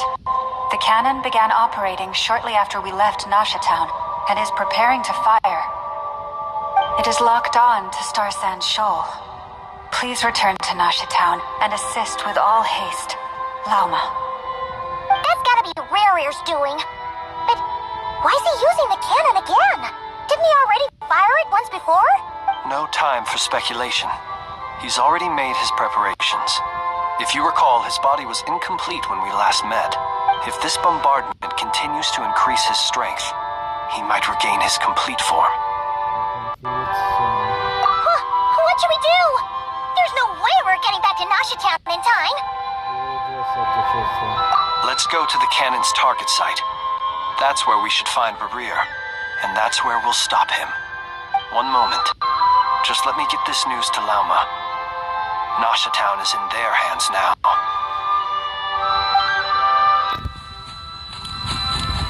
Go! Fly! Not a moment to lose!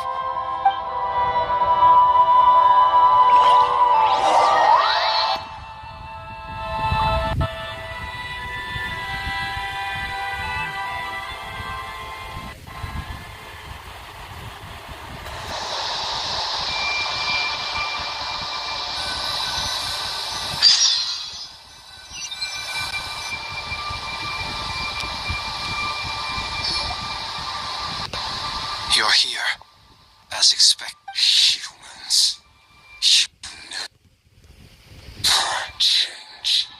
Always trying to use powers you neither comprehend nor control. But it is also thanks to you that I found a way to return. You've messed with the cannon again, huh? Sorry, but this round's not gonna go your way. Such faith in your companions. But will the inhabitants of Nasha Town understand why they wish to stop the cannon? I think not. When all they see is the wild hunt surging up everywhere they look, the cannon must seem like their only lifeline. This is the truth I have revealed to them. So that's why you ride them all off.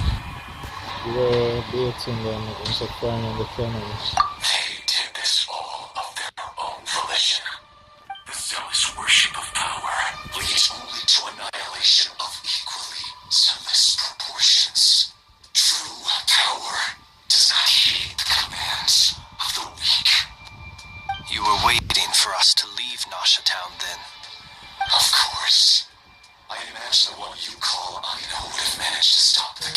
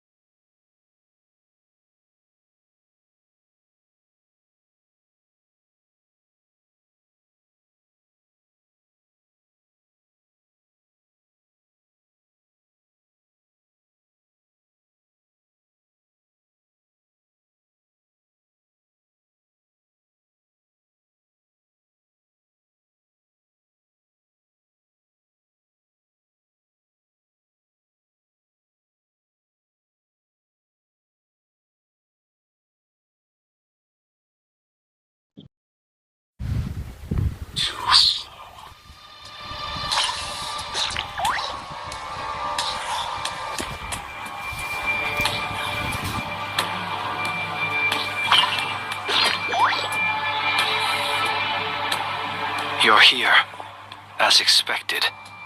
Humans, you never change. Always trying to use powers you neither comprehend nor control. But it is also thanks to you that I found a way to return. You mess with the But will the when all they see is the wild hunt surging up everywhere they look. This is the truth I have revealed to them. The zealous worship of power. You were waiting for us to... Of course. I imagine the one you call Aina would have managed to stop the cannon otherwise. Shame, then, that you proved one step too slow. In their folly, the townspeople will bar the path of all who seek to stop the cannon. And your kind-hearted, weak companions have not the stomach to deal with them. The cannon will not be stopped now. Well, sir, you look most pleased with yourself. In that case, before you put us out of our misery, I would like to ask you a question, if I may. See this fragment? It once haunted your dreams, but now it seems useless to you. What is it exactly? That is my corpse. Sorry, what? My body was once torn into countless pieces and hurled into the swirling chaos of time itself. But even so, my life and will were not extinguished. Every last fragment calls to me. Sooner or later, they shall welcome my return. What are you even saying?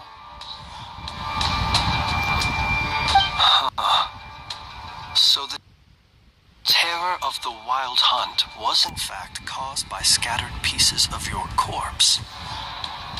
I guess they don't call you one of the 5 sinners for nothing. Serendipity guided the fragments to construct an incomplete version of myself, upon which I began collecting more within wild hunt sites across the land.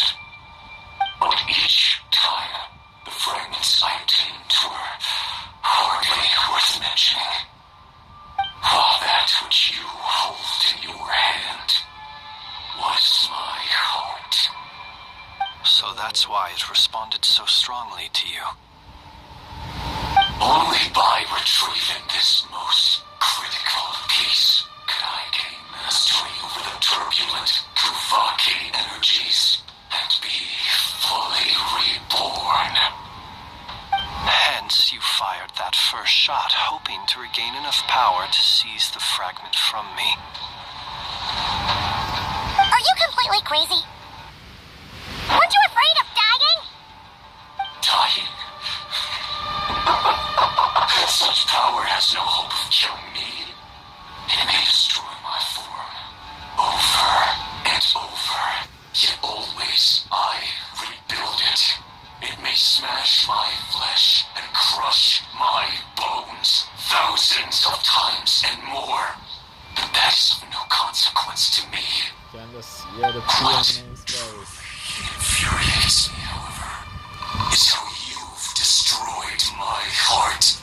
All that suffering, everything I endured, and all for nothing. Wanna go for another round though? I've adapted to the strength and flow of this Kuvaki. The next cannon shot will multiply my strength immeasurably. It will not be a full restoration, though, but it will be more than enough to destroy any in this world who stand in my way. Still, I suspect the Kuvaki will have rendered you down to nutrients for my consumption well before you have the time to kneel before me. Traveler! Behind you! Look at that light!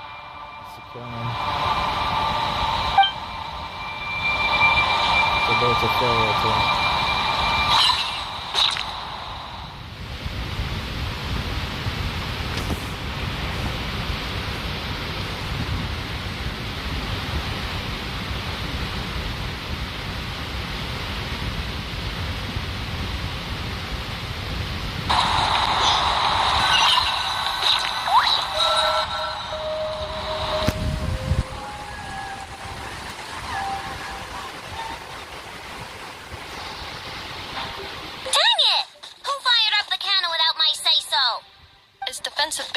has also been activated, likely in anticipation of interference by malicious actors.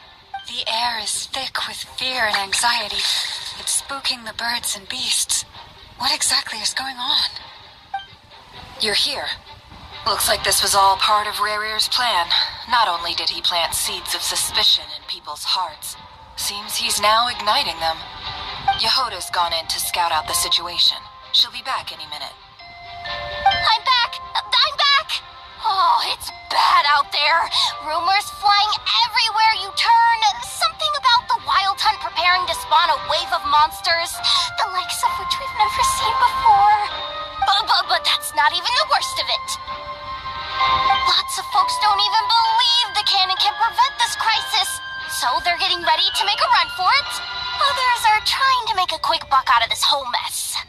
How could they still be thinking about Mora when such a catastrophe is imminent? Unprecedented danger brings unprecedented opportunities in its wake.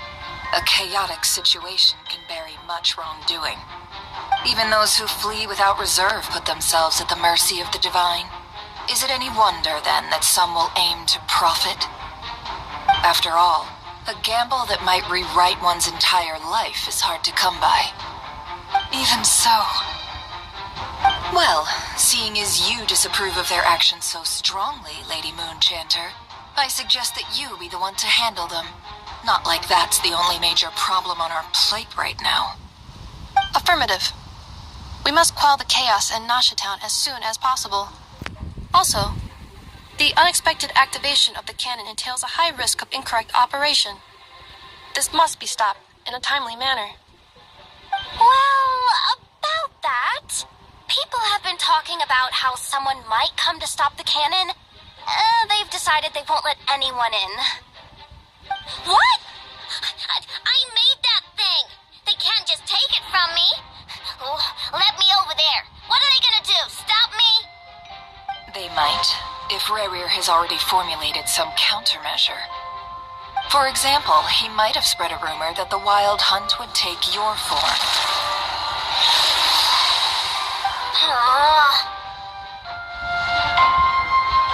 Possibility high. If they view the cannon as Nasha Town's only hope, they are likely to conclude that anyone who tries to stop it must be with the Wild Hunt. We will face strong resistance, but they're just ordinary people. Brute force must be avoided, if possible. There's no time. Let's go into the town. I'll find some way to calm the townspeople. You find a way to stop the cannon.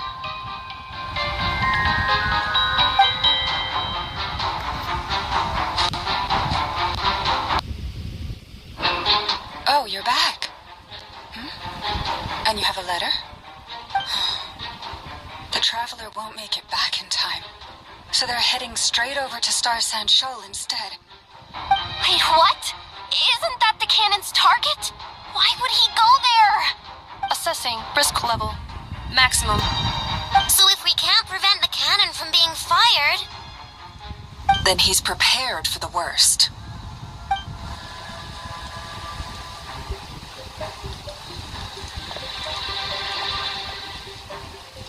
And we must ensure that his trust in us is not misplaced. Let's go.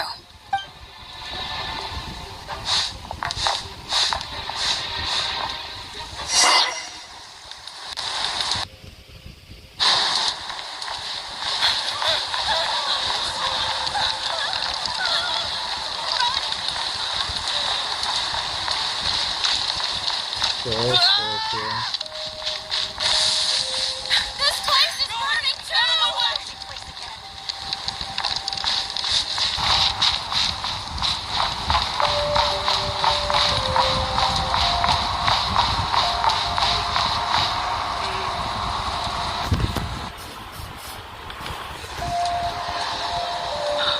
Most of those we've met so far have been attempting to escape, so they haven't gotten in our way.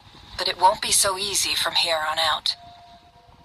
Looks like they've formed groups to protect the cannon. If they believe that we're with the Wild Hunt, we'll have no choice but to force our way through. Is that Lady Lalma? But are you really her? It's you, Rixa. I believe you recognize this power. having lived on Hisi Island for so long, it is not something that anyone else could imitate. I do, yes. So it really is you, my lady. But why are you here? Really, I believe you, but the others, well, they'll be on high alert. The townspeople have been misled into believing that they needed to activate the cannon. I am here to stop them. But I know what you wish to say. Our island and Nasha Town have never had close ties. There should be no reason for me to intervene. But you chose to leave the island. You had the resolve and the courage to start a new life. It is unfair, unjust, that you should be dragged into this mess just as that life was about to begin. I seek to redress this injustice, not only for you, but for everyone here who wishes to live their lives free from this chaos. Please, have faith in our long-standing friendship, and that this is where my heart has led me. thank you, my lady. Thank you. Please help us. Then come.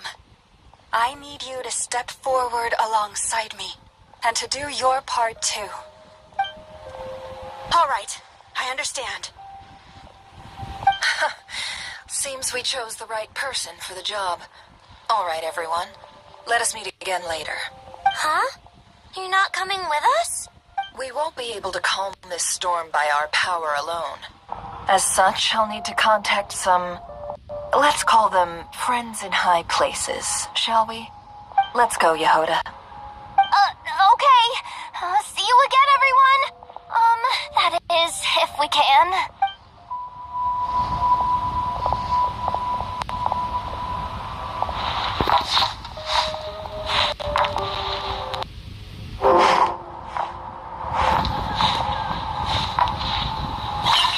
Remember these words. The road shall be paved with truth, and we shall pave it ourselves. It's you, Lady Moonchanter. It's her. Everyone, it's her. You're right, my lady. At times like these, we must rely on ourselves. Yeah, I thought you already did understand that Time to teach you a lesson. Leave this to us, Lady Moonchanter. Go. So you're showing them that she is indeed.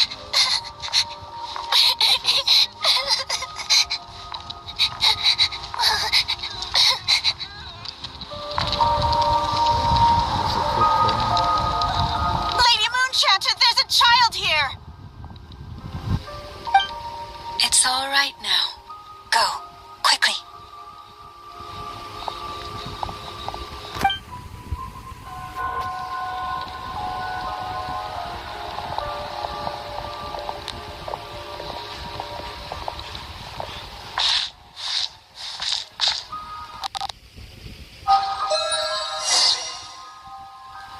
You wretched monsters! You're not getting anywhere near the cannon! The monsters you fear do not exist here. The madness you have fallen to has been the source of untold disasters. You think we had a choice?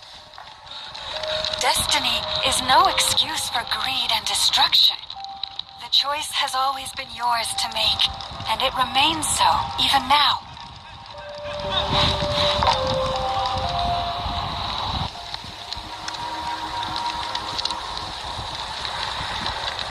Thank you for bringing us here. We can quickly overcome the barrier by going upward from over there. The cannon is all yours now. Got it. Thanks, Loma. Enough. Give her a crown kake.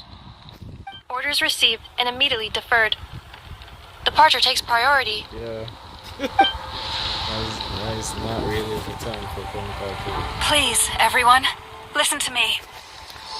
I will not deny that we hold different beliefs, but in the face of the immense threat that hangs above us all, we must persist in trusting one another. Otherwise, rifts will surely form, prized open by those who harbor ulterior motives. If your fear is born of helplessness, if you flee because you know not how to fight, then follow me. You who are lost. I am no god, but so long as we hold our candles steady and unite beneath the same moonlight, no deception or rumors can be concealed from us. Let us resolve then to defend ourselves and to stand firm against the false illusions by which our foe seeks to beguile us.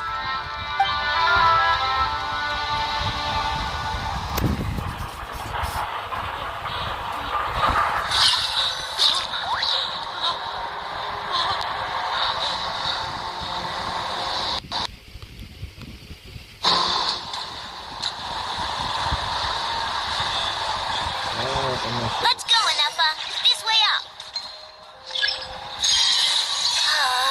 This is making me dizzier than I expected. Adjusting route. Make ready.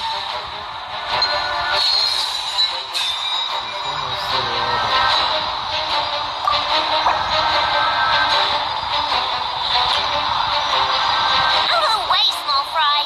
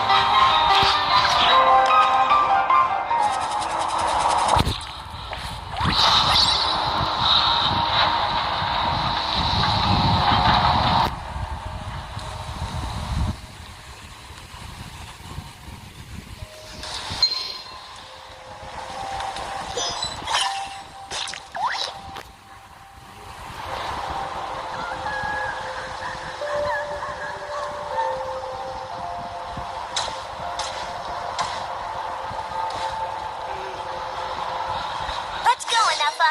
This way up.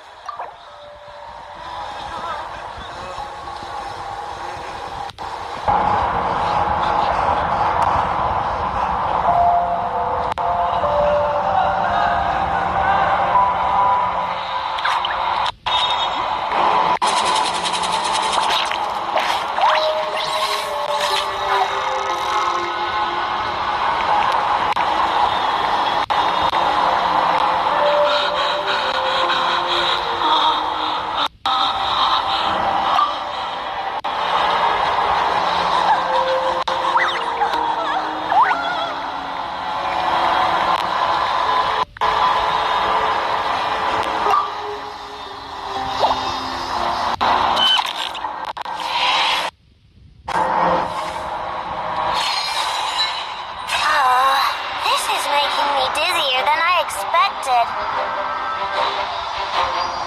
Adjusting route. Make ready.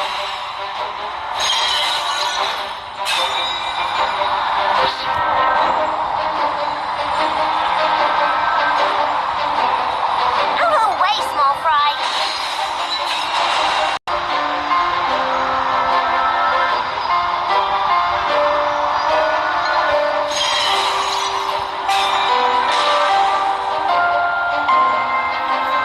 What happened to the path? Track missing. Fall imminent.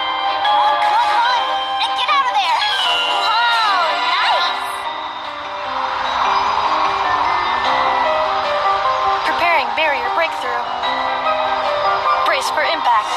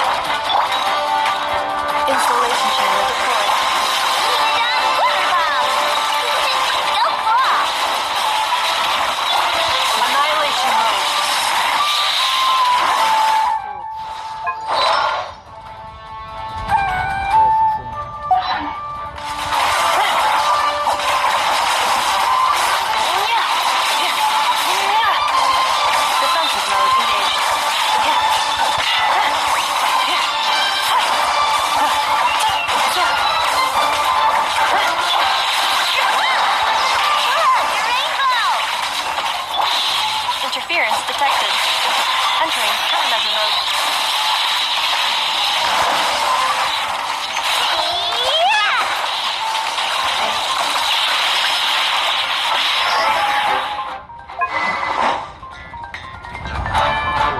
You're telling me that sword was meant to be used for Ayano? Seriously? I mean, I did get the sword and one pick up the carpets. I was expecting it to be used for Ayano. But I got it.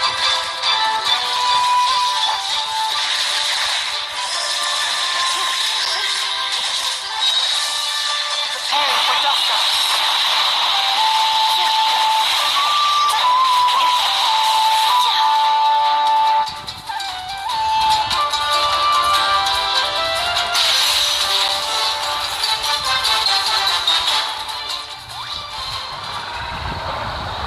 This isn't good enough, we gotta hurry!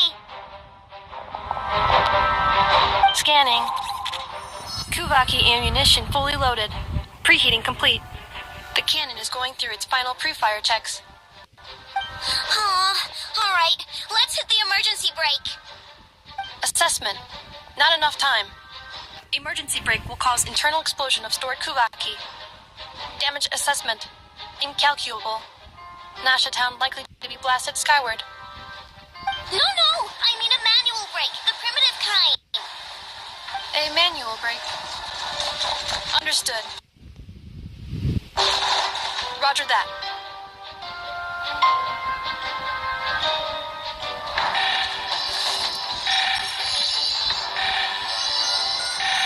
We are out of time.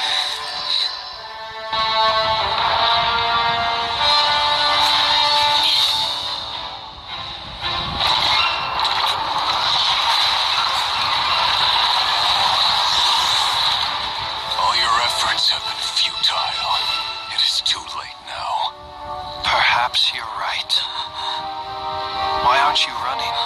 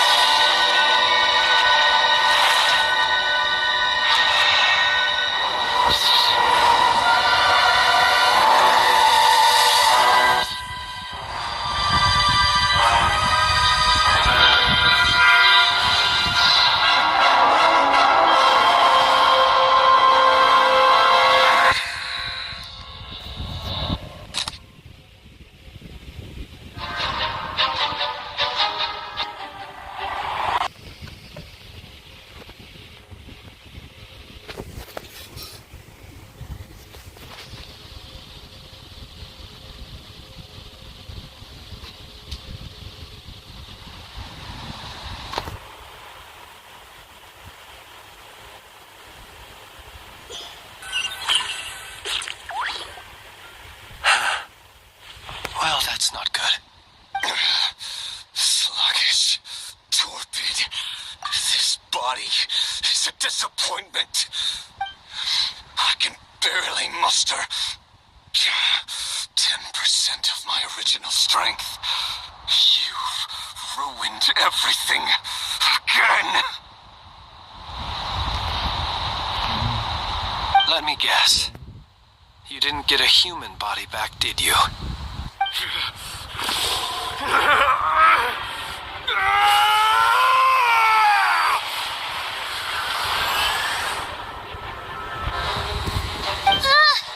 What's with him?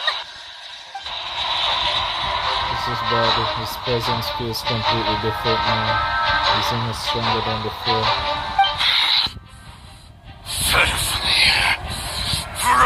Daughter.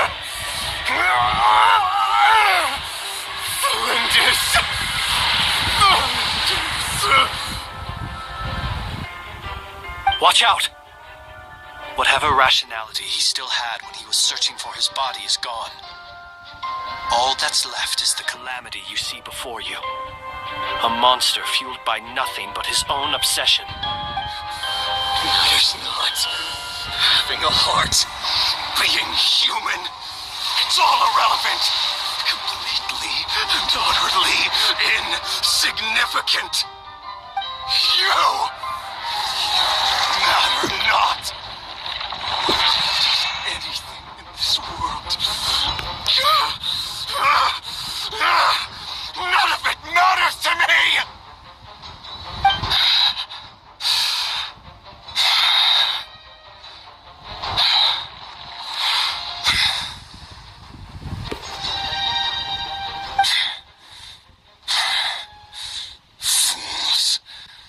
Time to die! Here we go again. You too have the potential to be driven mad by knowledge.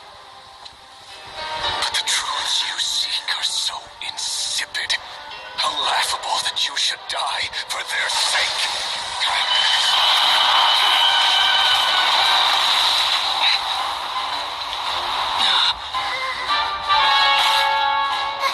You're wrong.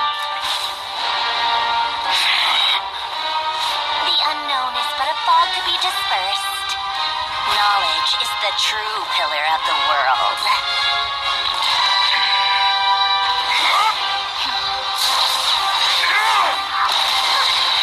You're not the only one who got stronger. Polonia!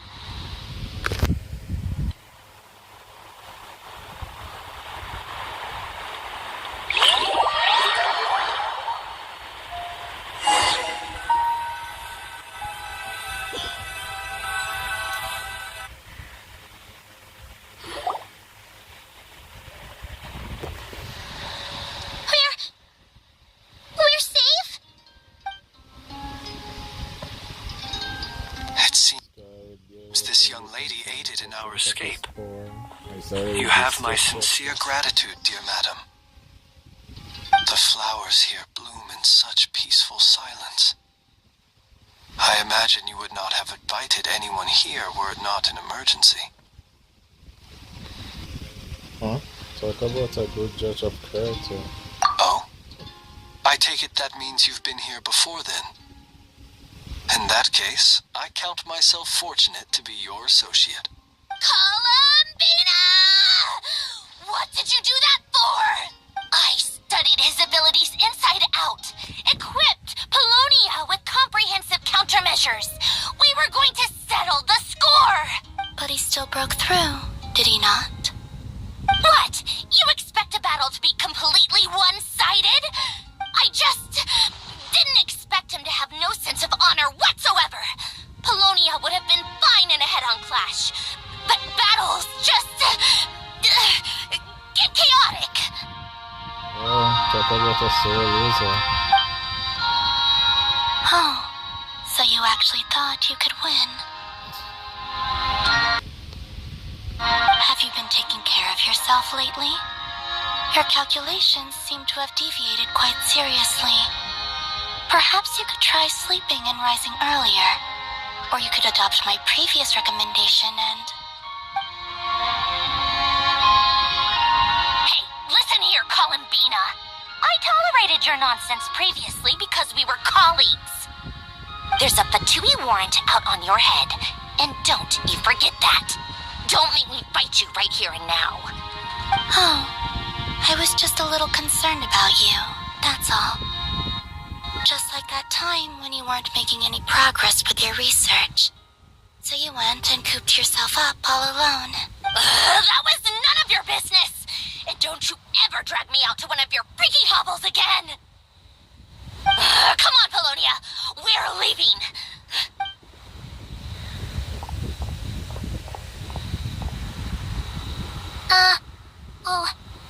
Well, anyway, thank you. You would have been in a type support without you. This was quite unexpected. I was worried about you, too. Not only because the remains of the Eternal Moon Goddess cannot fall into his hands, but also because you've done much for me yourselves. And then well, I brought your associate along for the ride, too. But that was as much as I could do. You're not afraid to speak your mind, miss. I like that. Please call me Flint. It is my honor to make the acquaintance of one such as yourself. Still, what do we do now? River's gotten struck again. At this point, it doesn't seem like we can beat him. We did block most of the Kuvaki, so I'd say we've put a lid on his plans for now at least. But we still don't know what his aims are, and he may continue gathering power. So we must be very careful. After you left, I can no longer sense his presence. That means it's safe out there for now, right? A question, if I may. Kind Miss Columbina. When the cannon's Kuvaki beam was deflected earlier, I saw several bolts of energy streak toward Hisi Island, only to be blocked. Did you also have a hand in that? No. I see. Curious. Oh yeah, the cannon veered off course in the end, didn't it? Paimon wonders how Aino and the others are doing. Let's head back and check on them. In that case, Miss Columbina, I shall not disturb your serenity any longer. Thank you once again for coming to the rescue. Go now, all of you. Do not worry.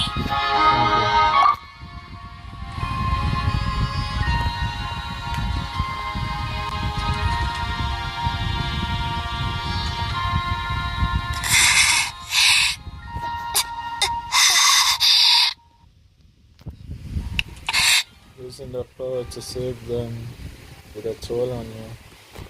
You were acting tough. My strength still isn't returning.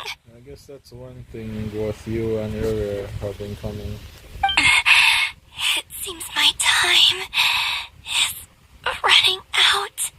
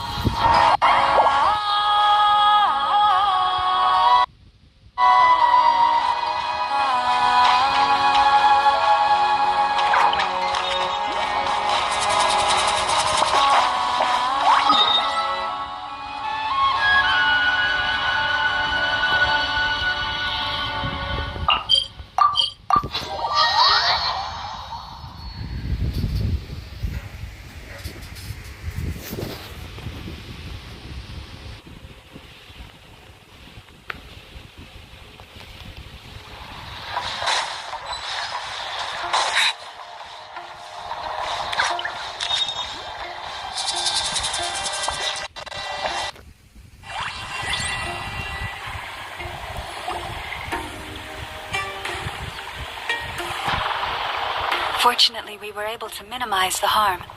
Only a few townspeople were hurt. Which I don't know. It's around Archon being killed. But the Ray hero Solnari has now gained a complete form, while we still know nothing about his goals.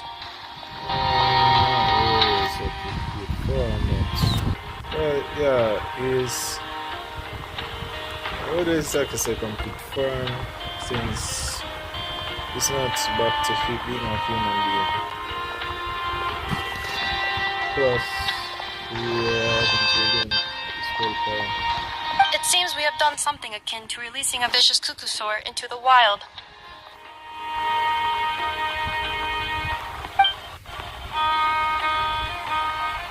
I'm sorry. Is no one here familiar with Kukusaurs? Paimon knows what you mean, but that analogy seems more than slightly understated. He said that this world means nothing to him, so it is possible that he doesn't have a reason to fight us at the moment. If his objective had been revenge alone, we would likely have no recourse. Is there, still time for me to tender my resignation? Just kidding, just kidding. Don't worry, boss. I know there's no running now. So my cannon, my pride and joy was a hindrance rather than a help. You know what? I'm gonna dismantle it right now. I just realized something. Jared seems to be afraid of Nether more than anything else.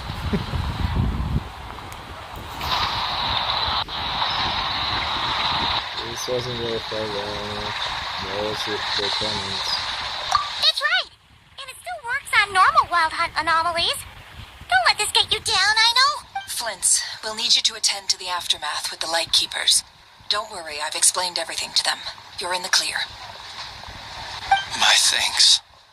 For that and for everything else I hear you did to help us arrive at the truth. Had you been willing to show yourself in public more often, you would not have been so easy to isolate, you know. Point taken. I will give that some thought. I suppose that's one way I'd benefit from replacing Sergeant Major Sosi. You mean you're being promoted? He's joking, Paimon. Was Paimon the only one who didn't get that? Well, if you've got a moment, would you like to come with me?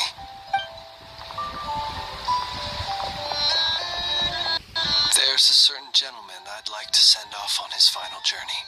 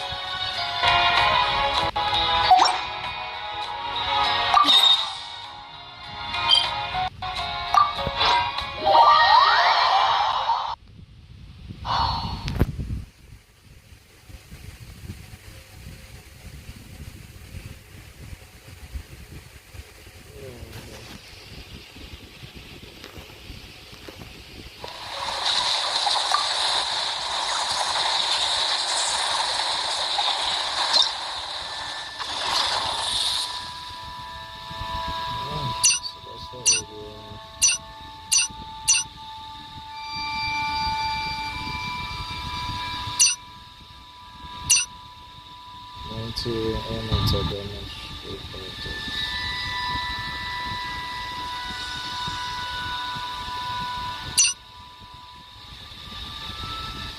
Into an overall.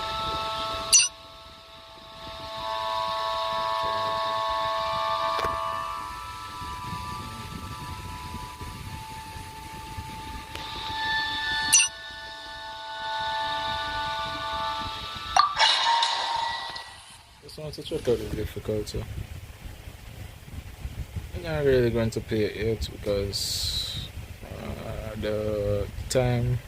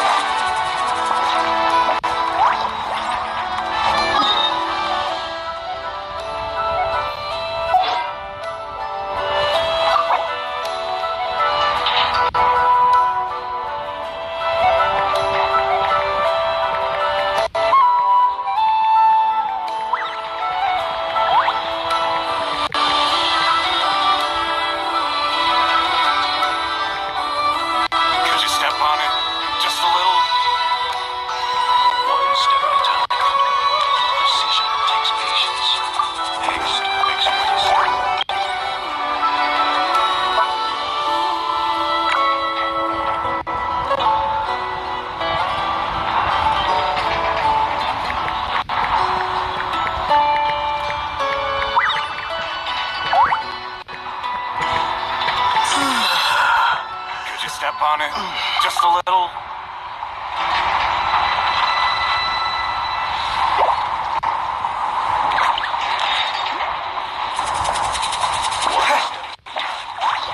Precision takes patience.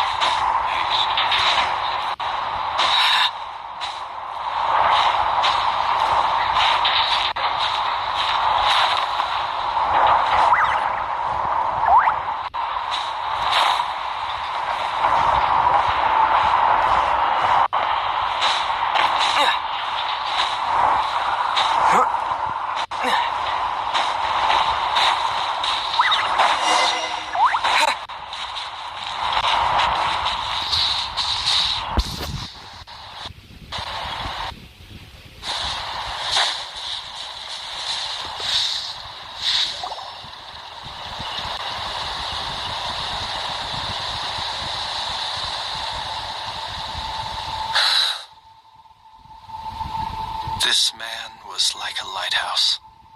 Here he lived as if it were a mere matter of course, and brought light and grace to those around him.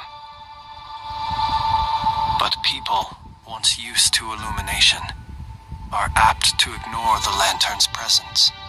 Slowly, gradually, he came to think as such himself. I have achieved too little. I must do better. There is more work to be done. Perhaps his end was tragic. But I remain proud of the way in which he illuminated the path for others. Every shadow born of the light shall remember it. Oh, poor guy. I once heard the tale of Lamplight. I've heard that one too. And I'd like to say the same to him. Is that so? Well, you're right. It may seem that our efforts were in vain, that Rerir achieved his goals. But we will pursue him to the last, even if the outcome is not what we wish for. It is not dissimilar to the role of a graveyard keeper.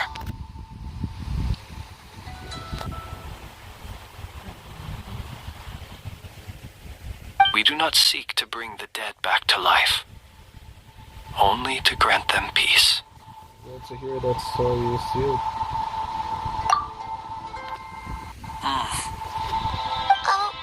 What are you two talking about? Care to explain?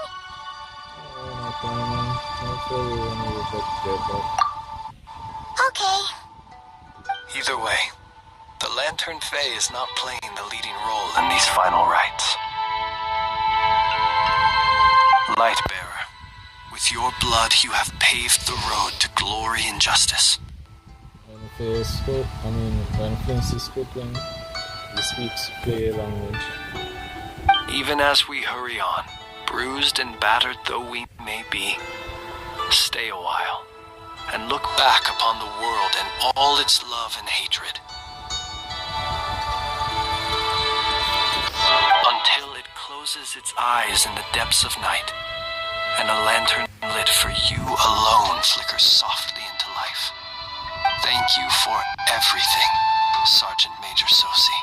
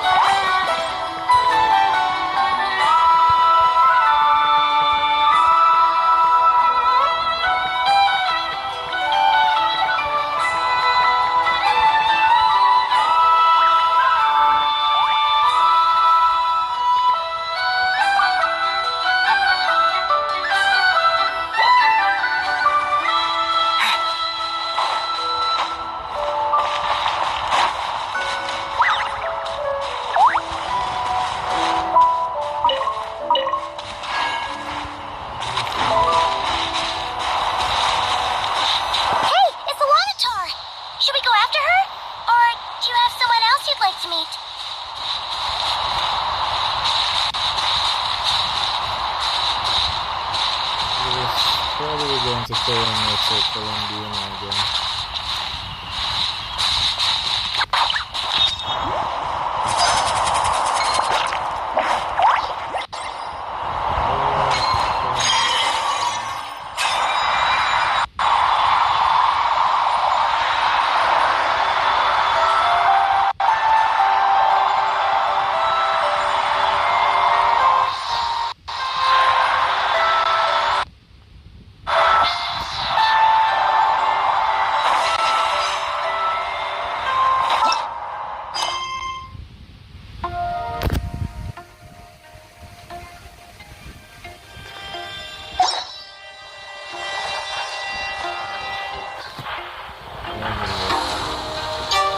Sometimes I won't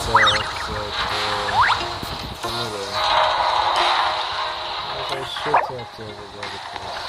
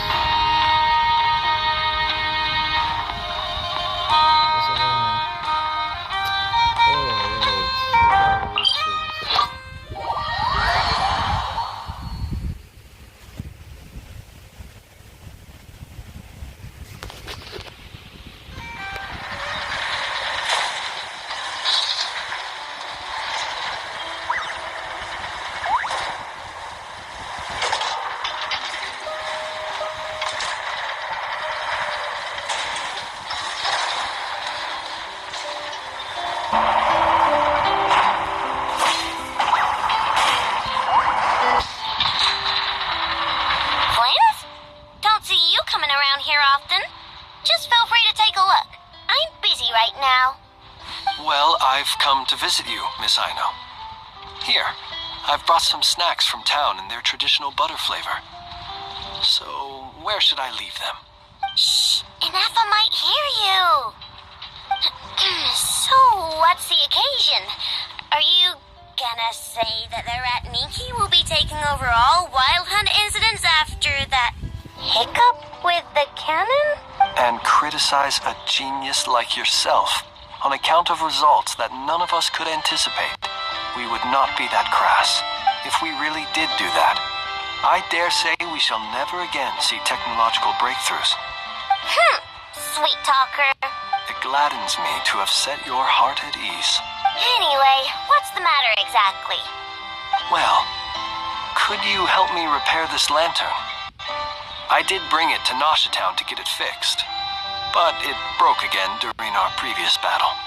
You want a genius like me to go fix a lantern? Oh, my apologies. Perhaps this request should be better directed to Miss Ineffa, and perhaps the snacks too. What? I mean, I can totally do this, no problem. Wait right there. I'll be done before you can say fix it. Much obliged, then. And next time this happens to you, make sure to come to me first, you hear?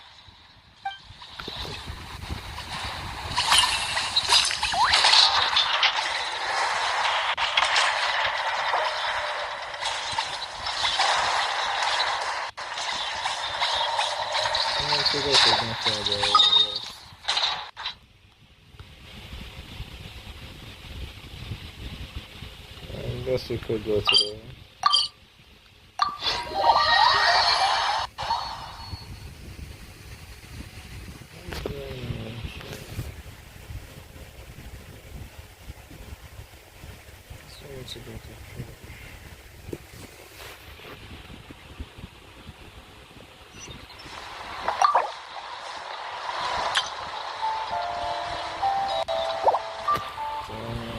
Should have run, boys.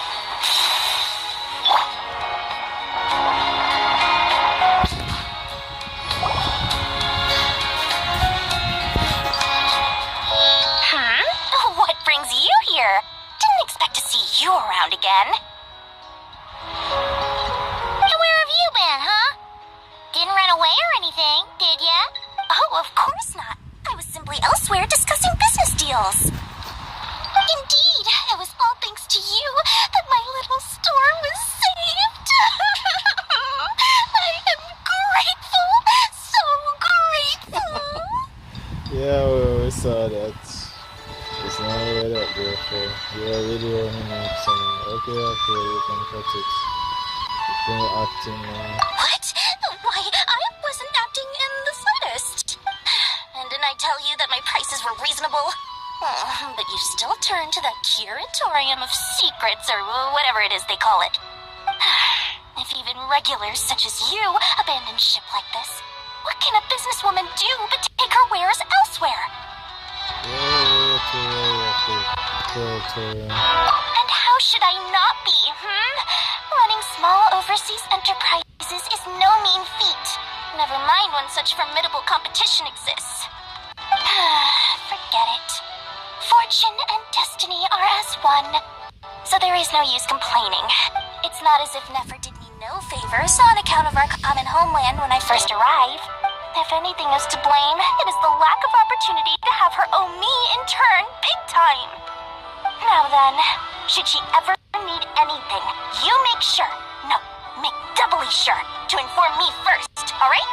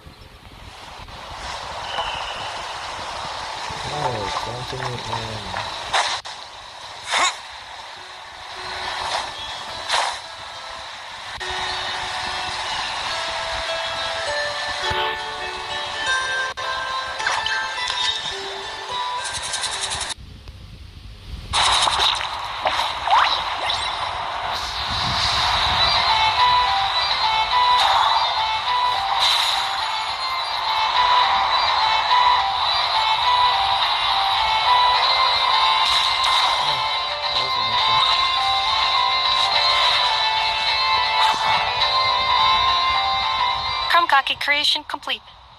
Please, enjoy while it's hot. Thank you for going to the trouble of remembering that, Miss Inefa. May this taste bear witness to a friendship that will endure forever and a day. Understood. However, I fear that krumkakes do not keep for that long. A week at most may pass before their taste deteriorates.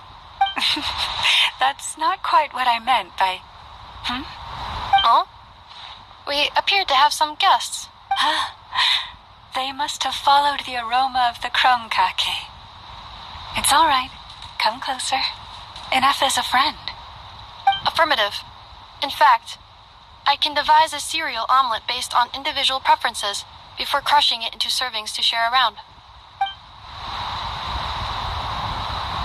Huh? What are they saying? They are discussing your address. They wish to go home with you.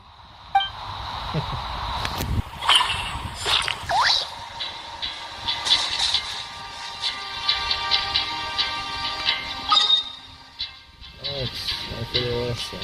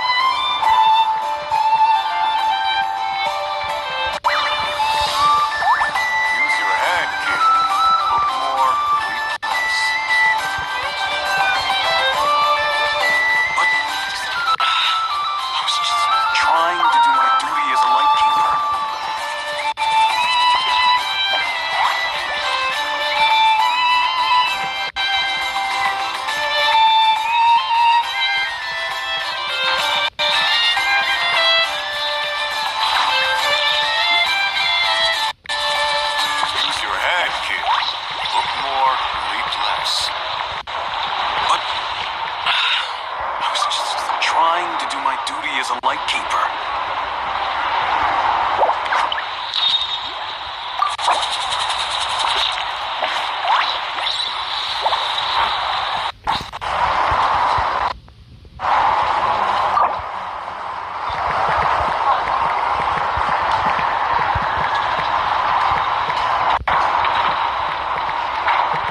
Use your head, kid.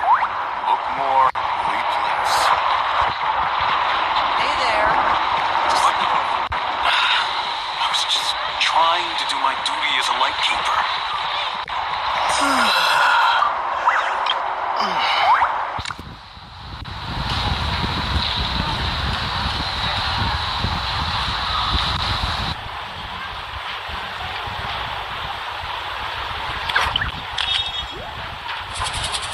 Hey there. Just let me know if you... Use your head, kid. Look more leapless. But I was just trying to do my duty as a lightkeeper.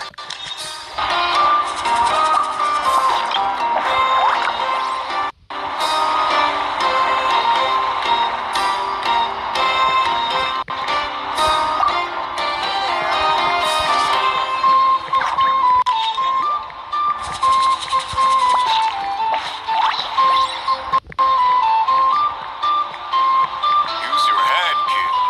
Look more leapless. But I was just trying to do my duty as a lightkeeper.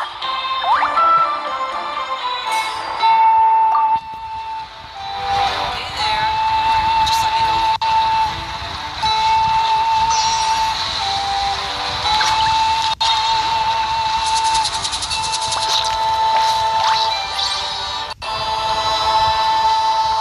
Use your head, kid. Look more leapless.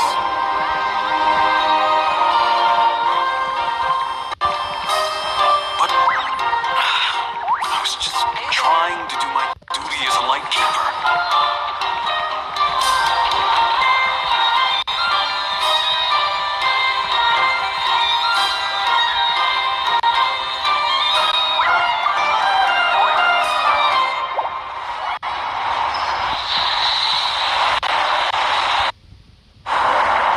Use your head, kid.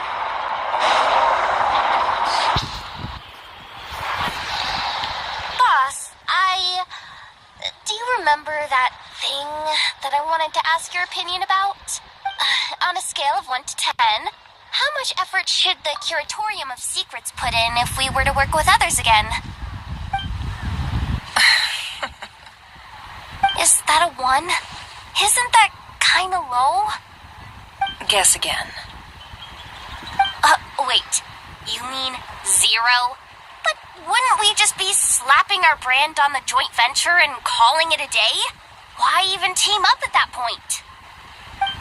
Yehoda, what I mean to say is that there's neither an upper nor lower limit. Aw, that's just like you, boss. Always thinking ahead. Wait a minute. That's not an answer at all. Is it? Oh, come on. Just give me a number, boss. Please.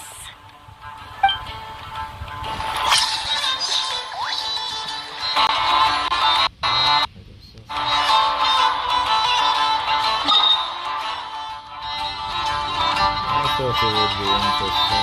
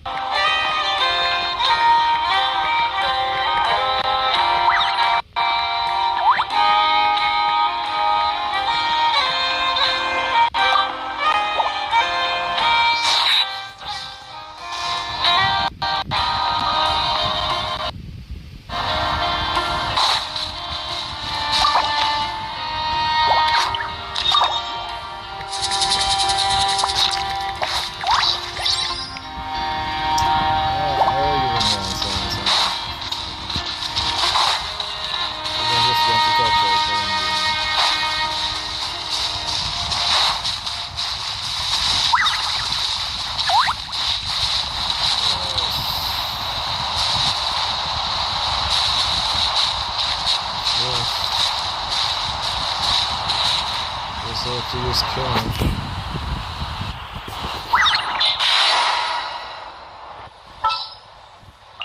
It's as good as done.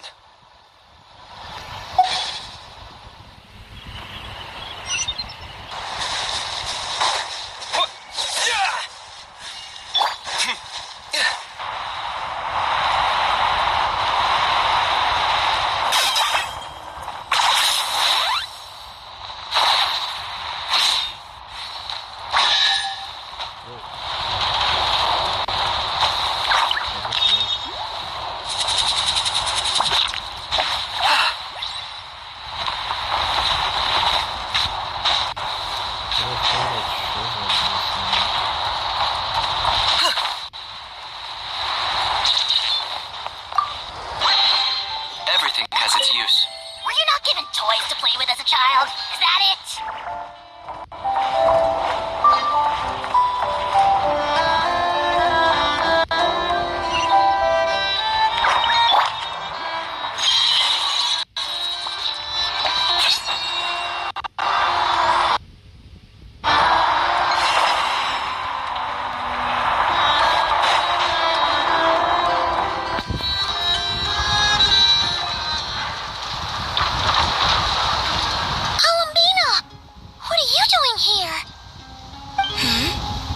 Was it not you who recommended such walkabouts to me? Yeah, but aren't you afraid the Fatui will see you? Sandrone seems uninterested in my capture, and the others are unlikely to risk making contact at all. They have more troublesome affairs to deal with.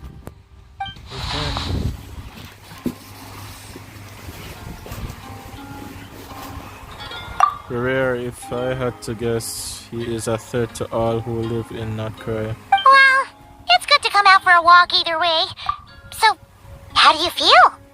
Is Nasha Town to your liking? The flow of Kuvaki is somewhat turbulent, and the people are ill at ease. However? Is this where you purchased the dishes you treated me to? Are you serious? That's what she's concerned about? Berries and fried meat? Well, we can take you to grab a bite if you'd like to. There's all sorts of delicious stuff out here that you won't get to try at home. You've been quite subdued. Thorny questions on your mind, perhaps? I'm concerned about Rare. I could not gain any insight into his schemes, I fear, now that he has donned a shape and form. Selling his power short would prove a fatal error. But that power of his plays host to an obsession that borders on mania. I cannot say if that fixation is directed at the moons or at something else. Perhaps understanding the subject of his fixation shall prove key to repelling him in the future. Let's talk about the Futura. Well, Sandrone's daily routine is highly irregular, while the doctor often orders people around. As for Arlecchino... Was that not what you were curious about? Well then, have you been to that experimental design bureau of theirs?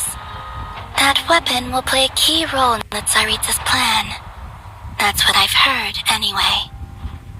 And what plan is that precisely? Well, I cannot say I care.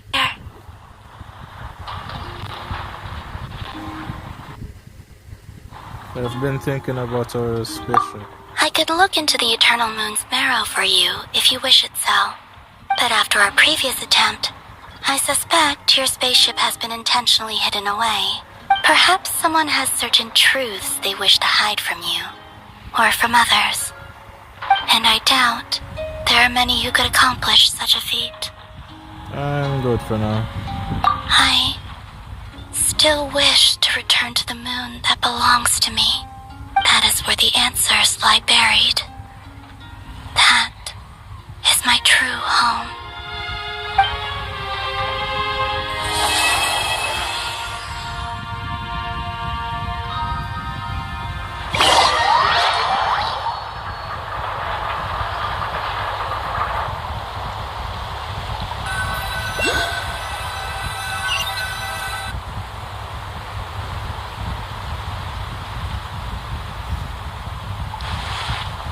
Interesting.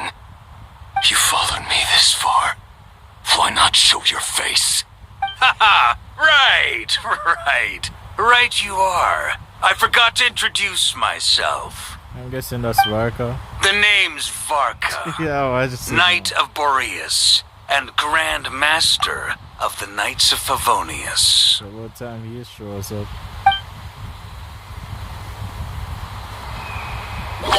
Next Archon quest is going to be interesting.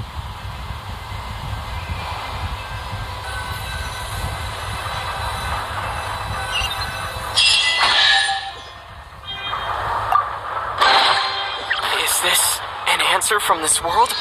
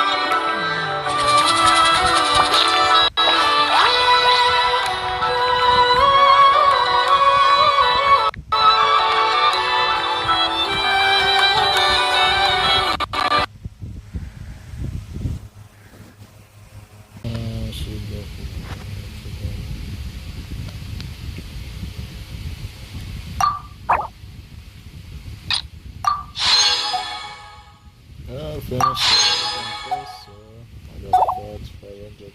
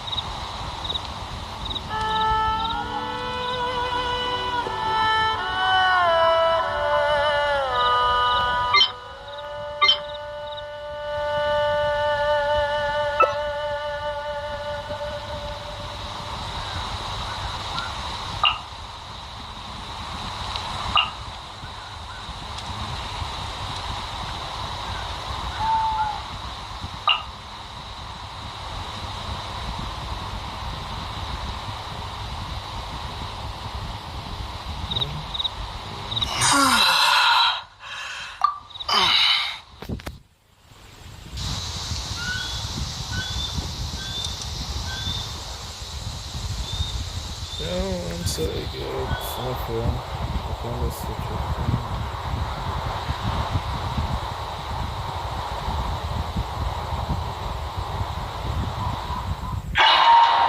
I'm sure it was that person, it's just...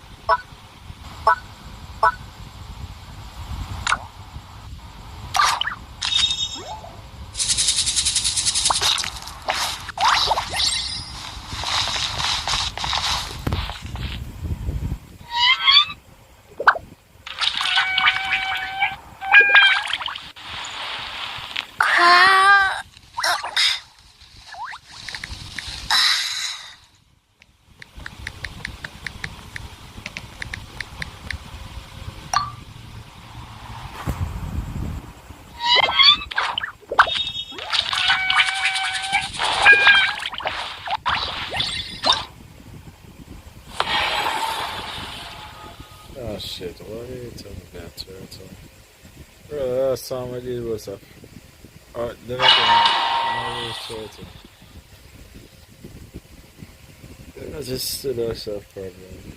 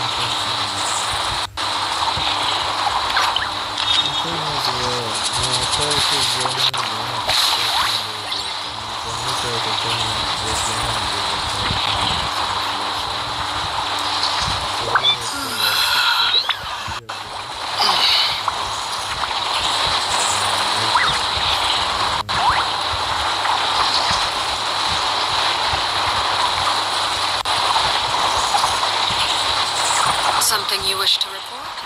Go on. You have my undivided attention.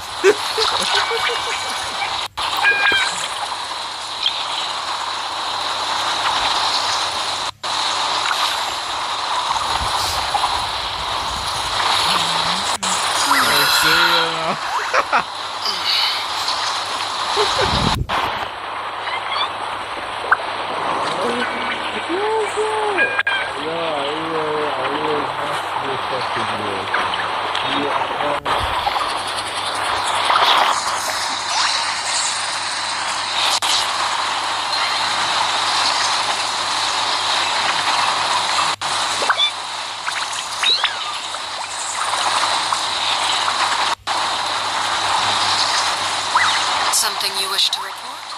Go on. You have my undivided attention.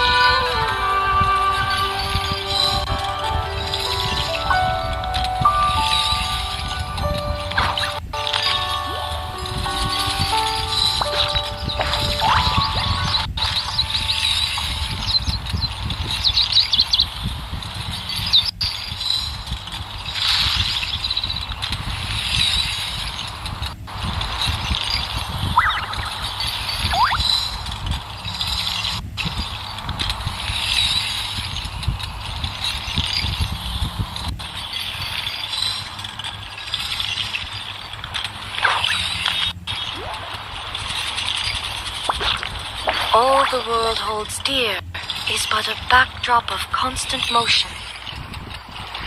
I stand before it, alone and unchanging.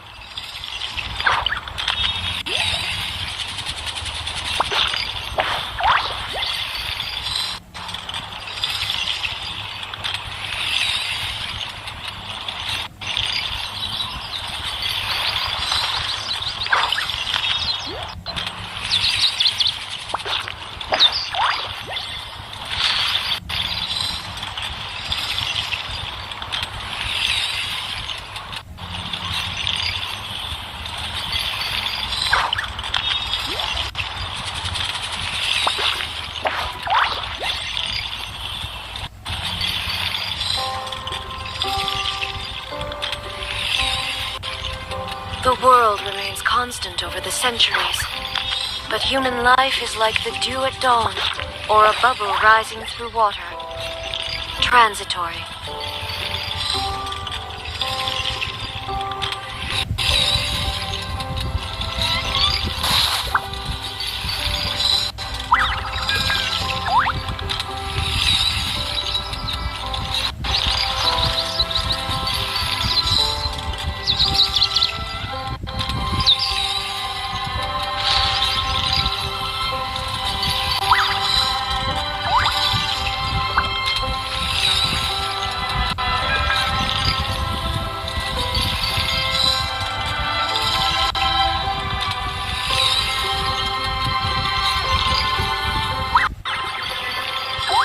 Inactivity serves no purpose whatsoever.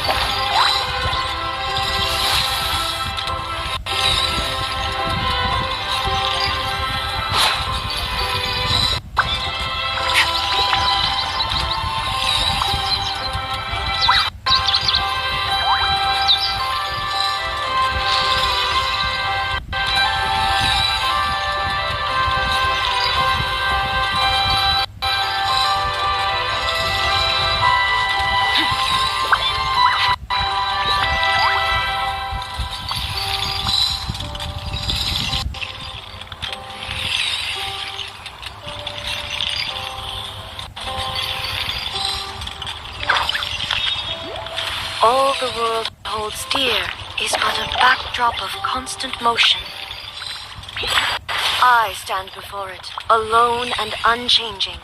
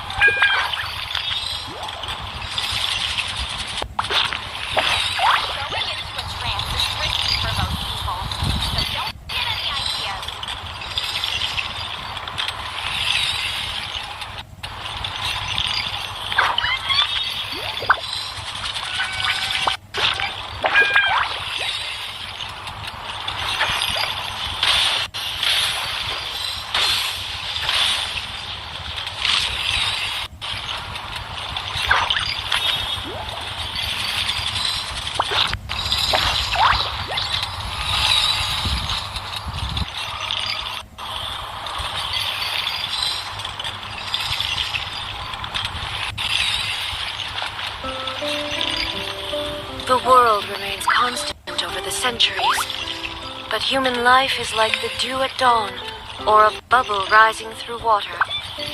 Transitory.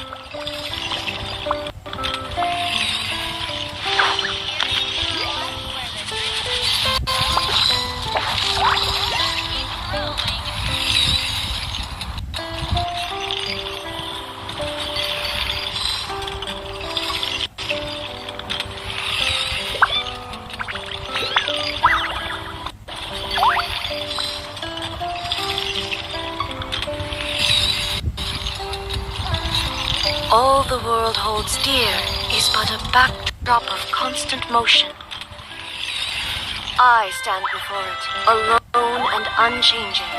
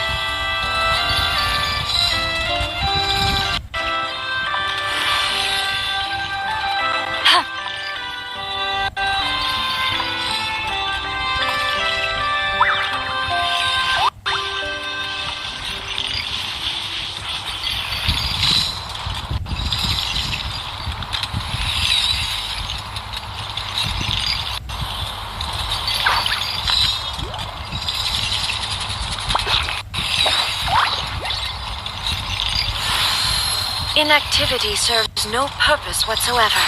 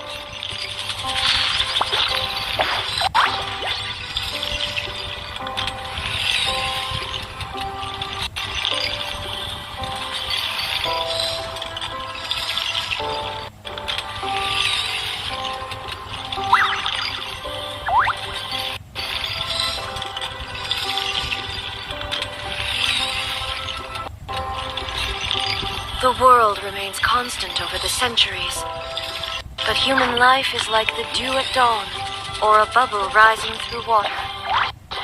Transitory.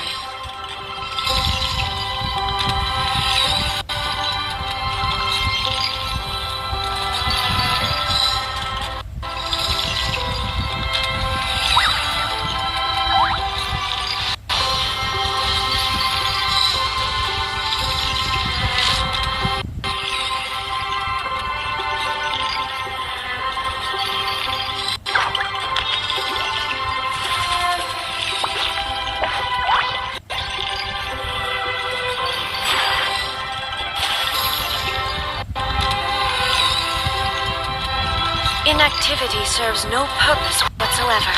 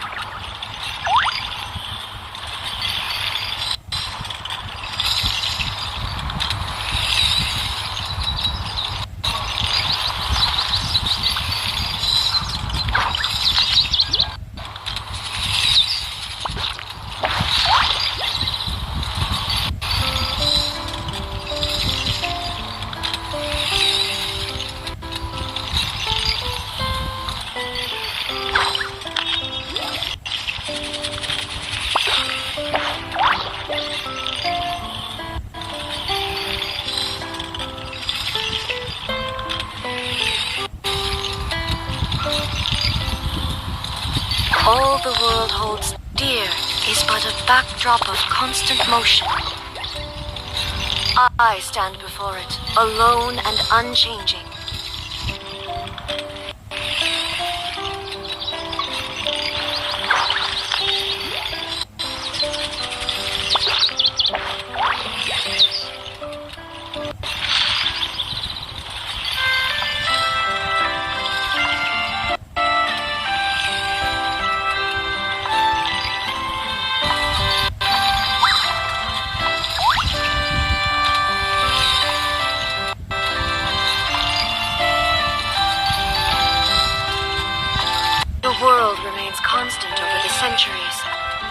Human life is like the dew at dawn, or a bubble rising through water. Transitory.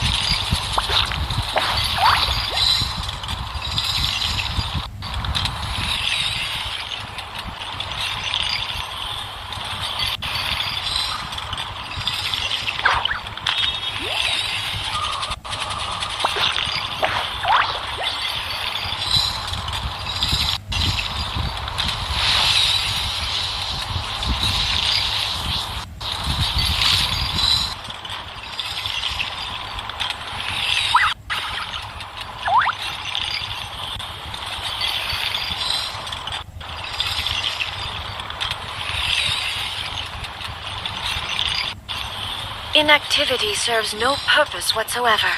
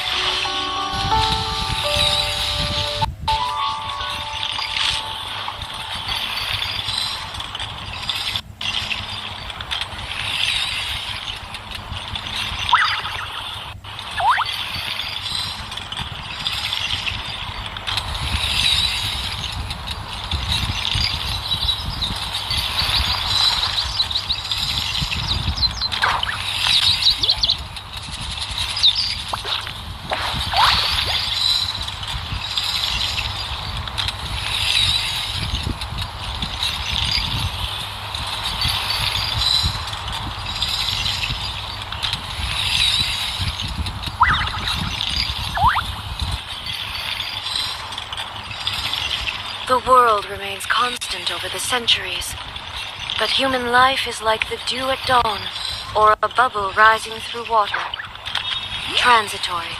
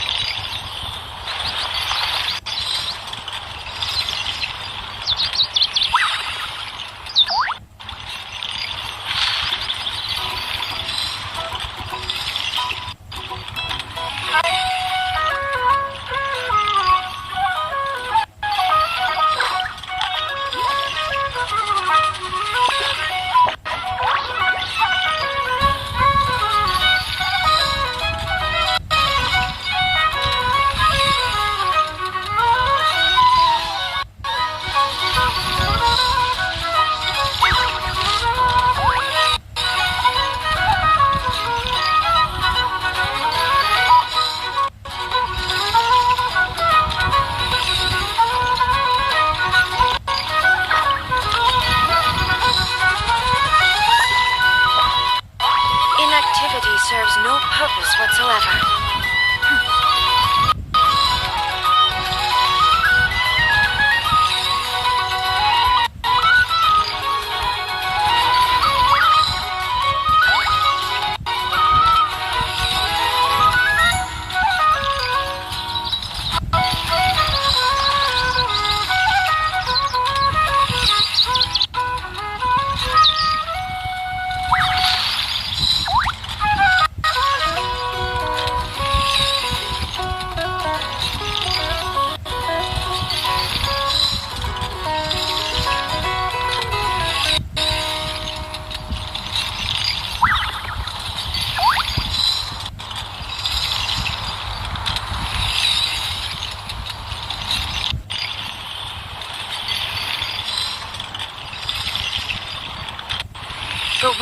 remains constant over the centuries, but human life is like the dew at dawn, or a bubble rising through water.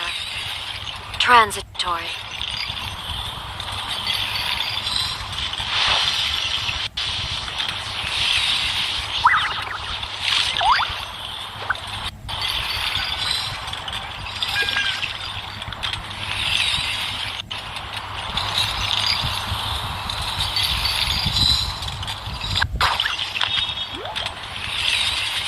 Inactivity serves no purpose whatsoever.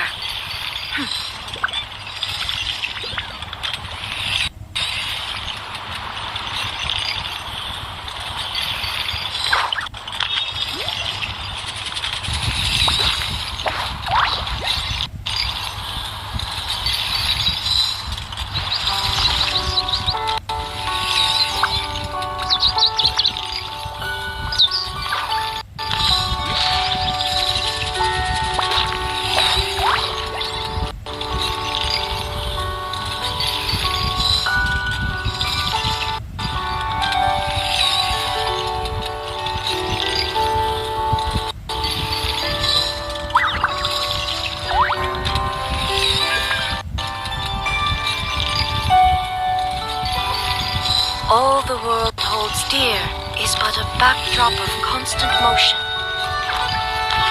I stand before it, alone and unchanging.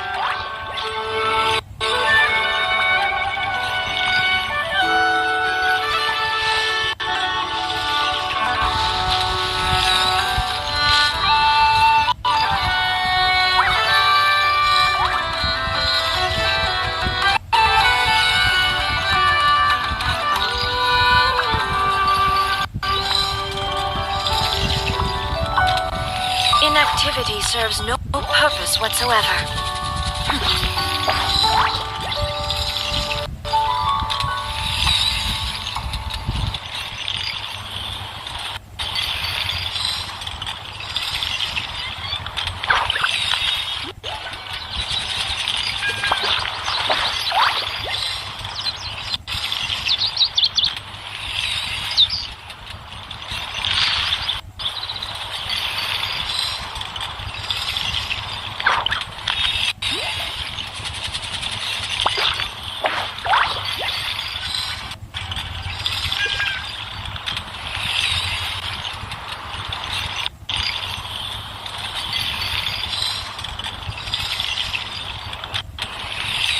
The world remains constant over the centuries, but human life is like the dew at dawn, or a bubble rising through water. Transitory.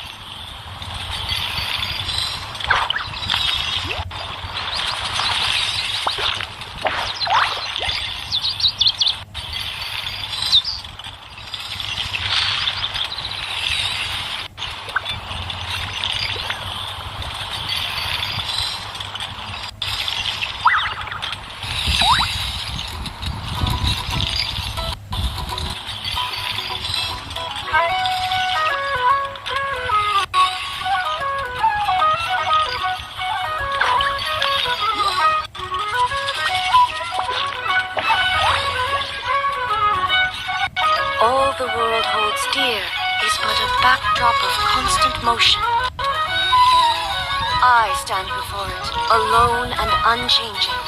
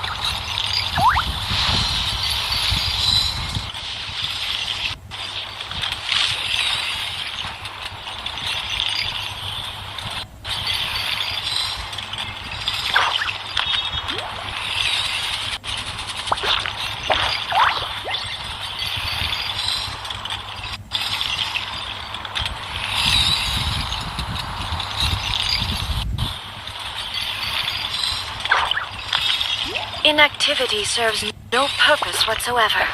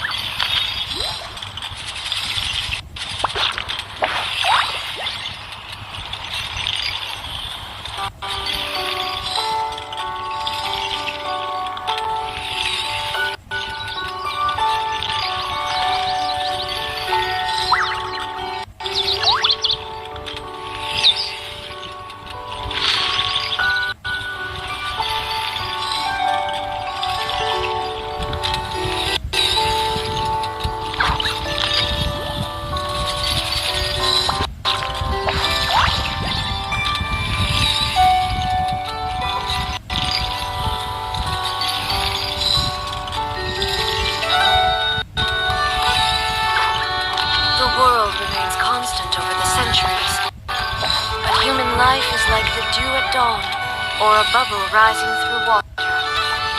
Transitory.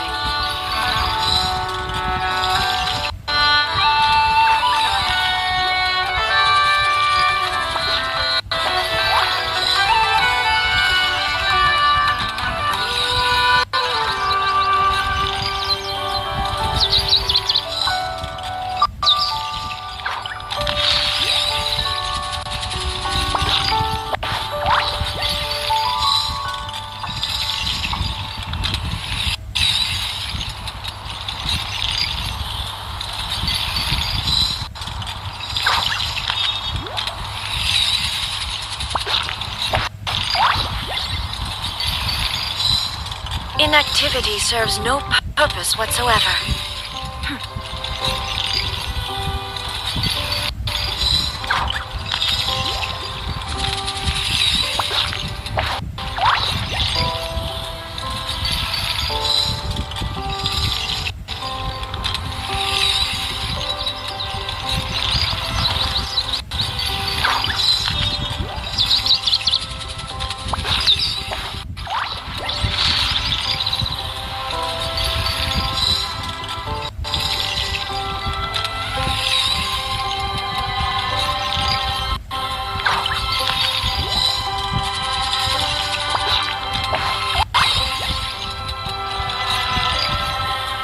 All the world holds dear is but a backdrop of constant motion. I stand before it, alone and unchanging.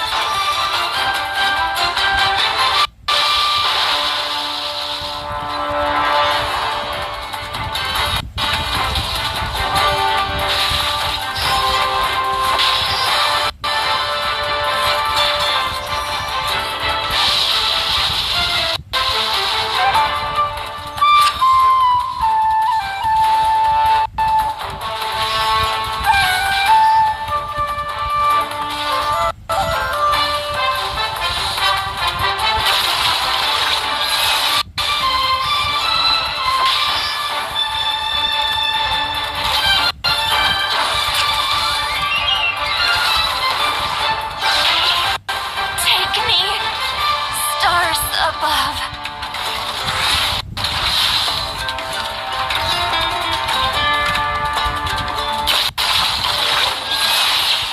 The stars fade to black.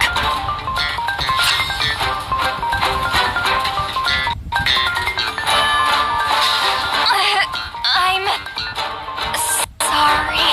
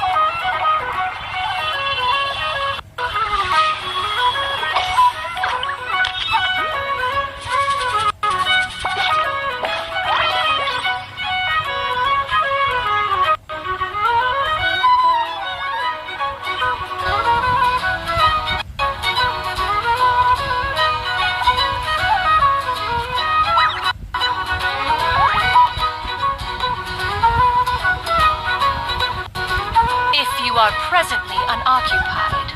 Perhaps we could stop a while at one's abode for some repose and conversation.